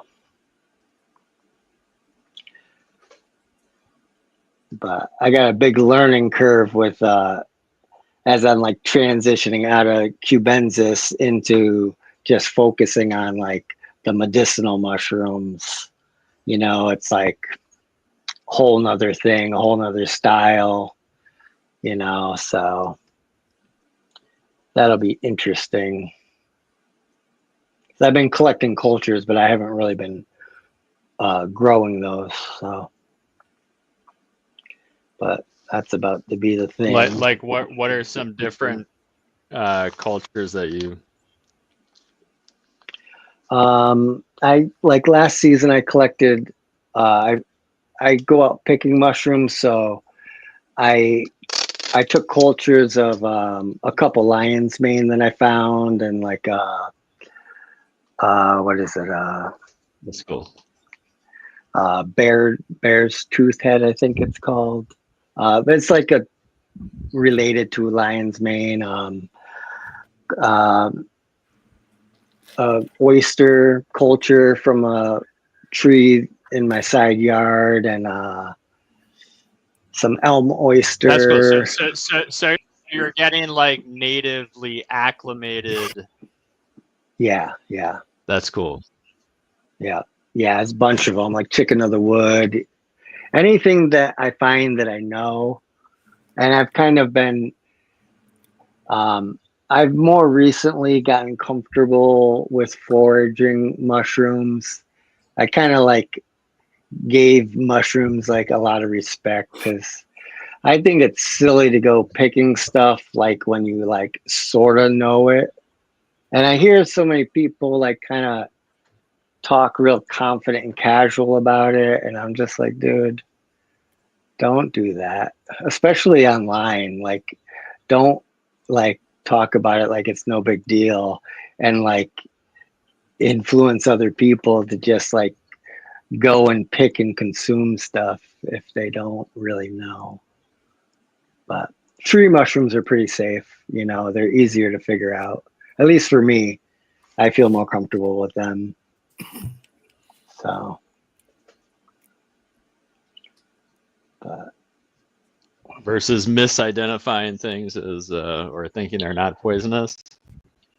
Well, those are easier to identify to me, but then it's like, mushrooms popping out of the ground. It's just my confidence of like dissecting them and like deciding what mushroom it is not there as much as it is with like a tree mushroom. But I'm starting to get more comfortable and kind of, so we'll see. But it's definitely fun foraging cultures and then culturing them and then having them on agar. It definitely is fun. And it seems like the smarter way, if you're going to be growing a mushroom, especially if you're going to grow it outside, you might as well be growing one that grows down the street, Yeah, right. No, that's I like that. Yeah. And you end up with a better product, or it just depends on who, but a lot of like, it's just like with anything, you think, oh, you buy it from like the big brand and the big brand will be good. It's like, well, I ordered stuff from the big brand and it wasn't good. It's like out of 4 cultures I bought, like 2 of them were clean, clear, viable. One was like on its way out. Another one wasn't even like inoculated, or it was inoculated into dry wood. That was just, and they took forever to like respond. It took a year to get a replacement bag. And then that bag was crap. So like, I'm going to go find my own morel culture this season, but That's cool. Yeah. So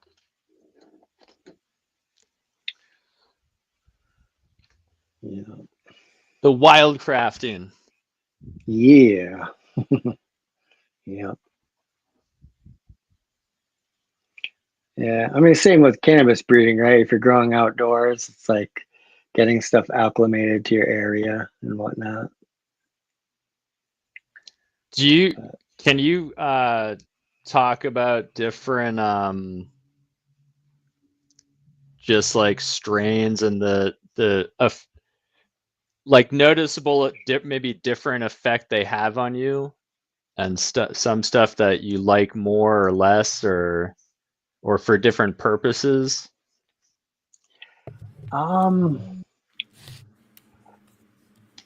It's I find it kind of hard with mushroom. Like, first of all, I'm not wild with it. I'm more microdose, or I do like low doses, you know.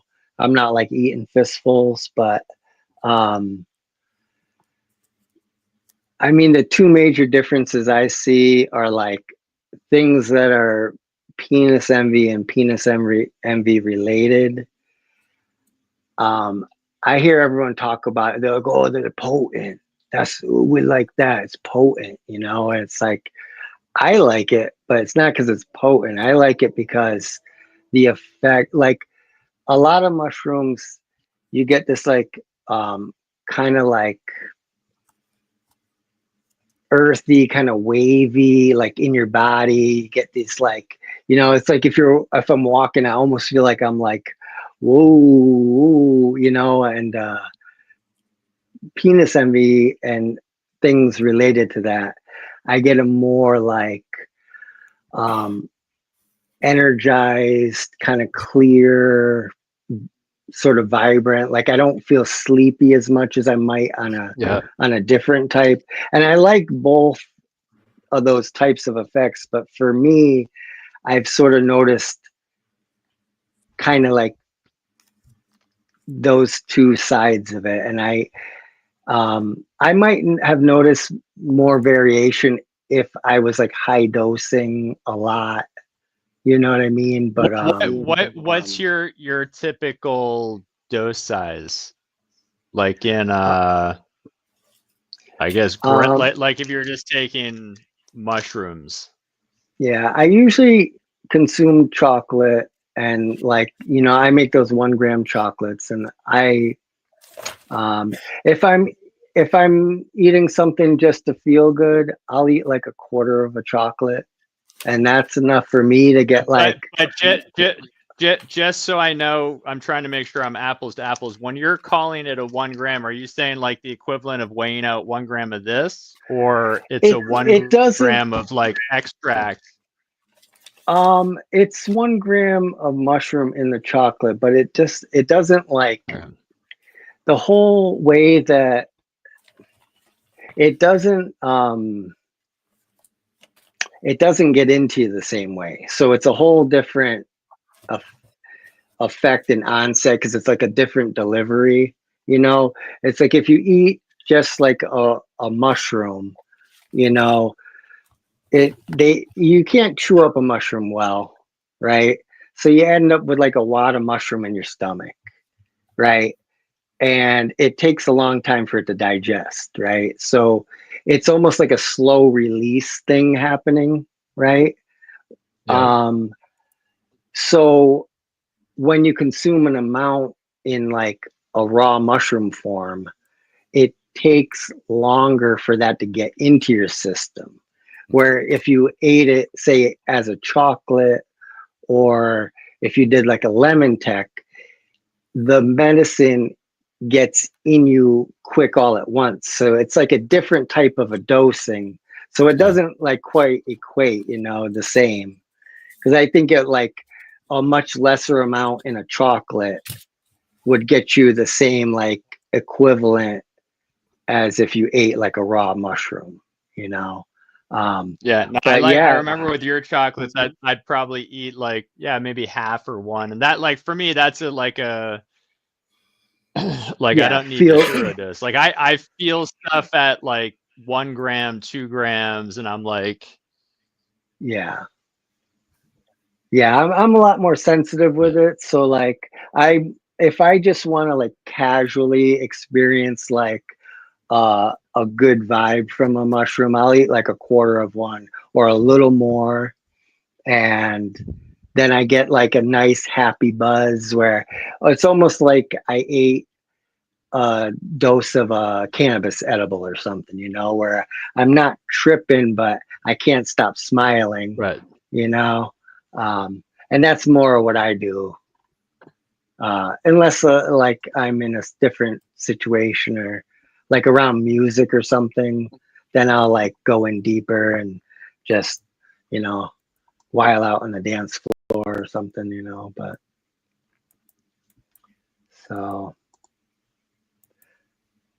but I tend to like the penis envy variety more when I'm doing those little doses. Yeah, no, I had a bunch of enjoyable experiences on the penis envy recently. Yeah. That's kind of like what I've probably had the past 5 times. I know, and then I had this other one that kind of made me like, I don't know, the way you were talking about it, I just felt like slow and like almost like my body was trying to root into the ground or like connecting to the ground, like sluggish. Yeah, and I don't not like that because that's like a good type of medicine. It's just a different type.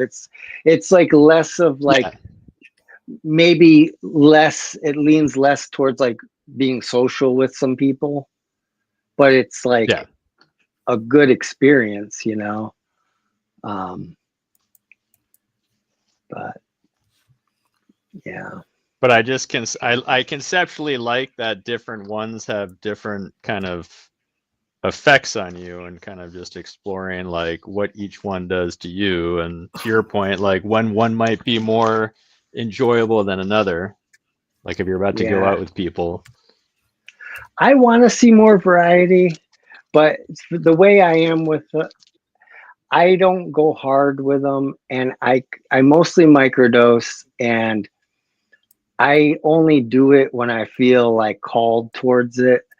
So I don't like do it academically, where in a way I should be doing it like academically, because it's like if I'm growing out these different varieties, well then it's homework time to eat it, you know, but like I use it like a medicine, so then I don't do it like that, you know, where I would kind of like to do that, but that just doesn't work for me. So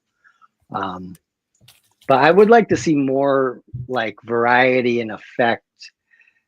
But I feel like the effects aren't extremely diverse in cubensis. But then there's all the other mushrooms, and I think then the effects start getting much more diverse. Yeah. So. And I don't have much experience with those ones, so.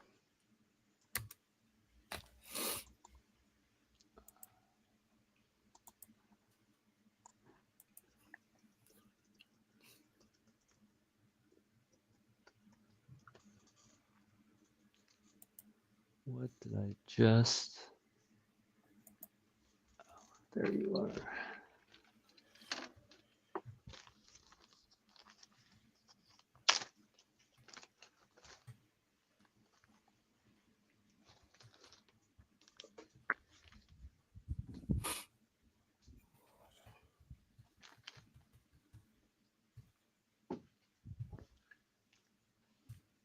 Travis, how many more pounds do you have to go? Like the stars, Don Peter, like the stars.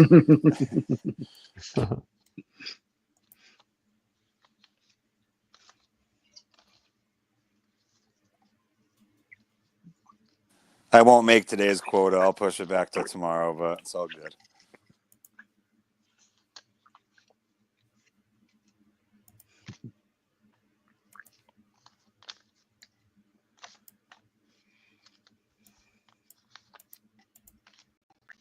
Yeah, actually, what were those? We got anyone in chat who's gonna hop on? No, maybe. Yeah, pull your weight, people. Yeah, we're at change of shift here. That's right. It's where Ty comes back from. What was he picking up or dropping off? I think he's picking up kids.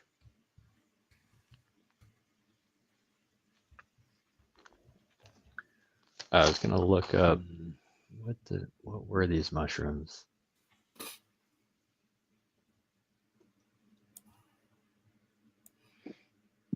No. I do get reports from friends because I I'm pretty much mostly give these away. So I do have people that consume like harder than I do, have preferences to certain ones. But I also feel like you have to like, because there's a whole set and setting and your mood and, you know, where was your energy level at that day. So I feel like you really got to go at the same one several times to even have like a solid, you know, report on like the effect of it, you know, kinda. But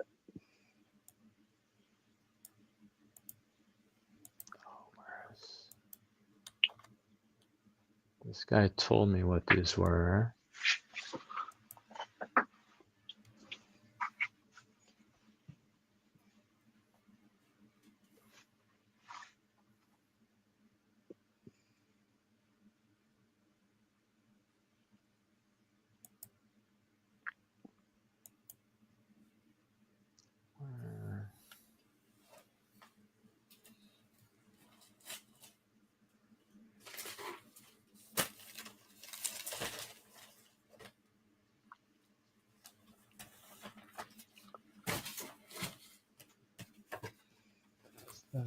but yeah, I'm excited to see what comes in my little goodie bag. It should be here tomorrow. Oh shit. Yeah, I think that's gonna be a game changer for me, just being able to like plant a bed out in the woods and just be able to put it in the ground and then have it be like a reservoir that keeps coming up rather than you know, having to work it every time. You just set it and forget it and put it away from you, you know. And then I could set up at all my friends' places, you know. The people that don't want to, you know, don't have the time or interest to grow mushrooms, but could set up a little bed at their house and then they don't got to worry about it. So probably by next year, there'll be a bunch of beds in a bunch of friends' places. In full production mode. Yep. So then some of our friends. Yeah. Nice. Someone's going mushroom hunting right now. Oh, nice. Oh, well, cool. You getting morels? I assume. What do you say? You said eat ass and smoke hash. Yeah. Good luck, Fried Piper. I don't think he needs luck. He seems to do really well mushroom hunting and antler hunting, which I forgot about antler hunting. I should have already been doing that. I still haven't found my first set of antlers.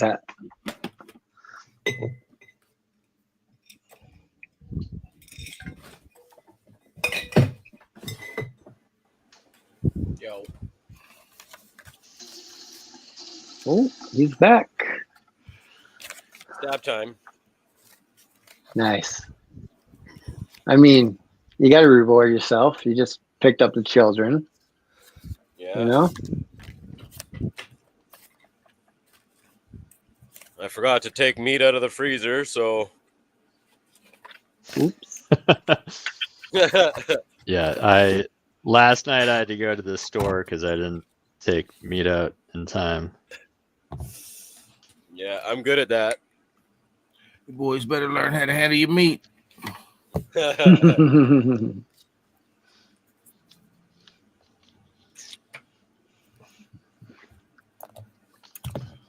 Dab time. Eat ass, smoke hash. You better smoke more hash if you're eating ass first. Yeah. Yeah. And don't share rigs. Not with DP. He's very non-discriminatory with that ass eating.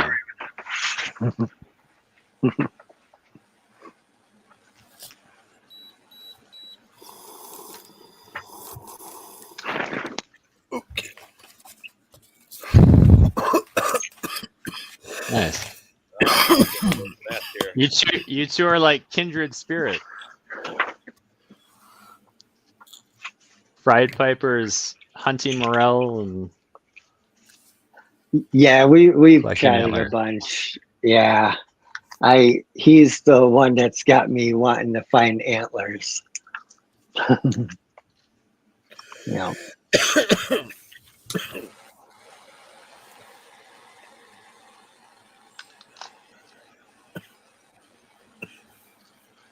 Yeah, growing up we used to find lots of antlers. New England.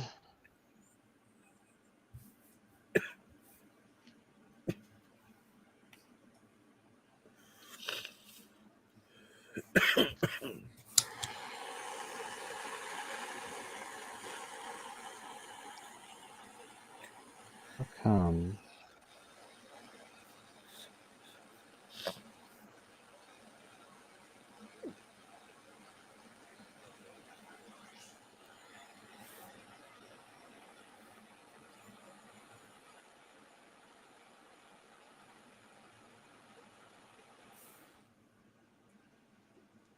I'm still trying to figure out the guy who sent me those told me what they were. But I can't remember.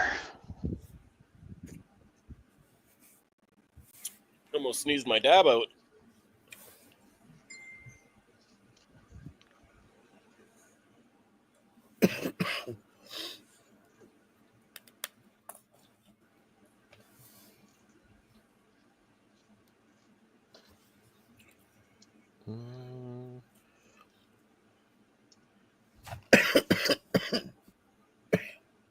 What would go well? Santa Marta Gold. Oh, fuck.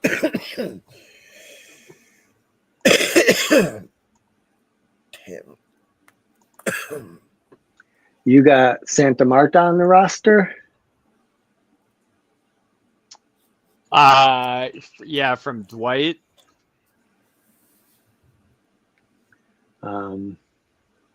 Not sure. I don't know if I know who Dwight is. Dwight Diot. He was Neville's right-hand man in the, I don't know, mid 80s until his passing. Oh, very cool. So he's probably in his like late 60s. Oh wow! So that's a great Canada. source then to have. Because sometimes when I see names like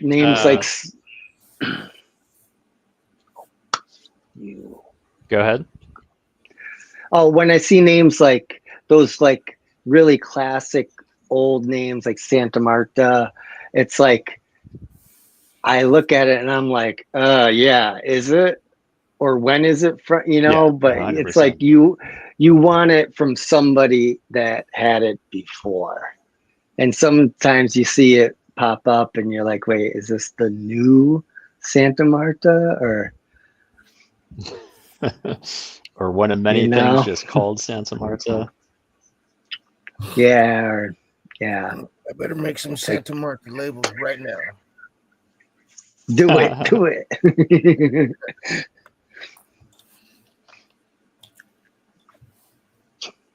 Yeah. Just remember, folks, when I die, I don't got no kids, I don't have a wife, and my dog doesn't need surgery. So fuck them fucking scammers, bro.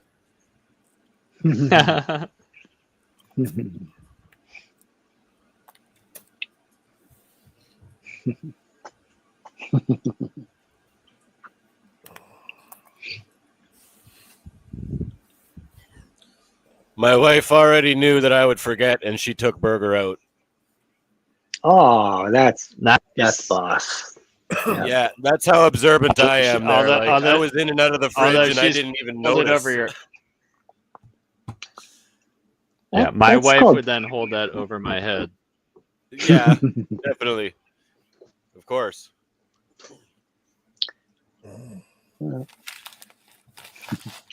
Guess those are the rules. Packing up some films over here, bro. Oh yeah.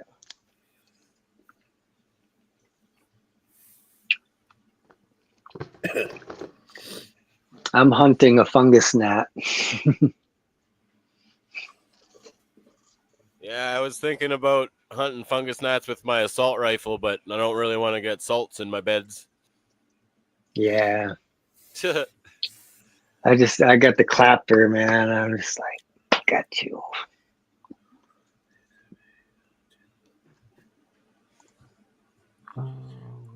Oh.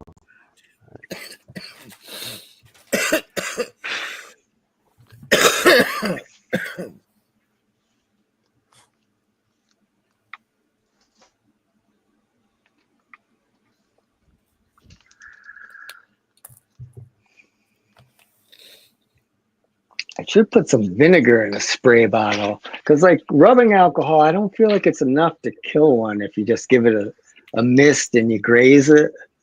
Oh, buddy. But I fucking soak those bastards. If I see a fungus gnat there, that's exactly what I do. oh with it yeah, there. yeah.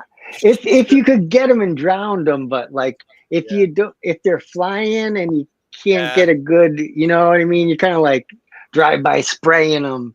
Yeah. But I think that if I use vinegar and it grazes them, I think that'll still take them out. Well, vinegar is definitely cheaper. Yeah.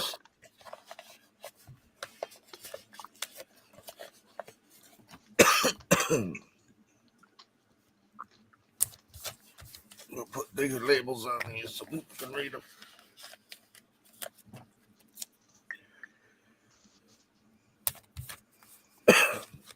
Miscellaneous hound. A bunch of people running these right now.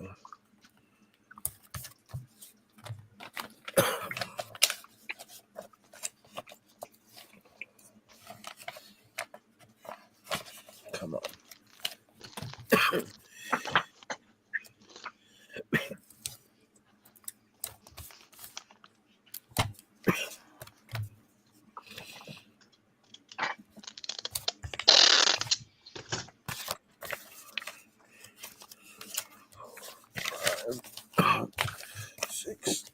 Work party continues. I hear a lot of tasks being accomplished. Yeah, it sounds like Tony's fucking grinding. I'm putting labels on these packs so I can send Peter some films in. I got to finish making an order for a person that ordered direct. I was answering an email from someone that had hit up Peter about getting some information on my stuff. They found some good medicine in my herb.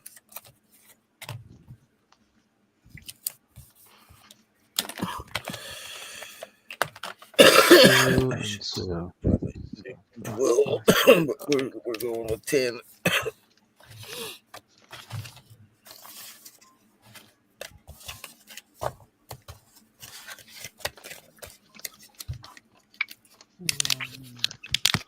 Space Tiva is not available, but I've got Space Tiva on there times Totally Haze, which is called Blazing Haze.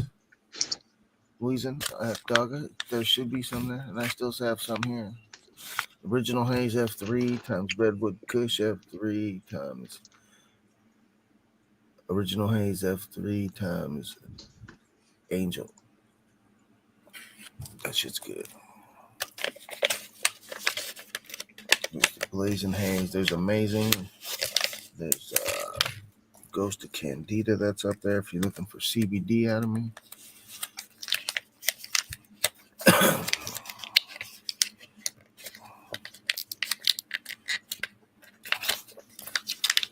The Mom I keep is a 2-1 on CBD to THC, the one I'm breeding with.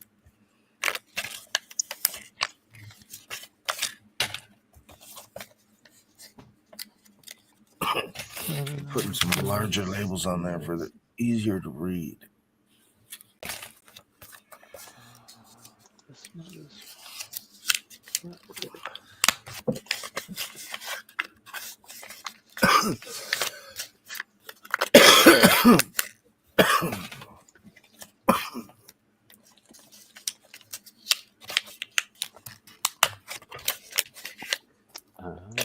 I was just down here grabbing my wheelbarrow and I'm looking, scared a buck up at the grass.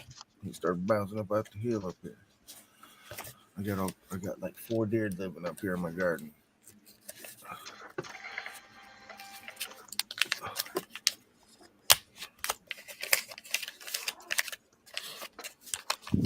Boop.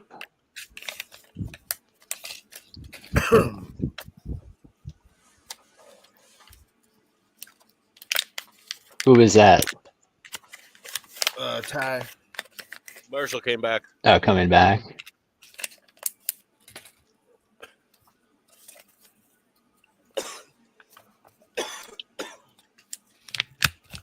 Yeah, my signal got weak. What was? Oh, right. Flat rate. Oh, nice.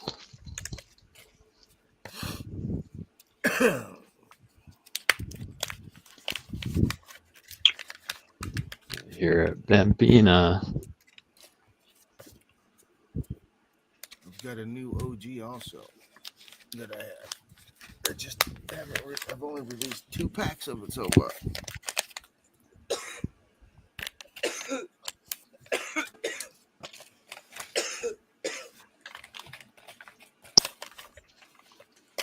That was the first 10.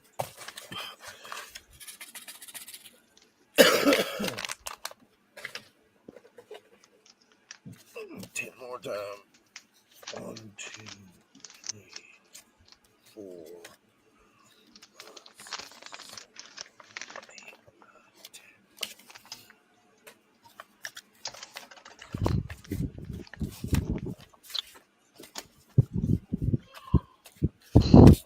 That would be 1.25. I need to make some bigger bone dog stickers. Bone dog, baby.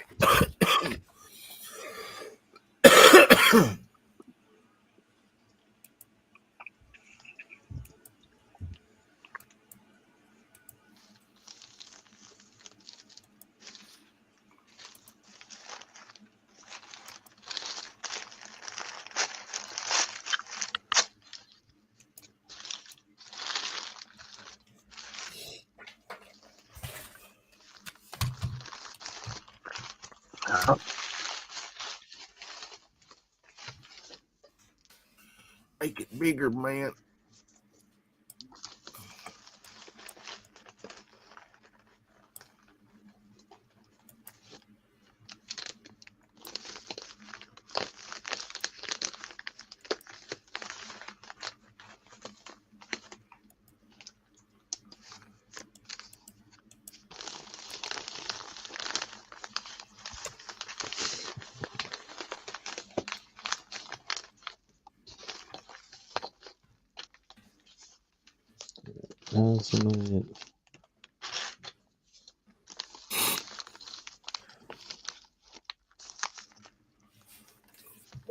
That was 1.25.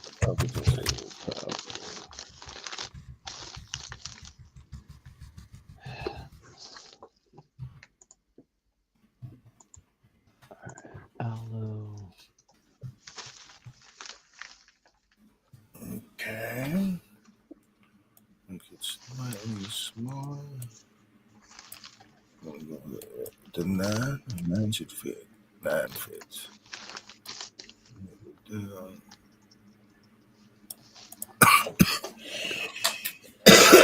So 1, 2, 3.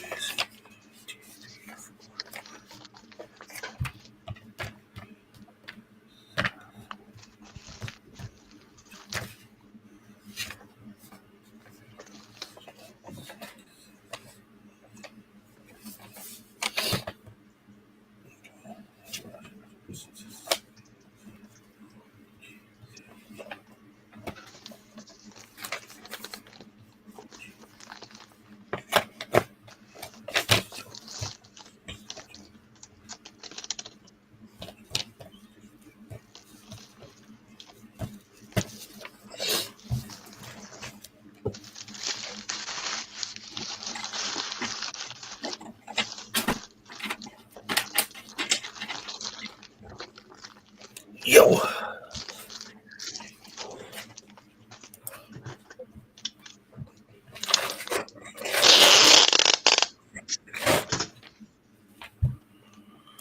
Continue anyway.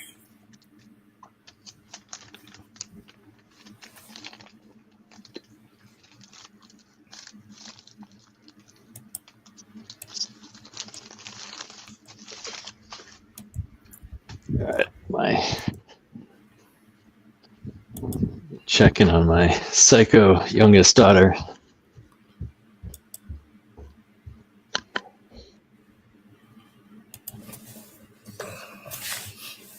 No, hi Bambina.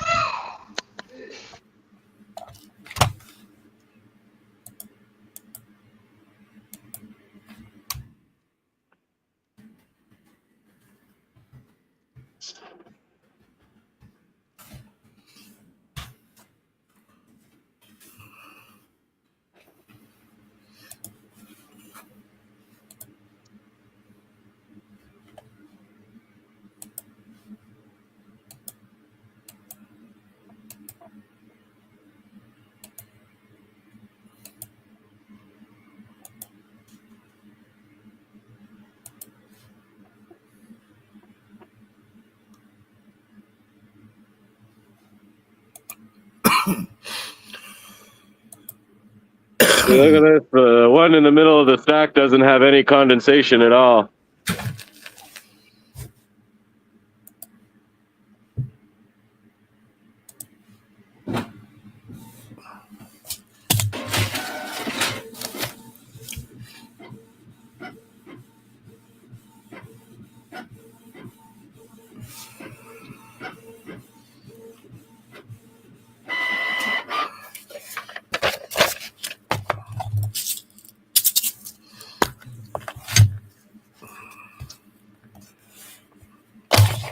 This, don't put it in.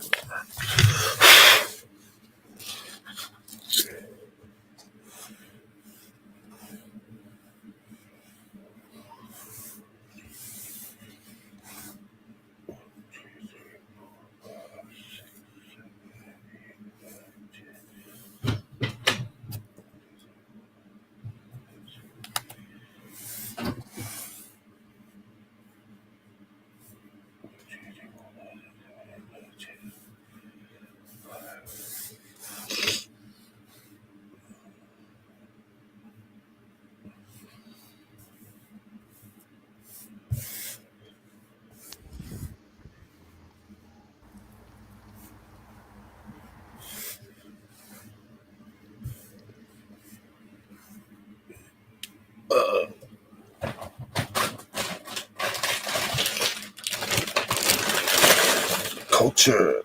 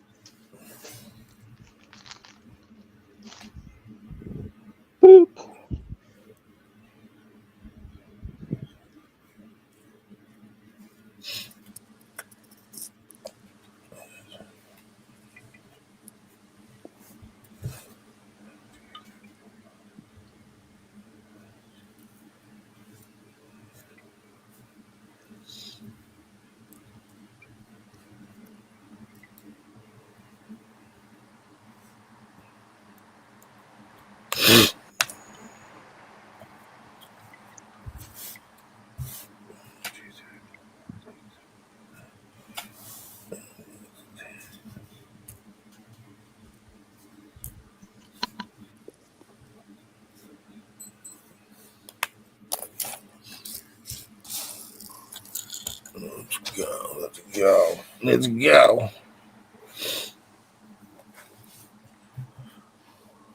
Fuck.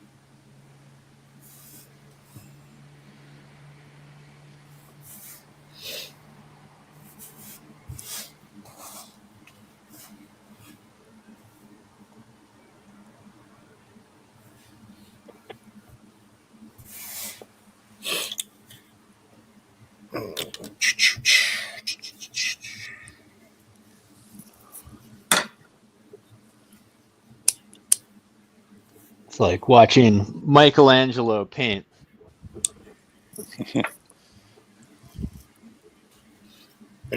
Yes. Did he whistle or did he hum? We shall find out tonight. On watching paint dry on FCP.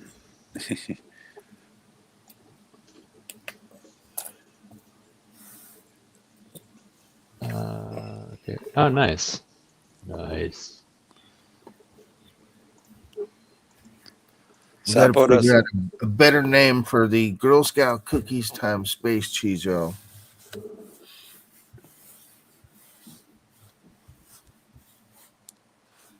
Was that our mids? What was it mid yesterday? The mids mint. We can put that on there. Mids mint. Space Scout cookie.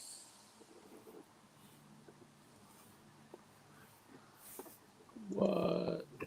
It's the thin mint times space cheese. Whoa. Whoa. 1, 2, 3. 1, 2, 3. Wow. This guy ordered one. He ordered the Red Leb Puck Tootsie Roll clone, the Icy Guava, the Higher Understanding, and the Sensi Star Puck. Fucking awesome. It's gonna be very happy.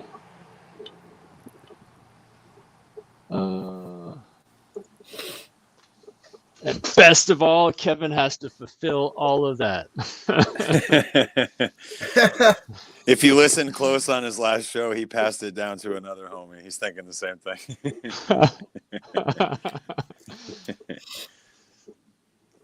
All I got to do is send an email to Kevin.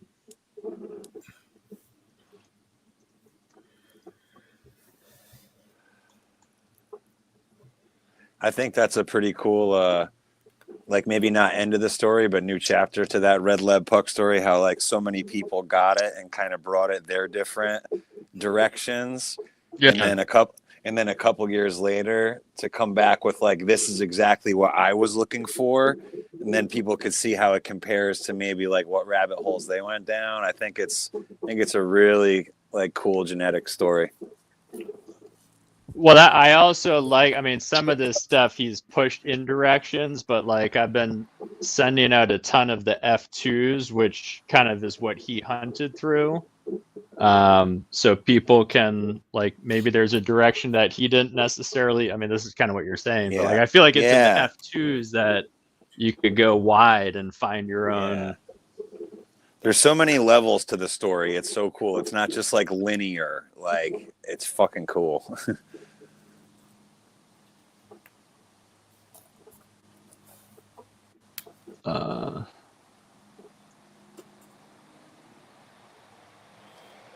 Now, even like the Adelong, the Indian seeds that, why am I blanking? Ryan gathered. Like people will find, you know, there's the open pollination and then people finding directions.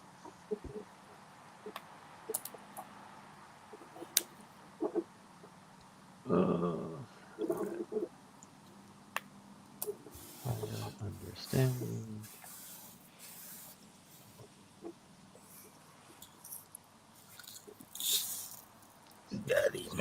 Got him.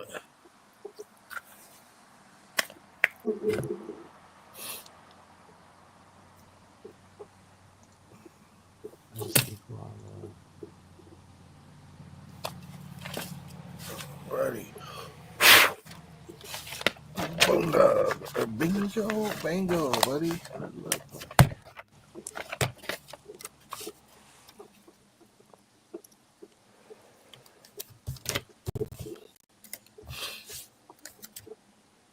You digging how the process is going in the new setup, Ty?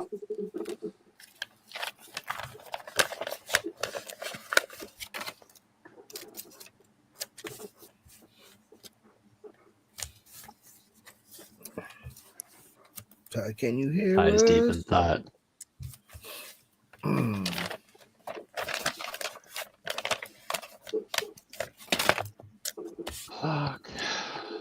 Let's see.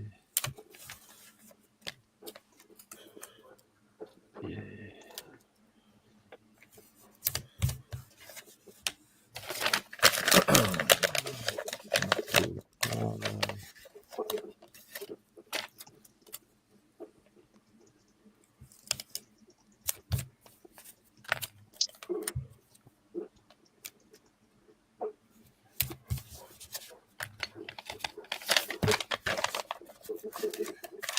Okay.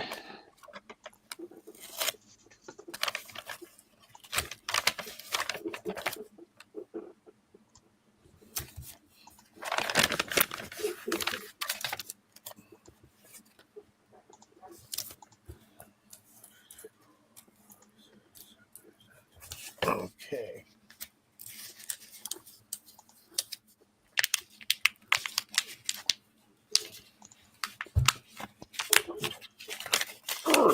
Open up.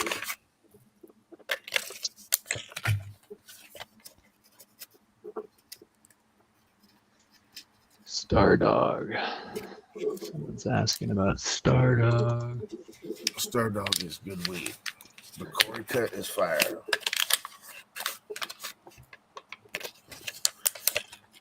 My homie was going to be sending that back to me.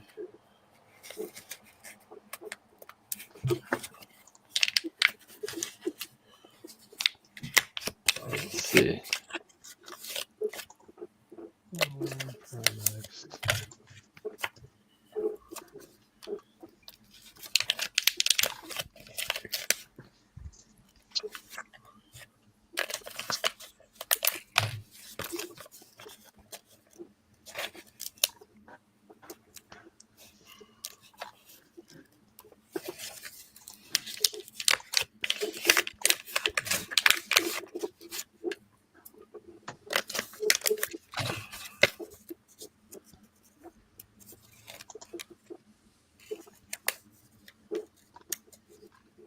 Hell yeah.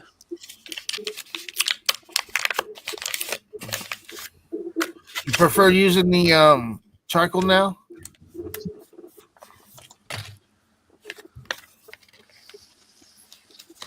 Ty? Was that to Ty?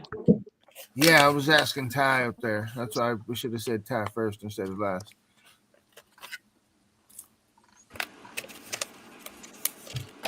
Go again, Tony. I was asking if you preferred using the charcoal over just the regular medium without it. I think so, but I haven't really done enough comparisons to see like what exactly the charcoal added. But because like I switched to DKW and then added charcoal at the same time, so this will be the first media I got that is MS with charcoal, but I didn't quite add enough. I don't think it's a little more clear than it usually is, but I'm definitely thinking that it helps shade out the roots and encourages root growth, and it also I'm thinking because the IBA and IAA are also light degradable, that it helps shade them from Keeps them from some light degrading so degradation, fast. right? And then I'm thinking that they must pick up a little bit of carbon, like they got to. Are you sterilizing the charcoal before you use it? Yeah, everything's all just going into the mixture there and then into the pressure cooker. Right on.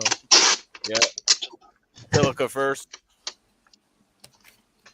Then yeah. Wait, Tony, did you say you're gonna make you're getting a Stardog cut back? Yeah, my partner Or what did you had sent it to he was going to send it back to me here in a few weeks. I'm supposed to get the Fire OG. And then are you gonna make FEMs with it? I want to use the Pure Kush to hit everything up. Everybody's been asking me for more Pure Kush, or to actually offer the Pure Kush seeds, because I haven't offered those. I've just offered their crosses.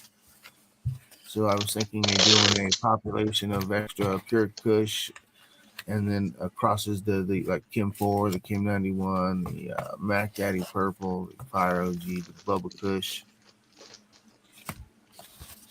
Do a whole nother breeding round, but with different mothers using that Pure Kush.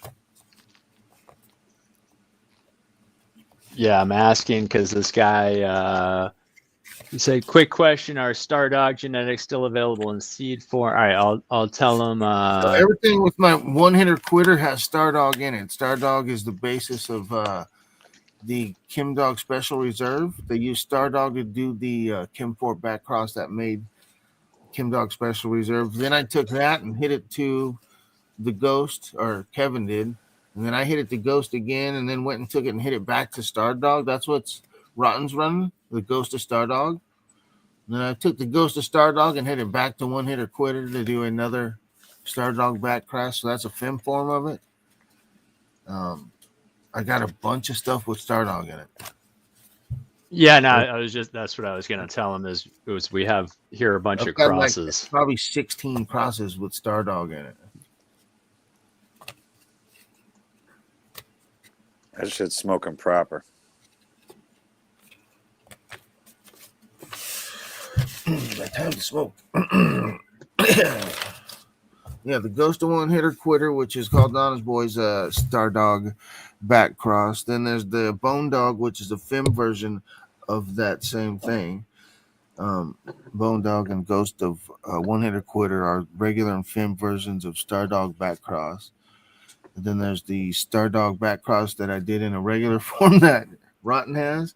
I did the Stardog that Rotten has back to the Ghost of Boneyard, which again adds Stardog to it one more time. What else do I have with Stardog in it? There's the Pure Kush times the Ghost of Stardog.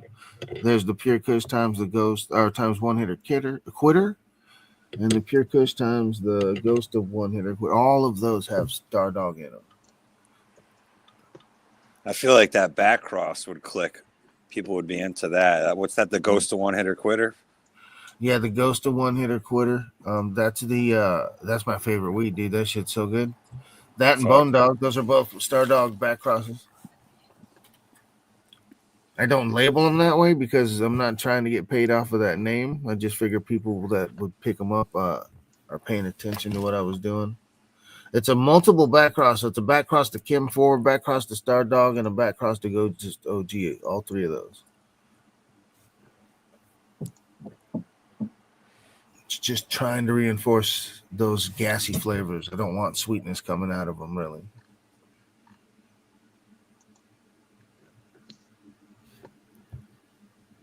How would you rate the Stardog on ease of grow compared to the other OG or cushy type ones like that? It grows easy. It doesn't stretch really much. It holds its weight, clones easy.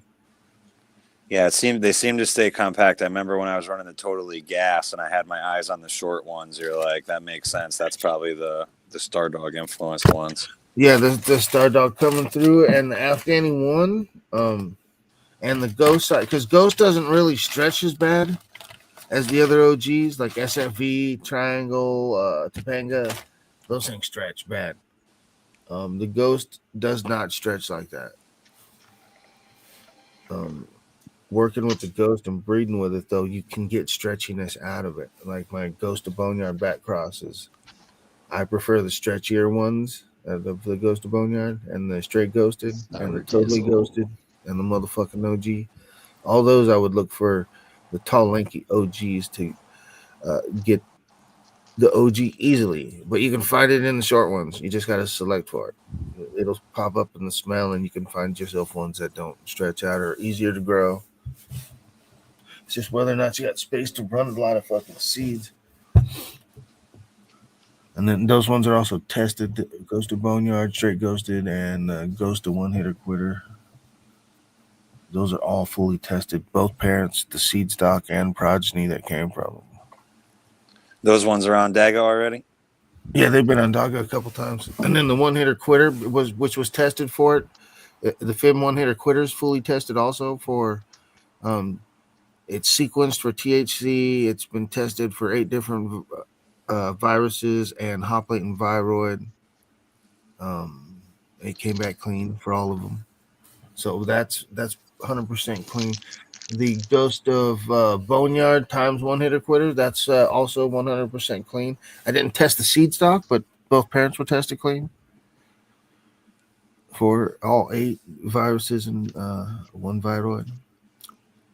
That's cool, Peter. Someone could email Peter about like requesting Stardog and seed form, and then he could get like a bunch of options like not too long after. Fucking I've so got cool. some Stardog F2s if he wants them. Well, that's why I was asking. Yeah, So cool. I think They're old. I mean, I can send some to you if you want to send them to him for free. sure. They came from my partner, Glenn, that used to have, he's called Danky Dankster now, but it used to be Alien Technology, his seed company. He did a bunch of old school shit with the Alien Technology Afghani female. They made some killer crosses. But he gave me like 300 of the 300 or 400 Stardog F2s from what he selected.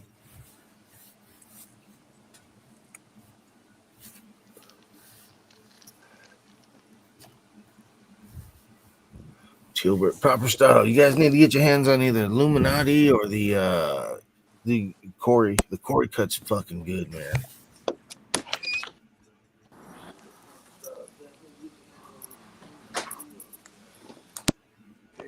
I've got the Death Star too. I'm working with. I'm gonna put the Death Star in there with the Pure Kush.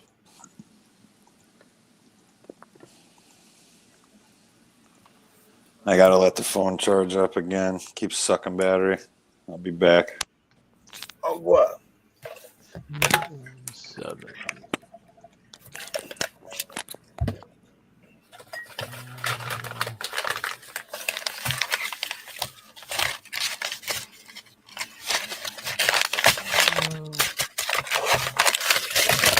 Oh shit.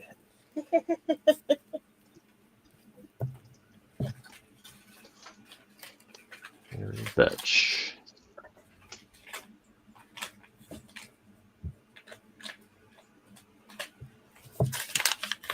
Come on. There's 2 sets of Fems, the Miscellaneous Hound and the Bone Dog, which is the Ghost of One Hitter Quitter in a Fem form. Good fucking weed, y'all. It makes my mind wander. Like,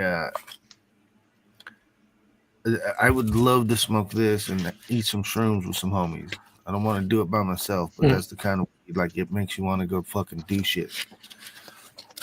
I don't like shrooming by myself. It's not the will.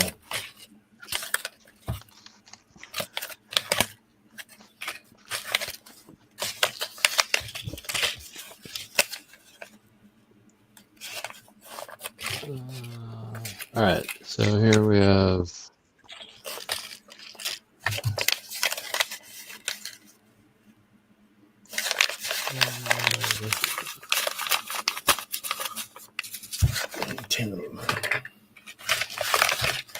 One, 2, 3, 4, 5, 6, 7, 8, 9, 10.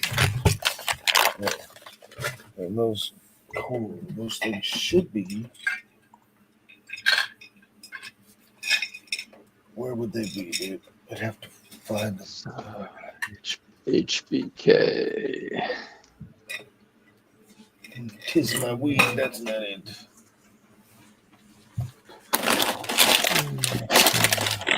We'll find it at another time. It's time to smoke some weed. Take a dab. So this is pretty fucking cool there. This is my little test tube pheno hunt I got going on there from that first attempt at my embryo rescue. Nice. I ended up with 10 fucking plants. I killed a couple of them, but what have I got here? Like fucking 7 of them left. But that was with the old media, so I took a little fucking node and put it into the newer media I've been making. So I cut up one of the plants, and this fucker's already got roots. It's already rooting? Yeah. Hell yeah. So it's pretty cool to be able to just have this little fucking test tube pheno hunt there. Like I can just fucking pull one or two out of here like every once in a while and have a look at them. And, you know, I don't really have to worry about maintaining them or fucking caring about them. They're just here and ready for me to fucking cut them up and do shit with them whenever. This fucker never grew though.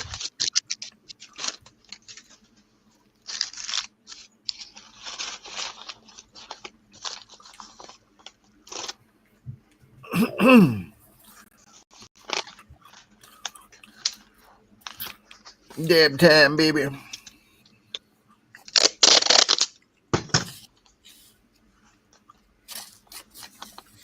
Yeah, I have a 10-year-old volleyball game in 2 hours. Shall we go It's nosedive? gonna take me an hour to get there. For volleyball? Are you and Ty doing synchronized nosedives? I already did my nose dab today. Oh,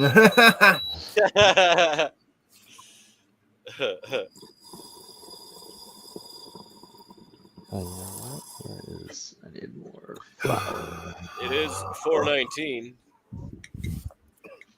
I tried to catch it at 420, dude. I tried my hardest. I missed it by a minute. I'm too early. There we go. Start over. I shall.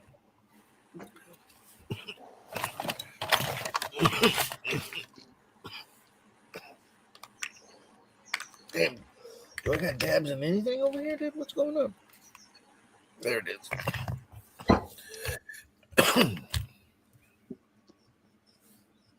That's a big lump. Big old lump. Plug her in. Take a dab. There we go. We're gonna catch it.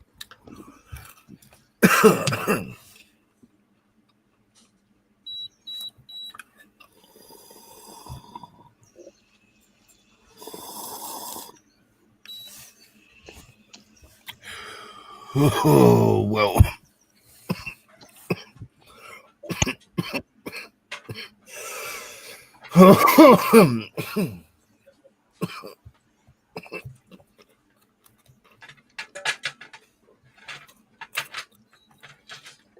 Wow.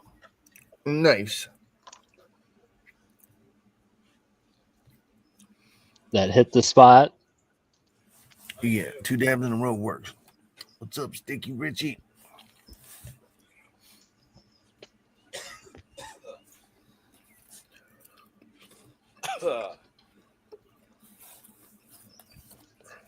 Oh, I need water for you.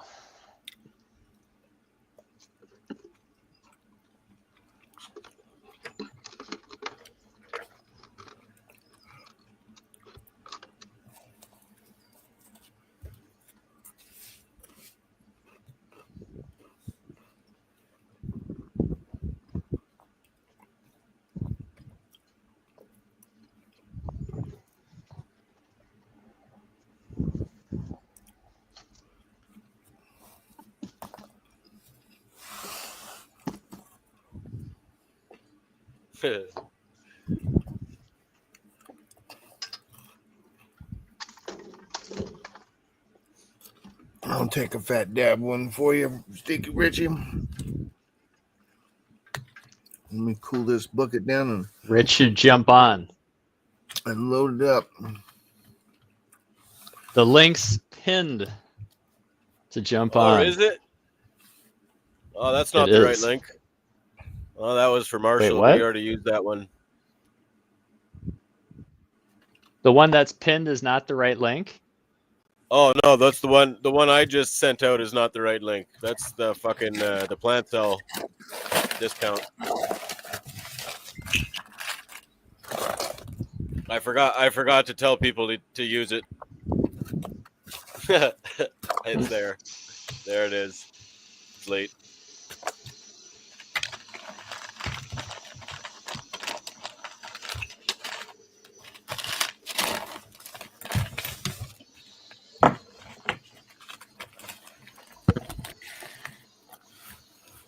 There's the other one.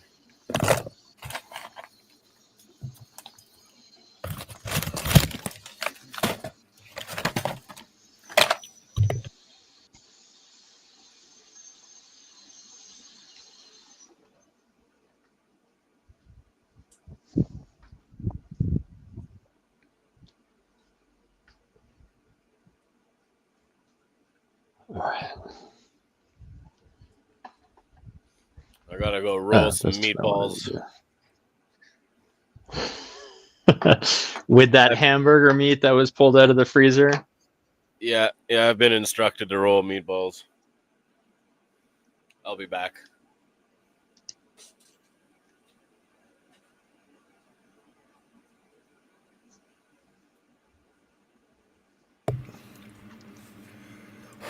All right. Let's go back to... Let's load her back up.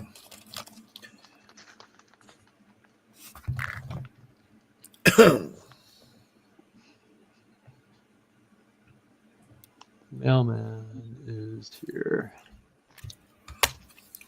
This dab's for our boy Sticky Richie.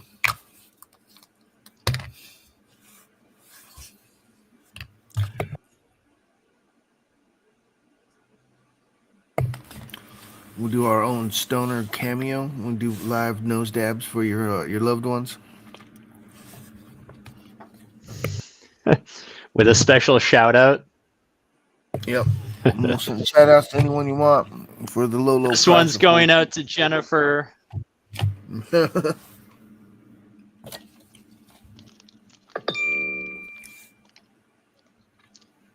The love of Cedric's life. There he is. What's up, guys? What's up? Oh, watering. Right on. Doing some watering. How do I flip this camera It around looks again? like it. Go settings and then camera, and then there's a drop down with front and back. Huh.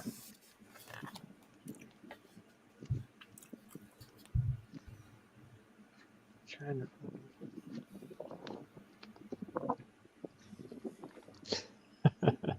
You know, on Instagram, the guy who does like basically you're watching his video because someone sent you there because he's going to describe you. You know who I'm talking about? Like, I think. Fuck, man. that was a monster. Tony KO'd Thank you, himself. Tony. I That was a asked big for one. that. That was a big one. Did I finish my joint, Nesmond? I did, bro. Look, that's all that's left, man. It started falling apart. I can't figure out how to flip the view of this 2.5 camera for the grand. life of me. Pinner. That's what it's flipping. Okay, do you see the settings sprocket or cog? I don't know. I don't see one right now. No. Let me see what it looks like on a phone. Hold on. I'm just like staring at my iPhone, looking at the fucking screen, and I can't figure it out. I did it last time. I see Mike, Cam, Yeah, hold on, chat, let me- more. More. Hold Leave. on. Is there more? Oh, yeah, Yep, more. try Oh, settings. more. You just Settings, More. there camera, you go. Sorry. back camera, Yep. right? Yep. You got her. Oh, we're on camera, but hold on. And then Bam. turn it like a TV.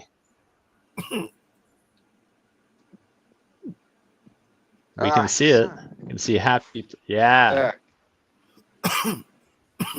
Those look happy. In the New England sun. Nice We're little getting room. the serious wins today. Sorry if that's not. That's okay. It looks kind of cool. Am I still I there? feel none of it, so I'm good. Yeah. Can you hear us?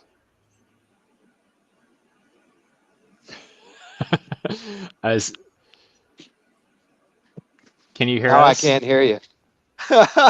Okay. Wait, well, you can talk. We'll listen.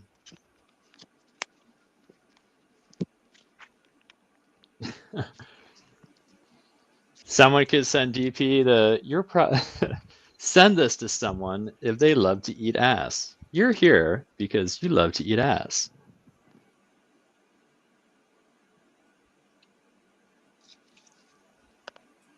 So what are we looking at? Okay, gotcha. This is pheno hunt stuff here. A few different varieties. Here is the Mexican sativa times Sherb Fritter cross that I did with the Mexican sativa that we've been kind of running out here for a while, trying to hit it into some stuff. And that's what I use. We lost him. I got some seeds of that Mexican death sativa.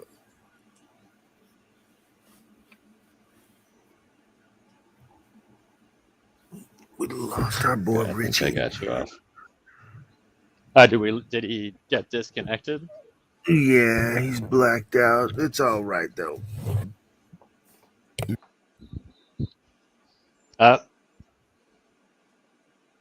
Let's remove this rich and add this rich. There we go. Take two. There we go. Can you hear us? I can hear you loud and Yeah, clear. Can you hear me? Yes, sir. Perfect. Yep. Okay, good. Now, where was I? We got another thing is the Soto Fountain times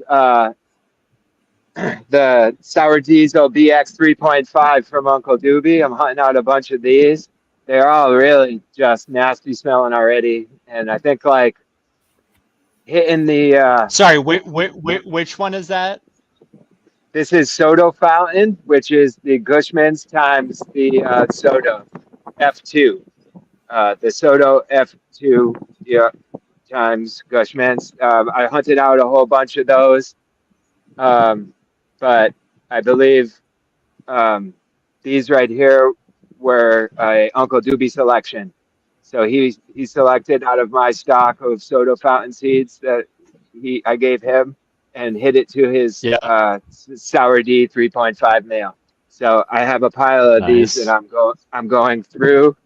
I have kind of just a lot of things that I kind of did with other homies. Like that Mexican sativa was originally from the 90s, brought from Amsterdam from the homies. Like it was, there's a lot of history involved in that project. Long time coming. Here's another one of the Sherb Fritter times Mexican sativas. You can see this one has like wider structure to it than the really thin leaf Mexican sativa ones. So I've learned from the past that I kind of have to select away from the super thin ones in my area. Otherwise, they just get 10 feet, 12 feet, 14 feet tall and never quite finish for me. So I'm kind of selecting for in the middle when I make these crosses with the Mexican sativa because it is so fucking crazy, but it's also insanely potent.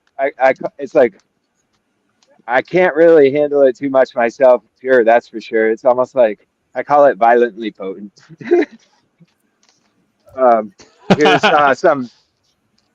Here's the Soto F3 selection times the Metal Haze, and the Metal Haze F3 times Soto F3.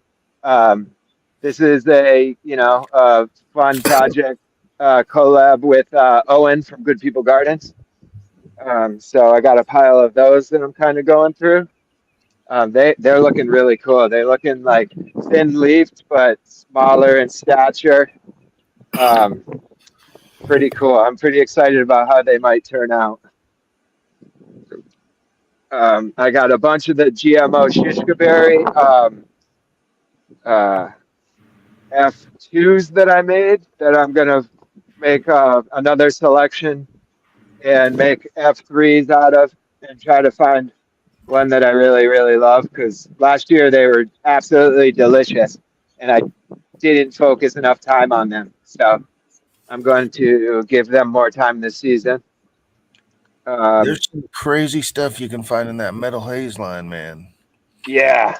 I'm really excited to jump in to see what comes out of these because I know a lot. I'm pretty acquainted with the Soto F3 side, so I'm really interested to start selecting kind of using that outdoor power that it has here. It does really well as a workhorse. So I think like finding just the right mix of that metal haze could be something super unique with the two. Yeah, That's gonna work out here.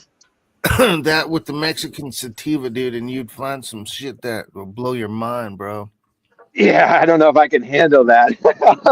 Dude, I'm telling you, that's the kind of weed you take to a party when people fucking are talking about, man, weed back in the day, and you give them a hit of that shit, and some of the cats will be fucking in their car sleeping. They just getting away from the party, dude. They can't handle the shit. There's some guava dogs from Nick and at Green Source. I ran a decent pile of those. I'm checking out. That's the guava punch, like I believe maybe an F5 or 3 times the banana dog F3, I believe. So it's going to be some serious terps in that one. The banana dog was awesome. We had some really cool ones that did fairly decent out here outside. So adding a little of those like Sandy Hash guavas type terps could be really interesting. I don't know. It just sounded fun, so I'm running some of those. What else is in here? I don't know. That's probably all that's in these right here, to be honest. But it's this idea that I've been. Oh, there's one auto seed here that I'm rocking. It was a mystery auto, so I just threw it out here to see what's going on. But this fucking covered wagon idea, just taking hog panels, throwing them on a landscape trailer, throwing plastic over it at night, just easy tow on this little 4-wheeler, and I don't have to pretty much do anything anymore. If it's extreme cold, I can just back it into a garage or a barn, you know? Yeah. So I'm just trying to, like, now that I have to work off the farm more often, I'm trying to fucking be more efficient, and this thing really has been a cool lifesaver for me as far as time. I love it. I used to use a small pool wagon and do the same thing and pull it because I've got a grow room over here that's 10 foot by 12 feet. So I had like 3 pool wagons and I could put 4 or just 6 plants in there depending on what size the bucket, the pot was. Yeah. And just pull them out in the daytime and let them get sun and pull them in there at night and shit. Used to flip stuff like that. You could breed. It's so easy to breed like that if you're willing to do just a little bit of work. Well, you got to be out there water them anyway, right? And check them out. That's going to take 5 or 10 minutes. Might as well just move the motherfucking pot out and put it where it needs to go. Yeah, man. You start learning, like, instead of hiding my plants away in places that they're not enjoying it, you know, I'm just learning how to find places where they really love it. Hell yeah. That's awesome. But it's, you know, it's what it is. But yeah, that's just basically how I'm going through a bunch of plants. I just kind of hunt through them, make my selections, see which ones are going to be. I have 2 little hoop houses for pollination stations, I call them, you know, and I just kind of make selections and go about my business where there's no wind, and just then I'm good to go again. So, Rich, you need to take a picture of that and send it to me because I want to send it to my brother. Because last year, all the babies that he had got like rummaged through and or eaten by some animal one night, and this would be awesome. The cool thing about it is too, it's got that like just great floor, metal graded floor, so the water just drains right out of it. You can just water it perfectly, drip dries, and you're good to go. And so I've just been pumped about this idea. It was just like not something I was planning on at all. It's just kind of the greenhouse I was planning on, actually, long story short, blew into the trees, and I don't have that. So this is the byproduct of like plan B and C, you know? No, but that's awesome. To do a pheno hunt for seeds, it's small plants is awesome. You can see structure. You can be efficient with the Absolutely. amount of plants instead of doing 10 or 12. Now you can do 20 or 30. Yep. It's awesome. Yeah, man. That's I've how I been a did my strong mud bulbs. proponent I of did it. 50 in basically 2-gallon pots. So I Hell yeah. did that to find the parents that I wanted to breed with, and bam.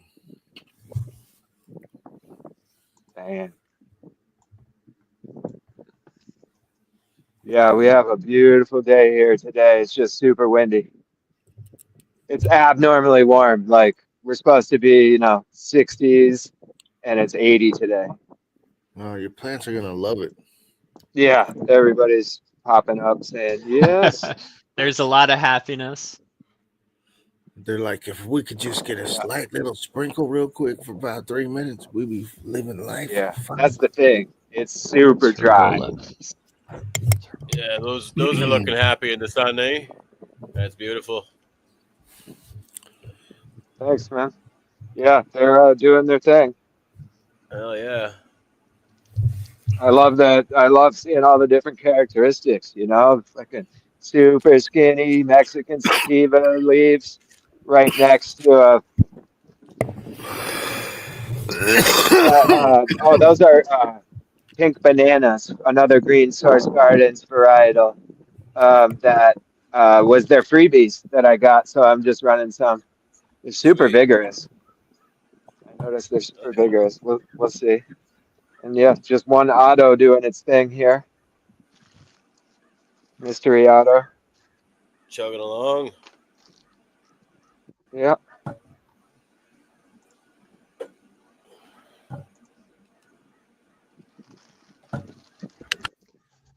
TM7.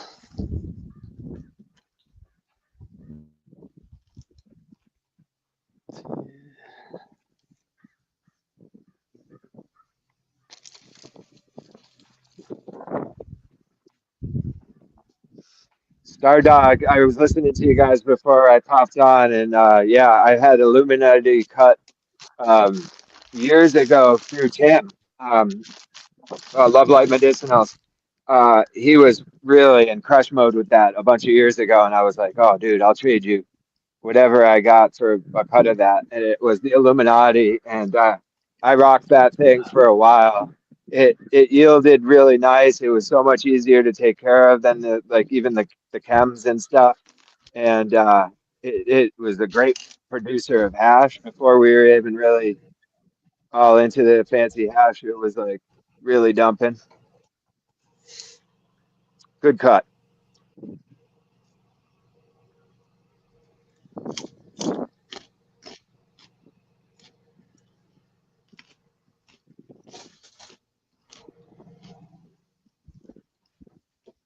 Oh, we lost him again.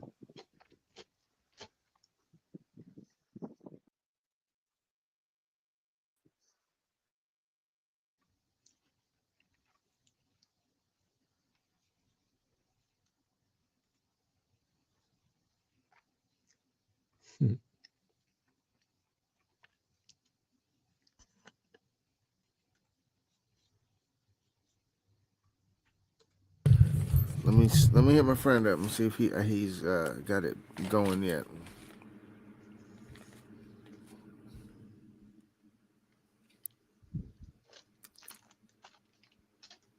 What are you?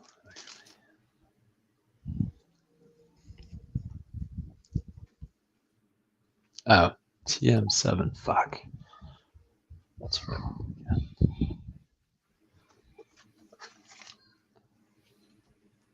Ty, how'd those meatballs turn out? Well, she said I had one job is to roll them into balls, and I rolled them into balls, and I put them in the oven where the dog can't eat them, and I'm going to text her and see if I have any more instructions that I fucked up. I can only assume that she'll be disappointed with the size of the meatballs I rolled.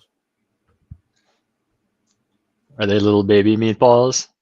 Well, last time I got in trouble for making them too big, so.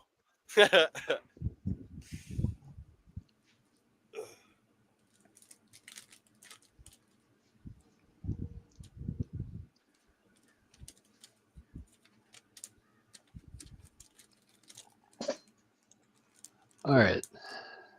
This is going to Hawaii.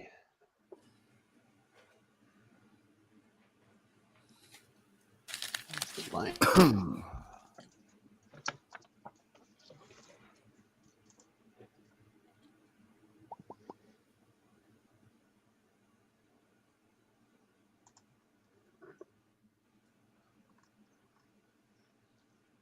Oh no, this one's dirty inside still.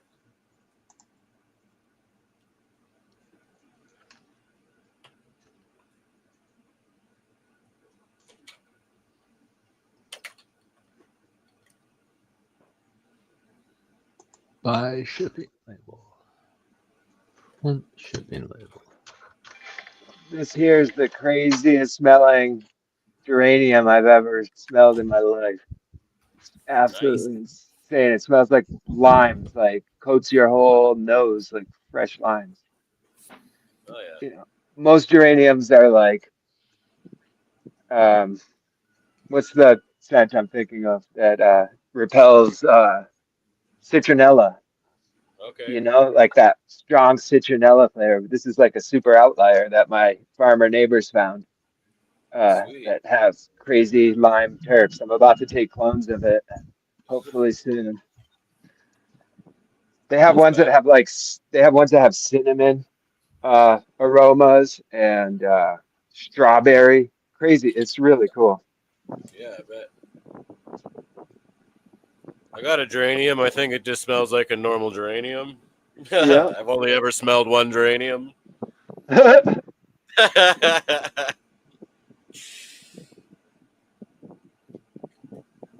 that fucking thing, man, it was just a small, like, it just had little tiny leaves like the size of quarters. And then when I fucking transplanted it in my IMO 4 soil, that shit, man, it blew up. Like, it had fucking chunks the size of my hand there. Like, got leaves like this.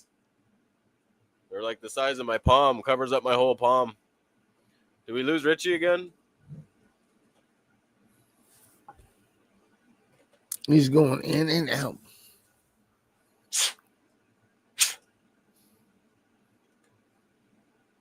He was growing weed in a wagon down by the river.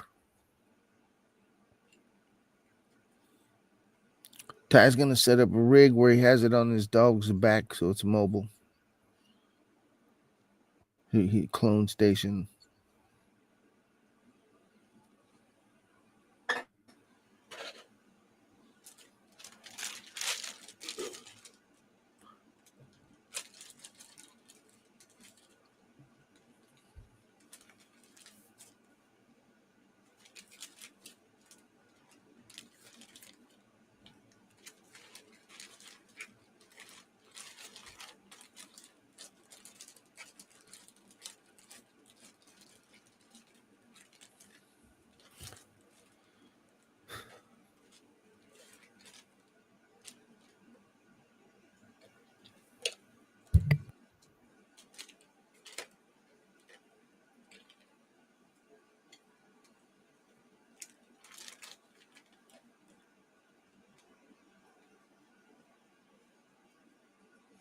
Need me a couple little brushes to clean these fuckers out.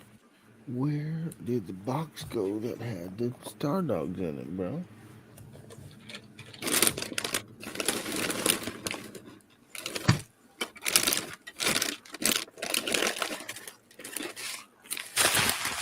It's the 1 quarters.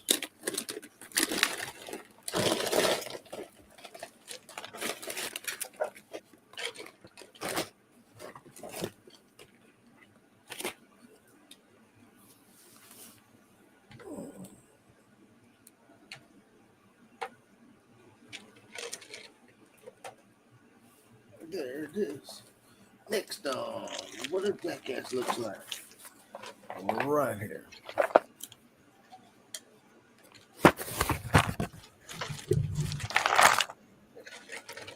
Probably not in here.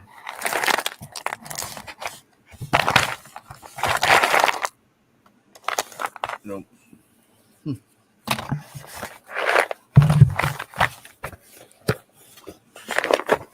That puts me in the box, in the big box.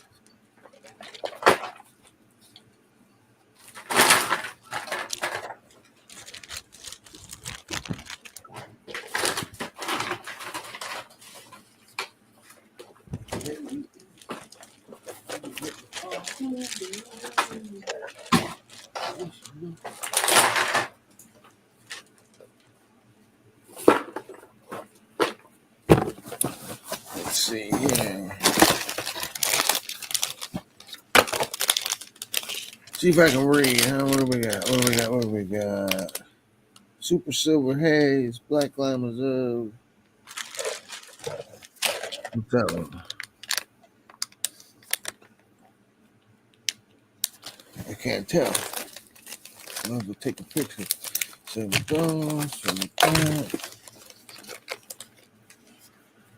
Most Isley times Greedo Stash.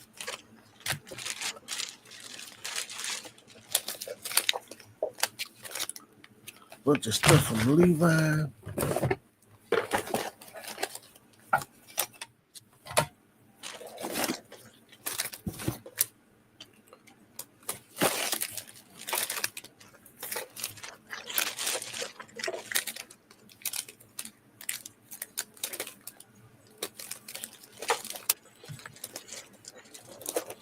Whoa, wait a minute.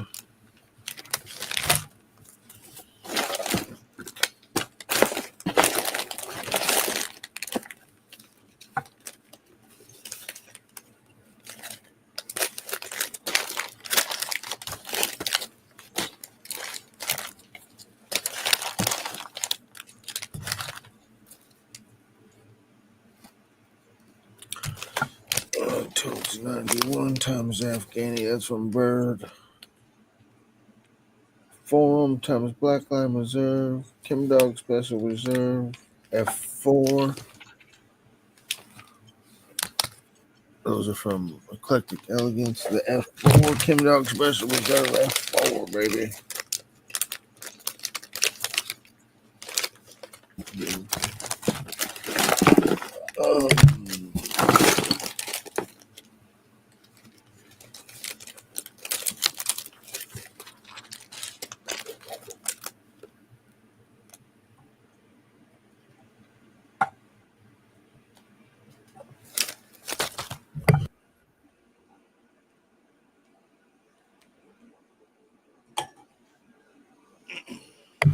That's some Watkins from 1970.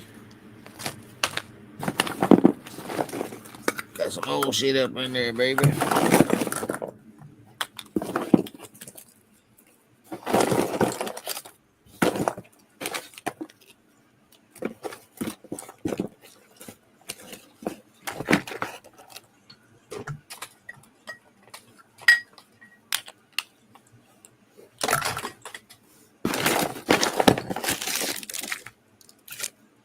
Chelsea.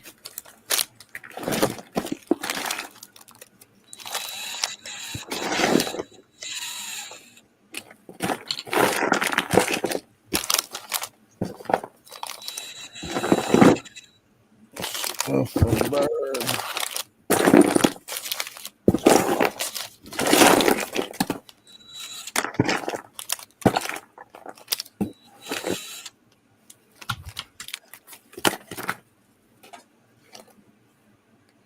In the Pines, Copper Kim F2, Alpine Passion Fruit.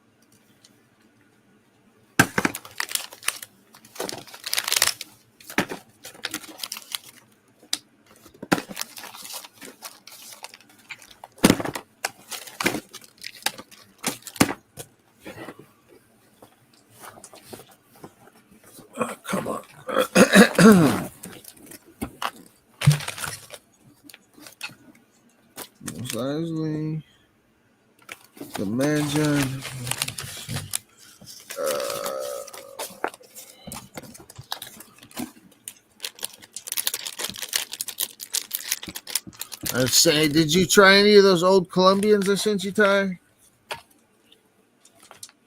That's the Acapulco Gold ones. Yeah. No, those are the ones from the '60s, eh? Yeah, I've got some more too from a different guy that are from I want to say 69. They're right here. Go behind me. I didn't. I took them out of the fridge today, but I wanted to see how these ones went before I started on these ones because they're older and I'll tell you which one I need potentially to more. look up. Angel Backcross 2. I could probably do it here and share it. These are 72 Colombians. I sent you the 69. Those are 72s. Okay. I got the 70 Awakens.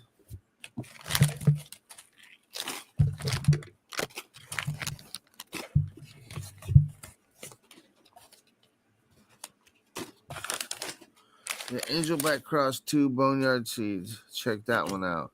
That's an old line I got. I've got thousands of them that they just seem to not want to pop for me anymore.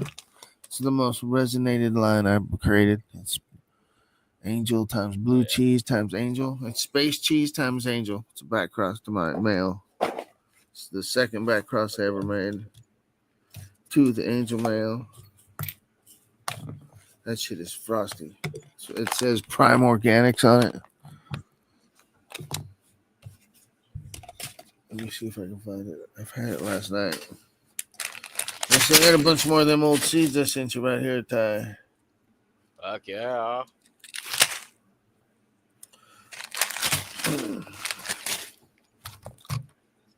Yeah, I might have to learn how to break them down into synthetic seeds to fucking mail them across the border there. What's up, buddy? Well, where did you have them? On the counter. On the counter? You jumped up on the counter and ate them? Yeah. Well, we'll get you another pair, I guess. You're bad, Gus. You're hungry? Well, we got meatballs gonna start cooking soon. I want you to cook them now. Okay, I'll text Mom and ask her the next set of instructions.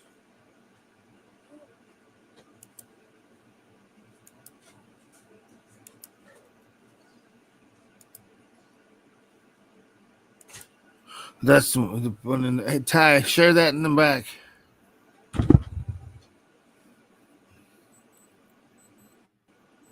That one there. Oh, you're fucking right, eh? Yeah, that looks nice. That's my Angel Backcross 2 line. Angel, blue cheese, Angel. It's for like modern day shit where everybody wants to press and sift shit. That's the plant right there. Okay. I got thousands of those. Nice. Thousands. Fucking right. Here's those 72 Colombians right here that I got. Fuck yeah. This came from the guy that sent me those. I've got the Chinese Hubei province, the landrace stuff. Same guy gave me those. He was the breeder for God Seeds. He doesn't, For what? What company? God Seeds. Okay. Garden of Dreams. Okay. He was the breeder for Garden of Dreams.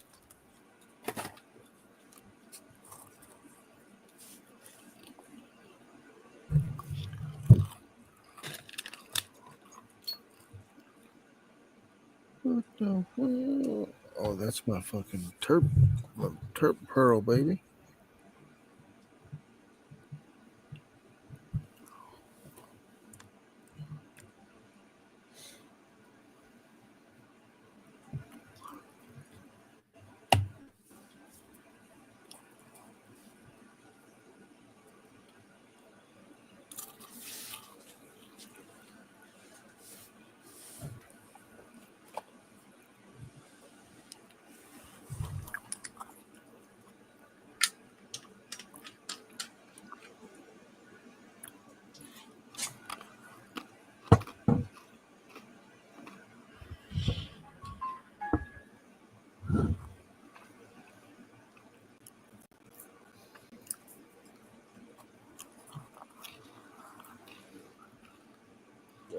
fuck's sakes.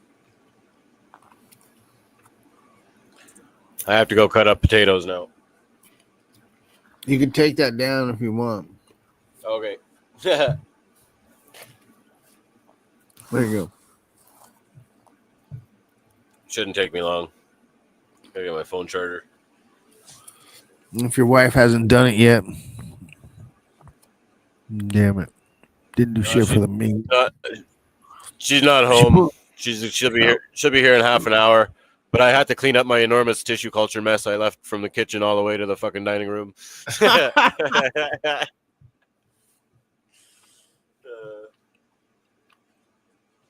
That's awesome.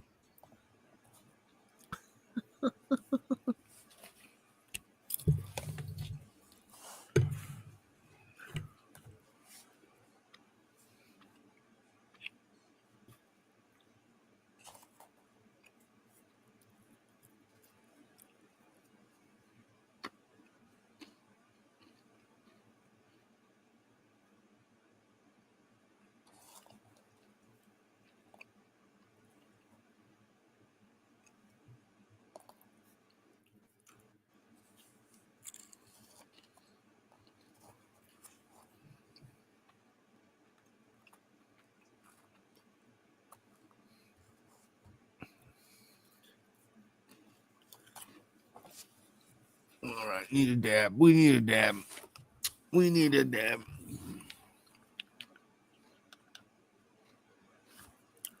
It's dead. I got it charging. What's going on? What's really going on?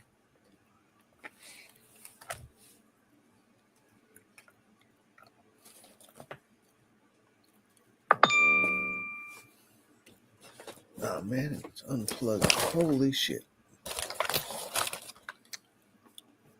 Not good.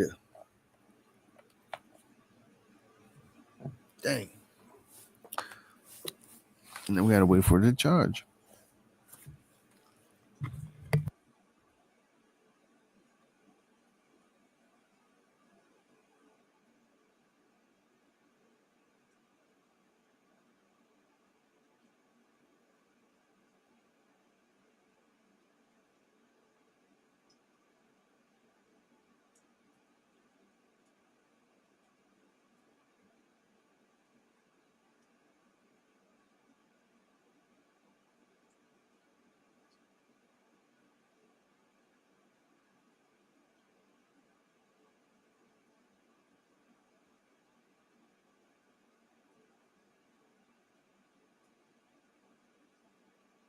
The most unprepared stoner in the world.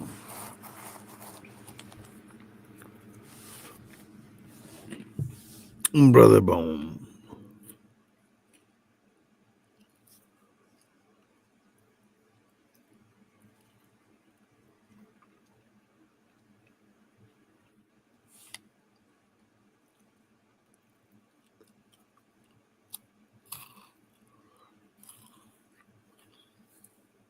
A petrified hash ball.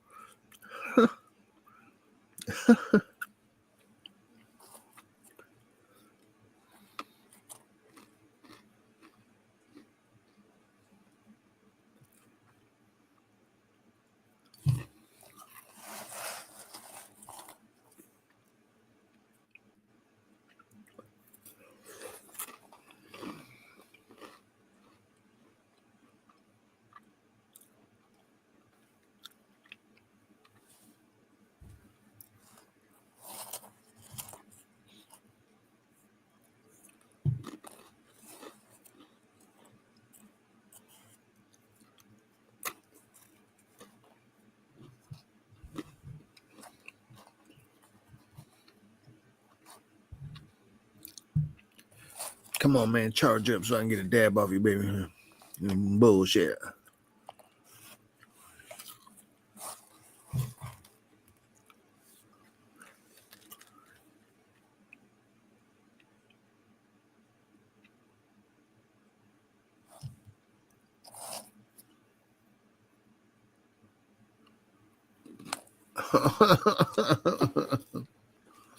um, 420 to 1.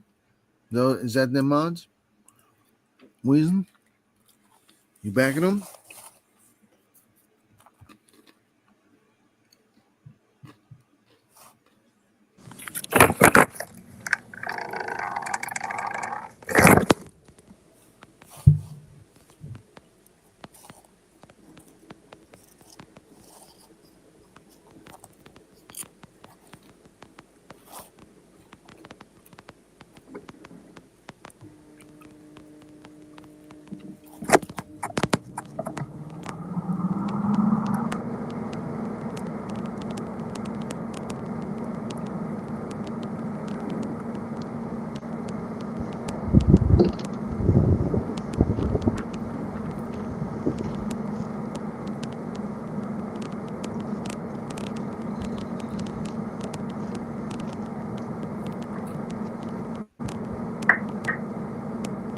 What? Fuck's sake.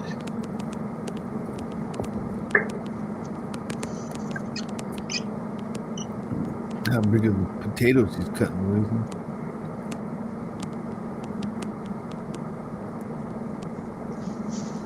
If he cuts potatoes like he cuts up Mariston, they're fucking starving.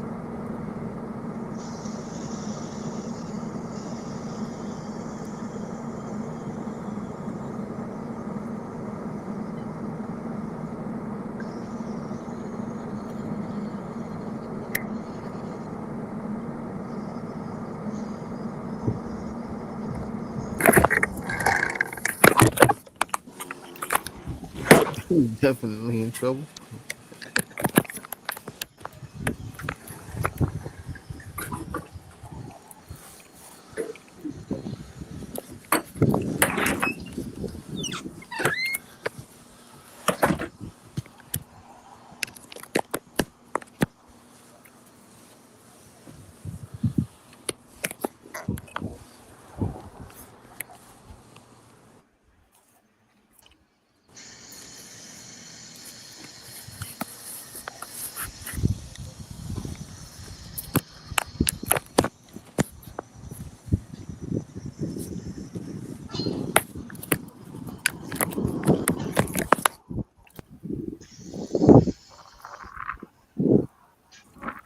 Mic check. Mic check. I can hear you. Mic check. I can hear you. I can't hear back. You can't hear me? Oh shit, he's gone. I can hear you. Hear me. I am not on mute.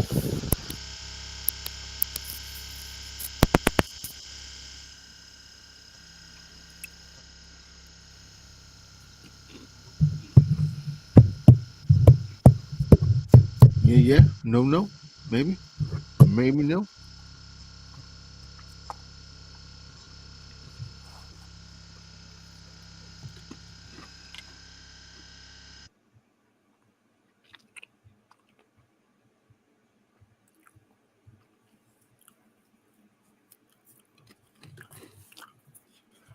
Let me see. Let me see. Let me see. I'm on automatic, so we good. We pretty good. You know what I mean?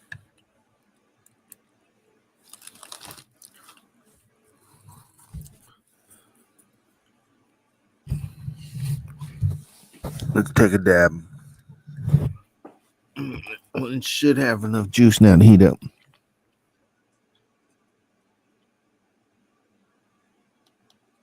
It's plugged in too. Plugged in, eh?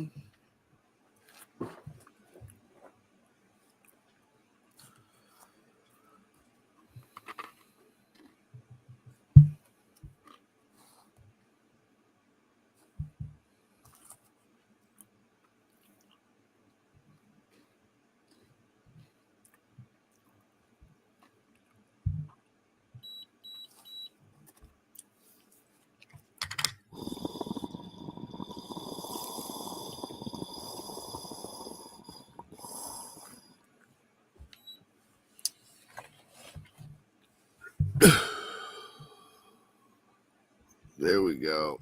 There we go.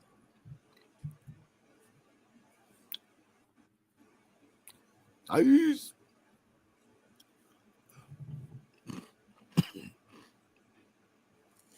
Very nice.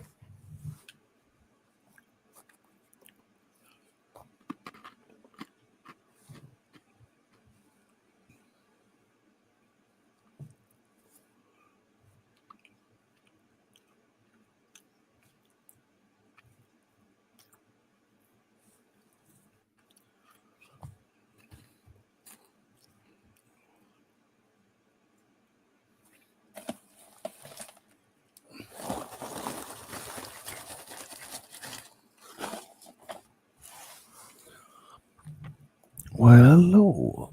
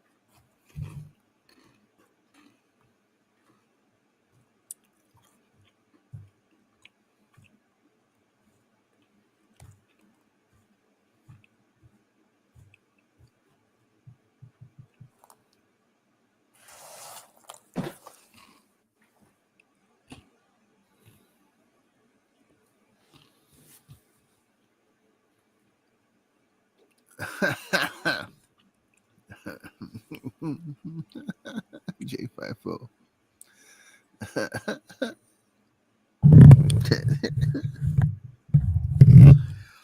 Oh man, I need a roll joint now. All right, what are we smoking today, folks? Let's do this like we supposed to. Papers. That's right. Get out the way. Move.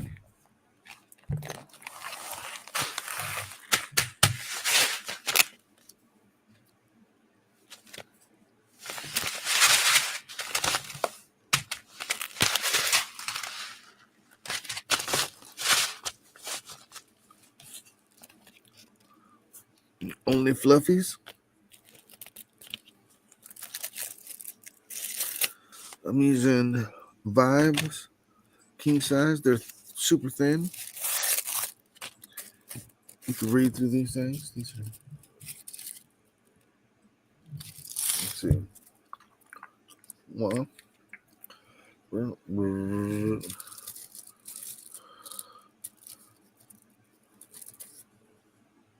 super thin.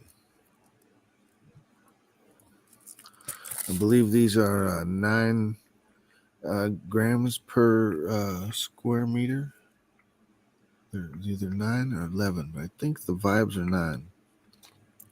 Me and Nesman were looking, and we found a company that had some 8, and that's the weight of the paper per meter squared. It'd be 8 grams. I think we found some that were 8.5. So we're gonna roll one. We gonna roll one, baby. And line up the glue lines.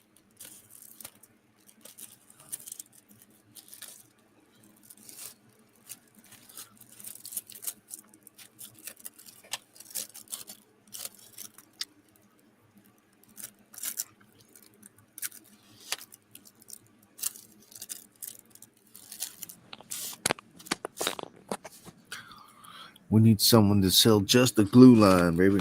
Back on the block.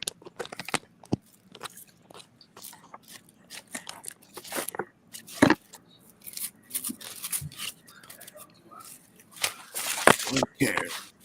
There's the papers. It's the only problem. The only problem with the papers is they're too narrow. They need to be wider.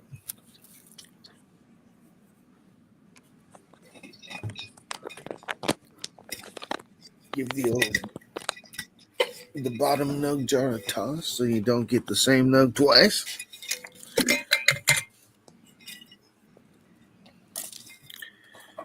Pour out enough to roll a joint in your hand. All up in your hand, baby. Oh, yeah. Weed with no seeds at my house is a rarity. And lately, Goes to Star Dog. yeah, that menthol one sounds like it's awesome. Yeah, this is one of the last bits I got tucked away. I got a couple nice nugs. I'm gonna roll it up. I fucking love menthol weed. Seems like it definitely appreciates the cure. Like I usually like smoking when stuff's pretty fresh, but this older batch that's been sitting around for a while is smoking better than the fresh batch for sure. Hell yeah. That's good fucking commercial cannabis, dude, because if it takes a while for it to get to the fucking club, you got weed that fucking ends up tasting good when it gets there.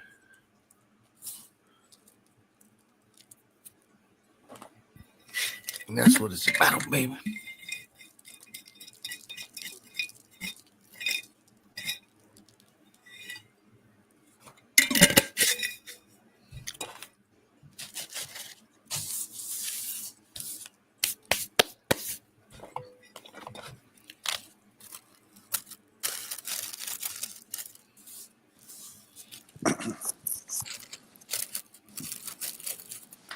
It blends well with the Afghani Pakistani as well. Like I'll mix up the blunts of these two. It gives it like a little more earth. They just they pair very well. Sometimes when I roll the Af Pack, it like doesn't blend well with other flowers.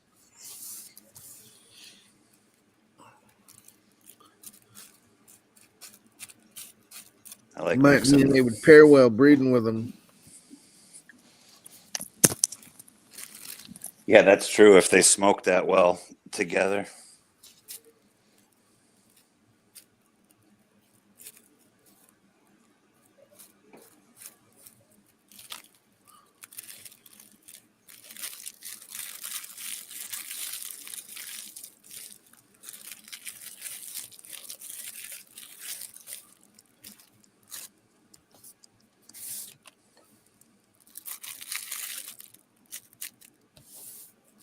It smells fucking awesome still.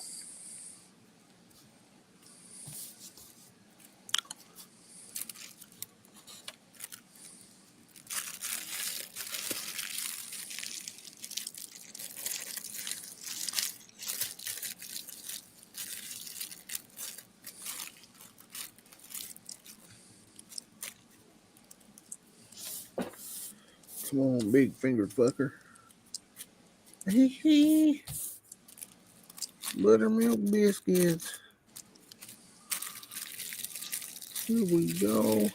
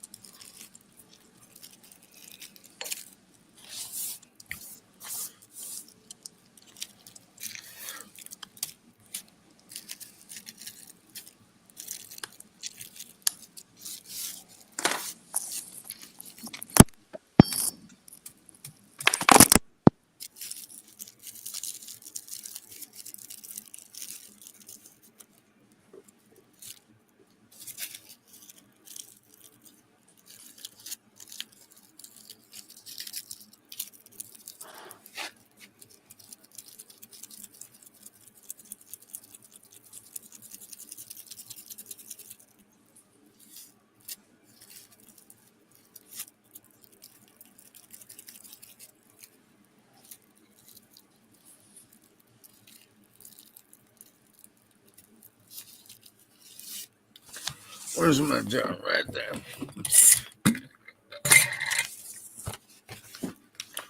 We rolled the hog leg. I don't know why, but we did.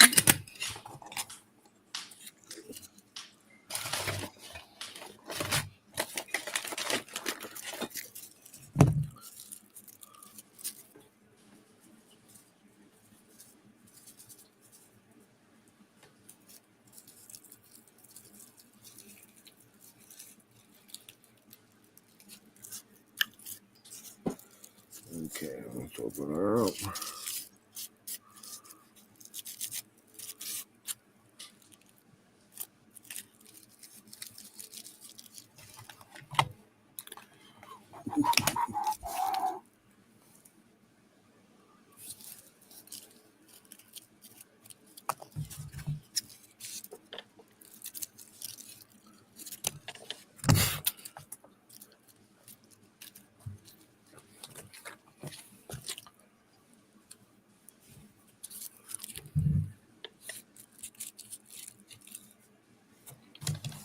For better reference, how about that?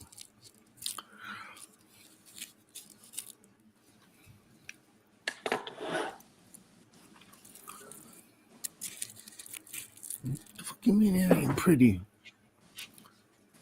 Weezin, you don't even smoke weed. Weezin, what kind of shit are you talking about?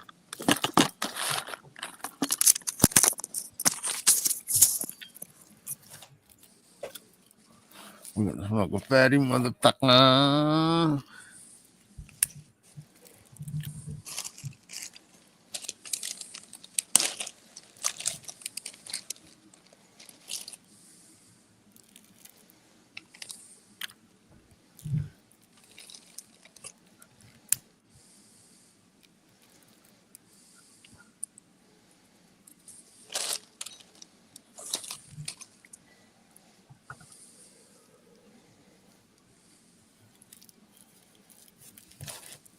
Fucking snowing out there today. Fuck that. Snow stops me cold. I can't do jack shit in the snow.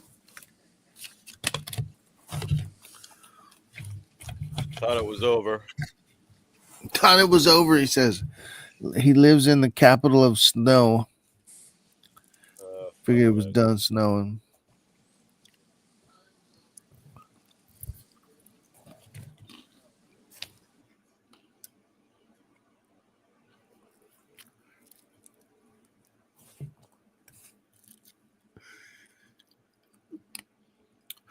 Hey, Nesman, you whippersnapper. Yeah. Why don't you come on here? I'll show you a joint, man. Joint bigger than your finger, bro. Nesman, the youngest OG Kush connoisseur in the Midwest. He's smoking, dude. He's got a whole fucking tray full of cookie cuts. And that's not even a lie, dude. That's 100% fact. I am mad at that. I love cookies. I sent him Pure Kush from Kev. I sent him the Ghost of Boneyard, the Ghost of Candida. Fuck him. And this fool over here running, he got cookies.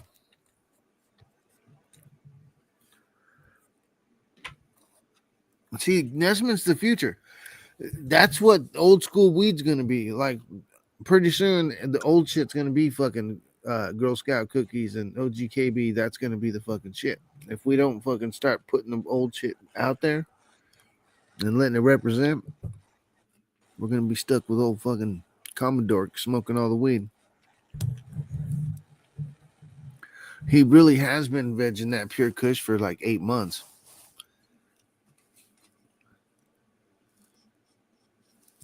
Like he barely flipped it and Midwest. He already harvested it after getting the clone from Nesman.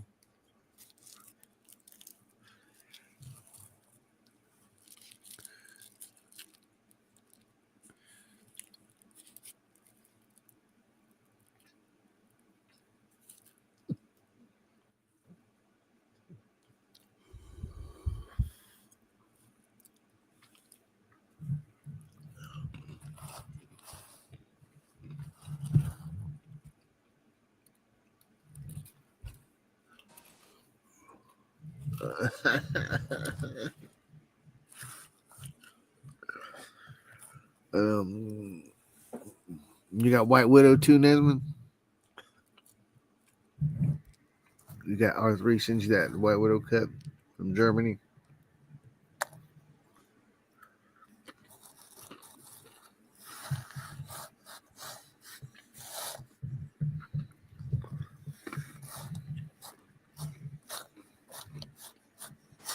You happy with how workflow was in the new space tie? Like the process? You happy how did it feel right? Well, I never really did anything to that space there. I just cleaned it out. Oh, okay. Maybe that's what it was. It looked brand spanking new. I thought you already did like all the. No, I just cleaned it out there. I'm waiting for the end of the summer there to.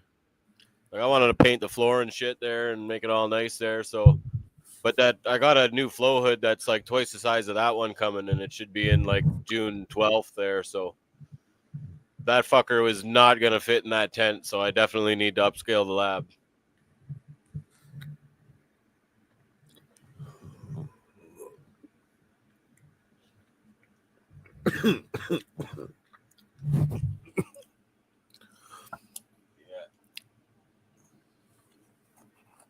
I'm fucking stoned. I thought it was a whole new setup. No, same tiny little tent as always. But yeah, a little 3x3 tent. So if I keep it in this room, it'll be like 3 by, I think it's almost 6 across here.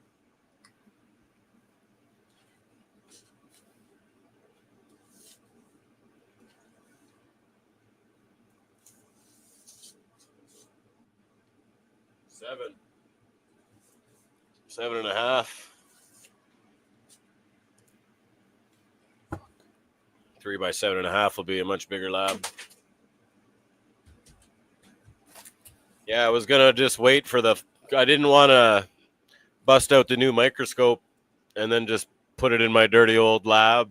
So I figured I'd fucking just wait till the new lab was built to bust out the microscope. But I got to do some more Meristem practice. So I fucking cleaned out the lab a bit and set it up. I'm gonna try to practice with that fucker later. Oh shit. That's probably why I'm tripping. I remember you were saying you were waiting to break the microscope out. I forgot that the hood wasn't coming till June, though, like you said. Yeah, fuck, man. Straight off the boat.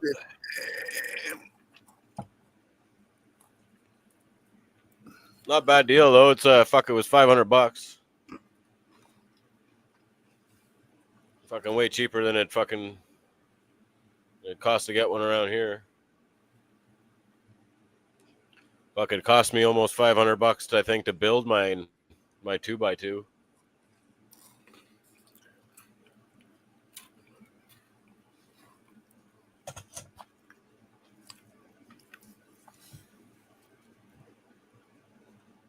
Oh yeah, I'm boiling potatoes. I gotta go check on those.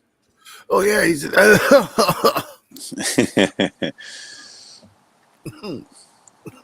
turned it down. Weezen, I think you're right. What was the odds on him finishing the potatoes, bro?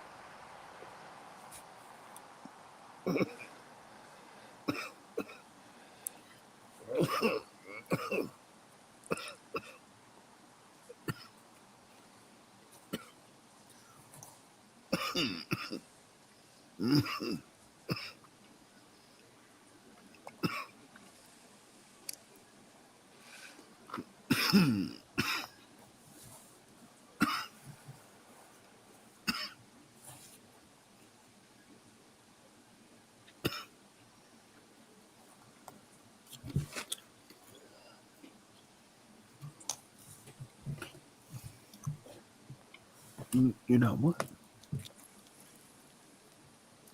Let's pray for Ty's safety. Hey, Ty be the first person we ever seen that burned boiling potatoes.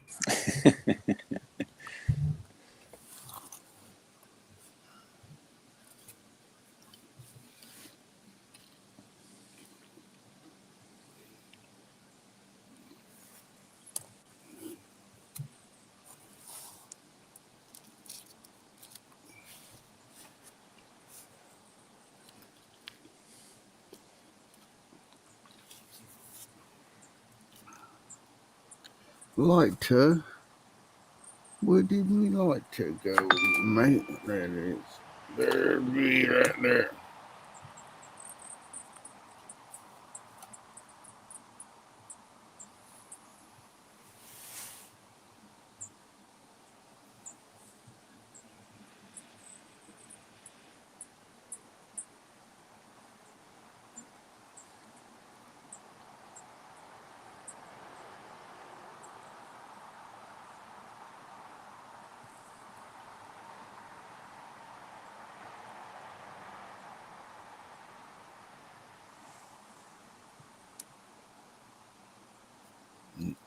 Nope.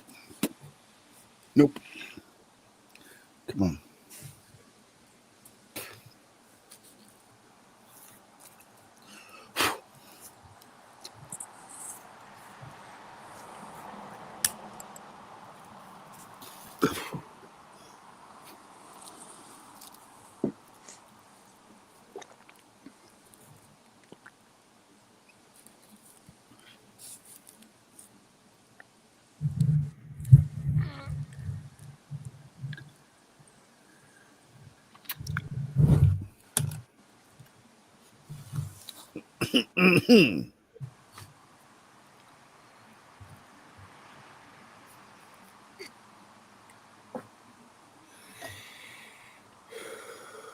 Oh.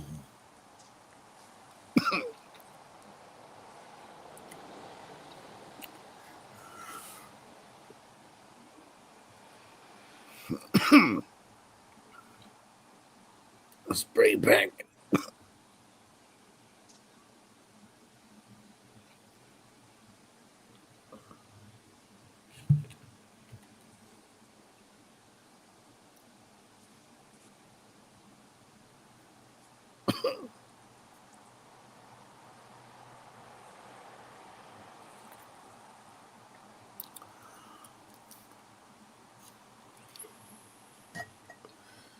Whoa. I wonder about making a spray pack with like straight terp sauce. That's where my mind's going now. You get the same genetic, fucking just load it with more terp sauce. That shit would be fucking unbearable smelling. Yeah. It would be rough.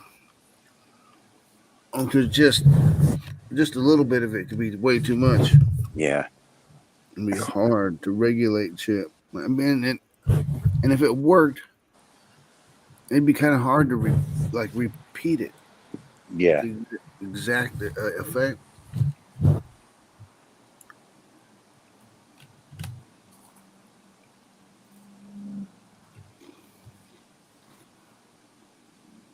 We'll have one stoner like in the middle of nowhere, fucking he can do it, but no one else can figure it out.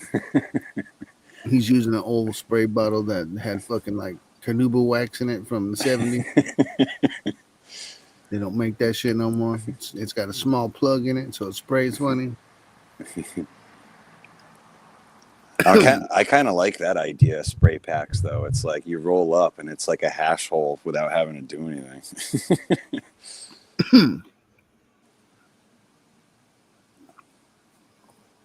How hard would it be to put something like that into a like scratcher sniffer pack? You need me? Are you outside for a while? Not for a while. Why? You need me? Okay.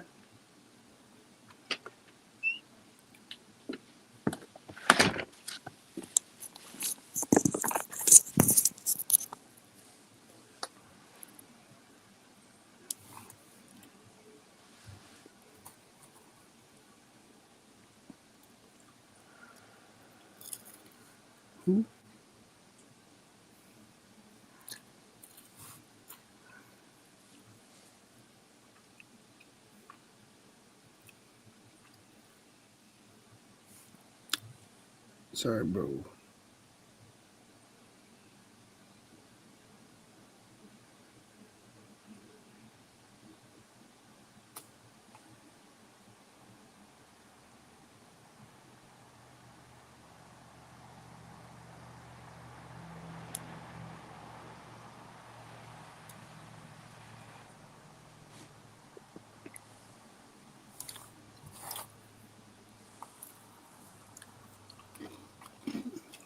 Joint, baby. Where's my ladder?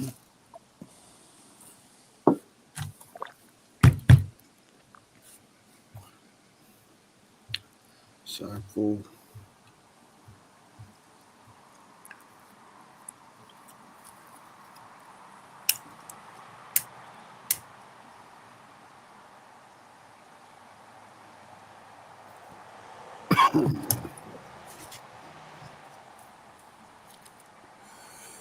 Marcus, what's up? Marcus, buddy, how you doing?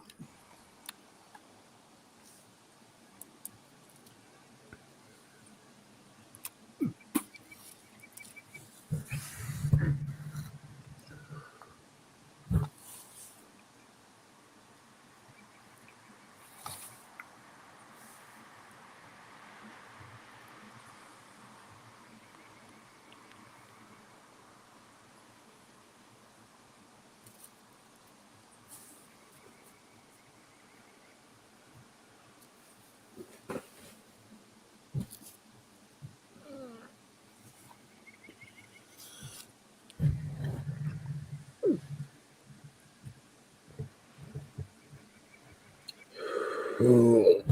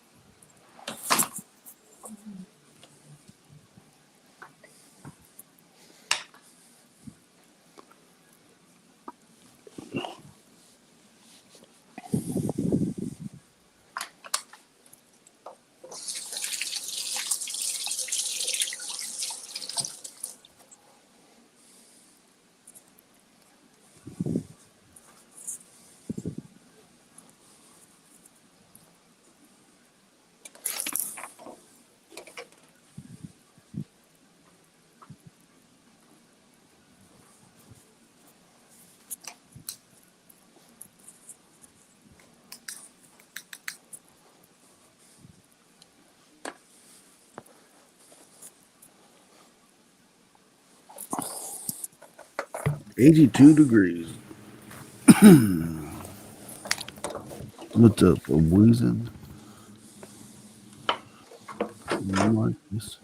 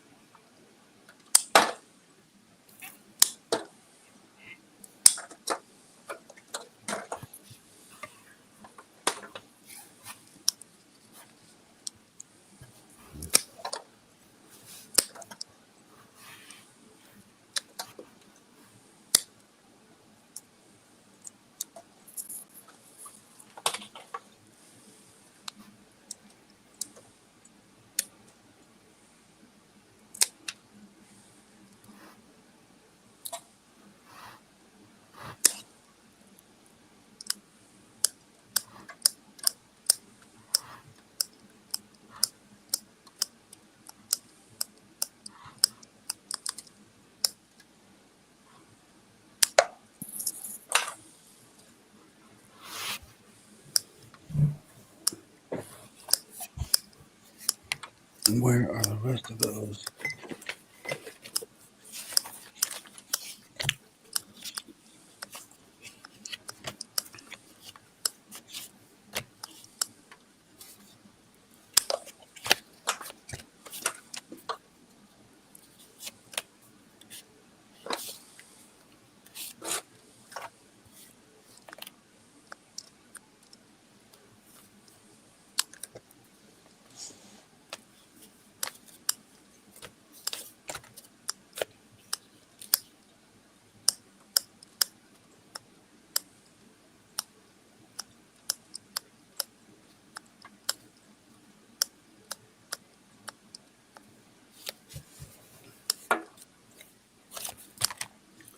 Come on.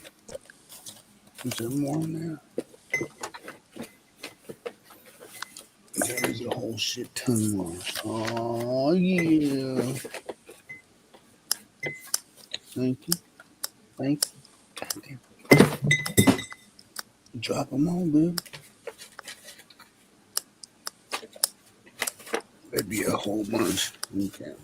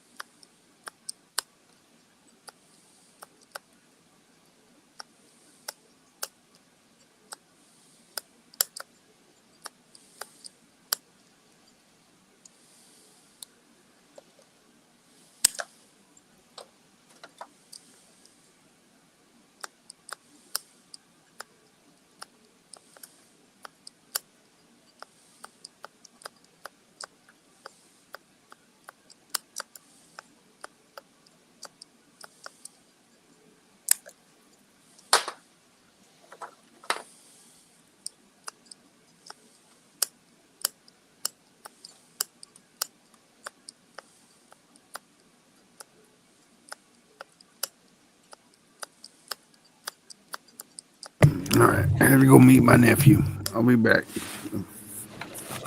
Peace, brother. Peace.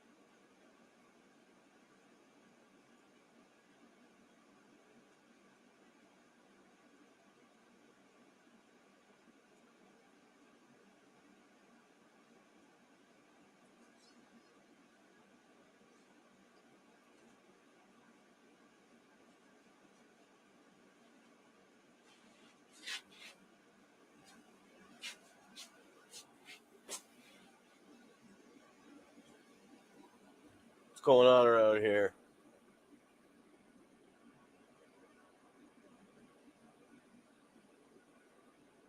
People still hanging out?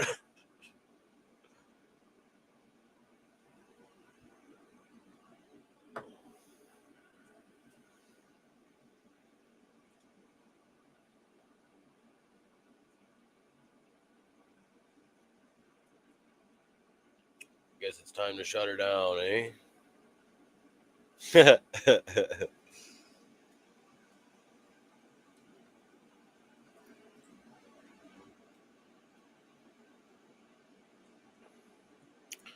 think I might putter with that fucking microscope.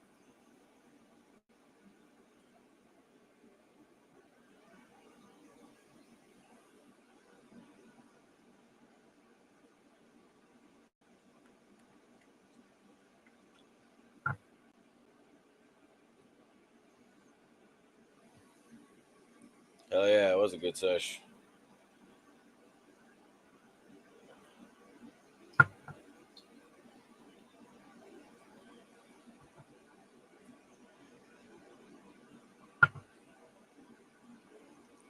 No problem. Thanks for coming out.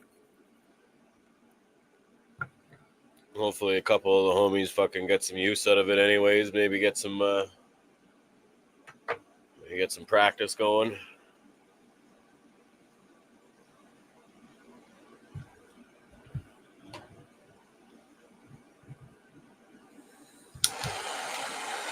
One last dab.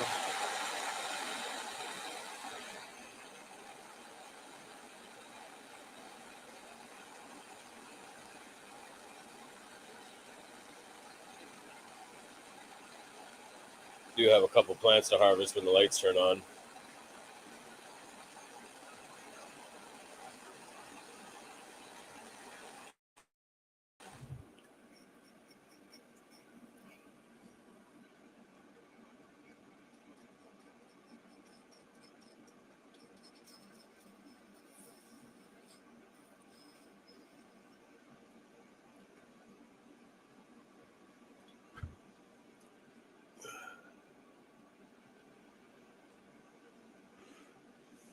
Yes.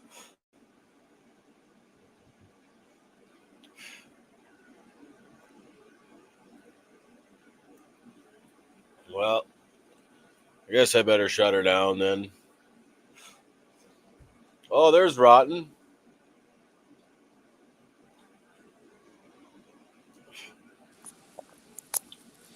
What's going on? How'd the taters come out? Good. The old lady was impressed that I made a whole meal. Fuck yeah. Yeah. Still rocking some chores, I guess, then? What's that, me? Yeah. Yeah, for this shift at least. Okay. I'll get in the garden in a little bit. I gotta get a bunch of water ready for tomorrow and just do the old check-in. Oh yeah.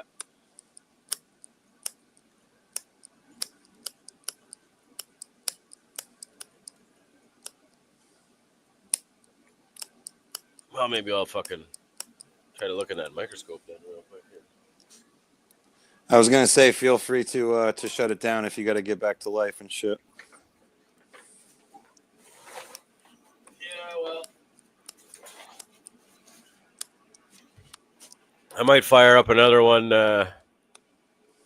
later because I got some plants to cut down, but I do have to bath the kids tonight and fucking make lunches and some other shit like that. So.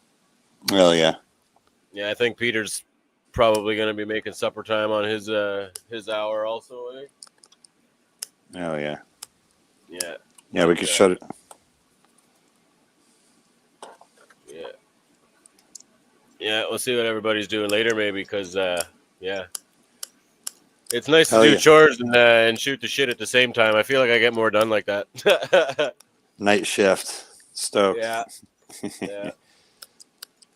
Well, hell yeah, brother. Maybe I'll see you later on. All right. Well, cheers, fellas. Thanks for hanging out. We'll reconvene maybe shortly after dinner or something. Yeah. Awesome show, man. Cool shit. Yeah, well, thank you. Thanks for coming to hang out. And Hell yeah. Cheers, homies.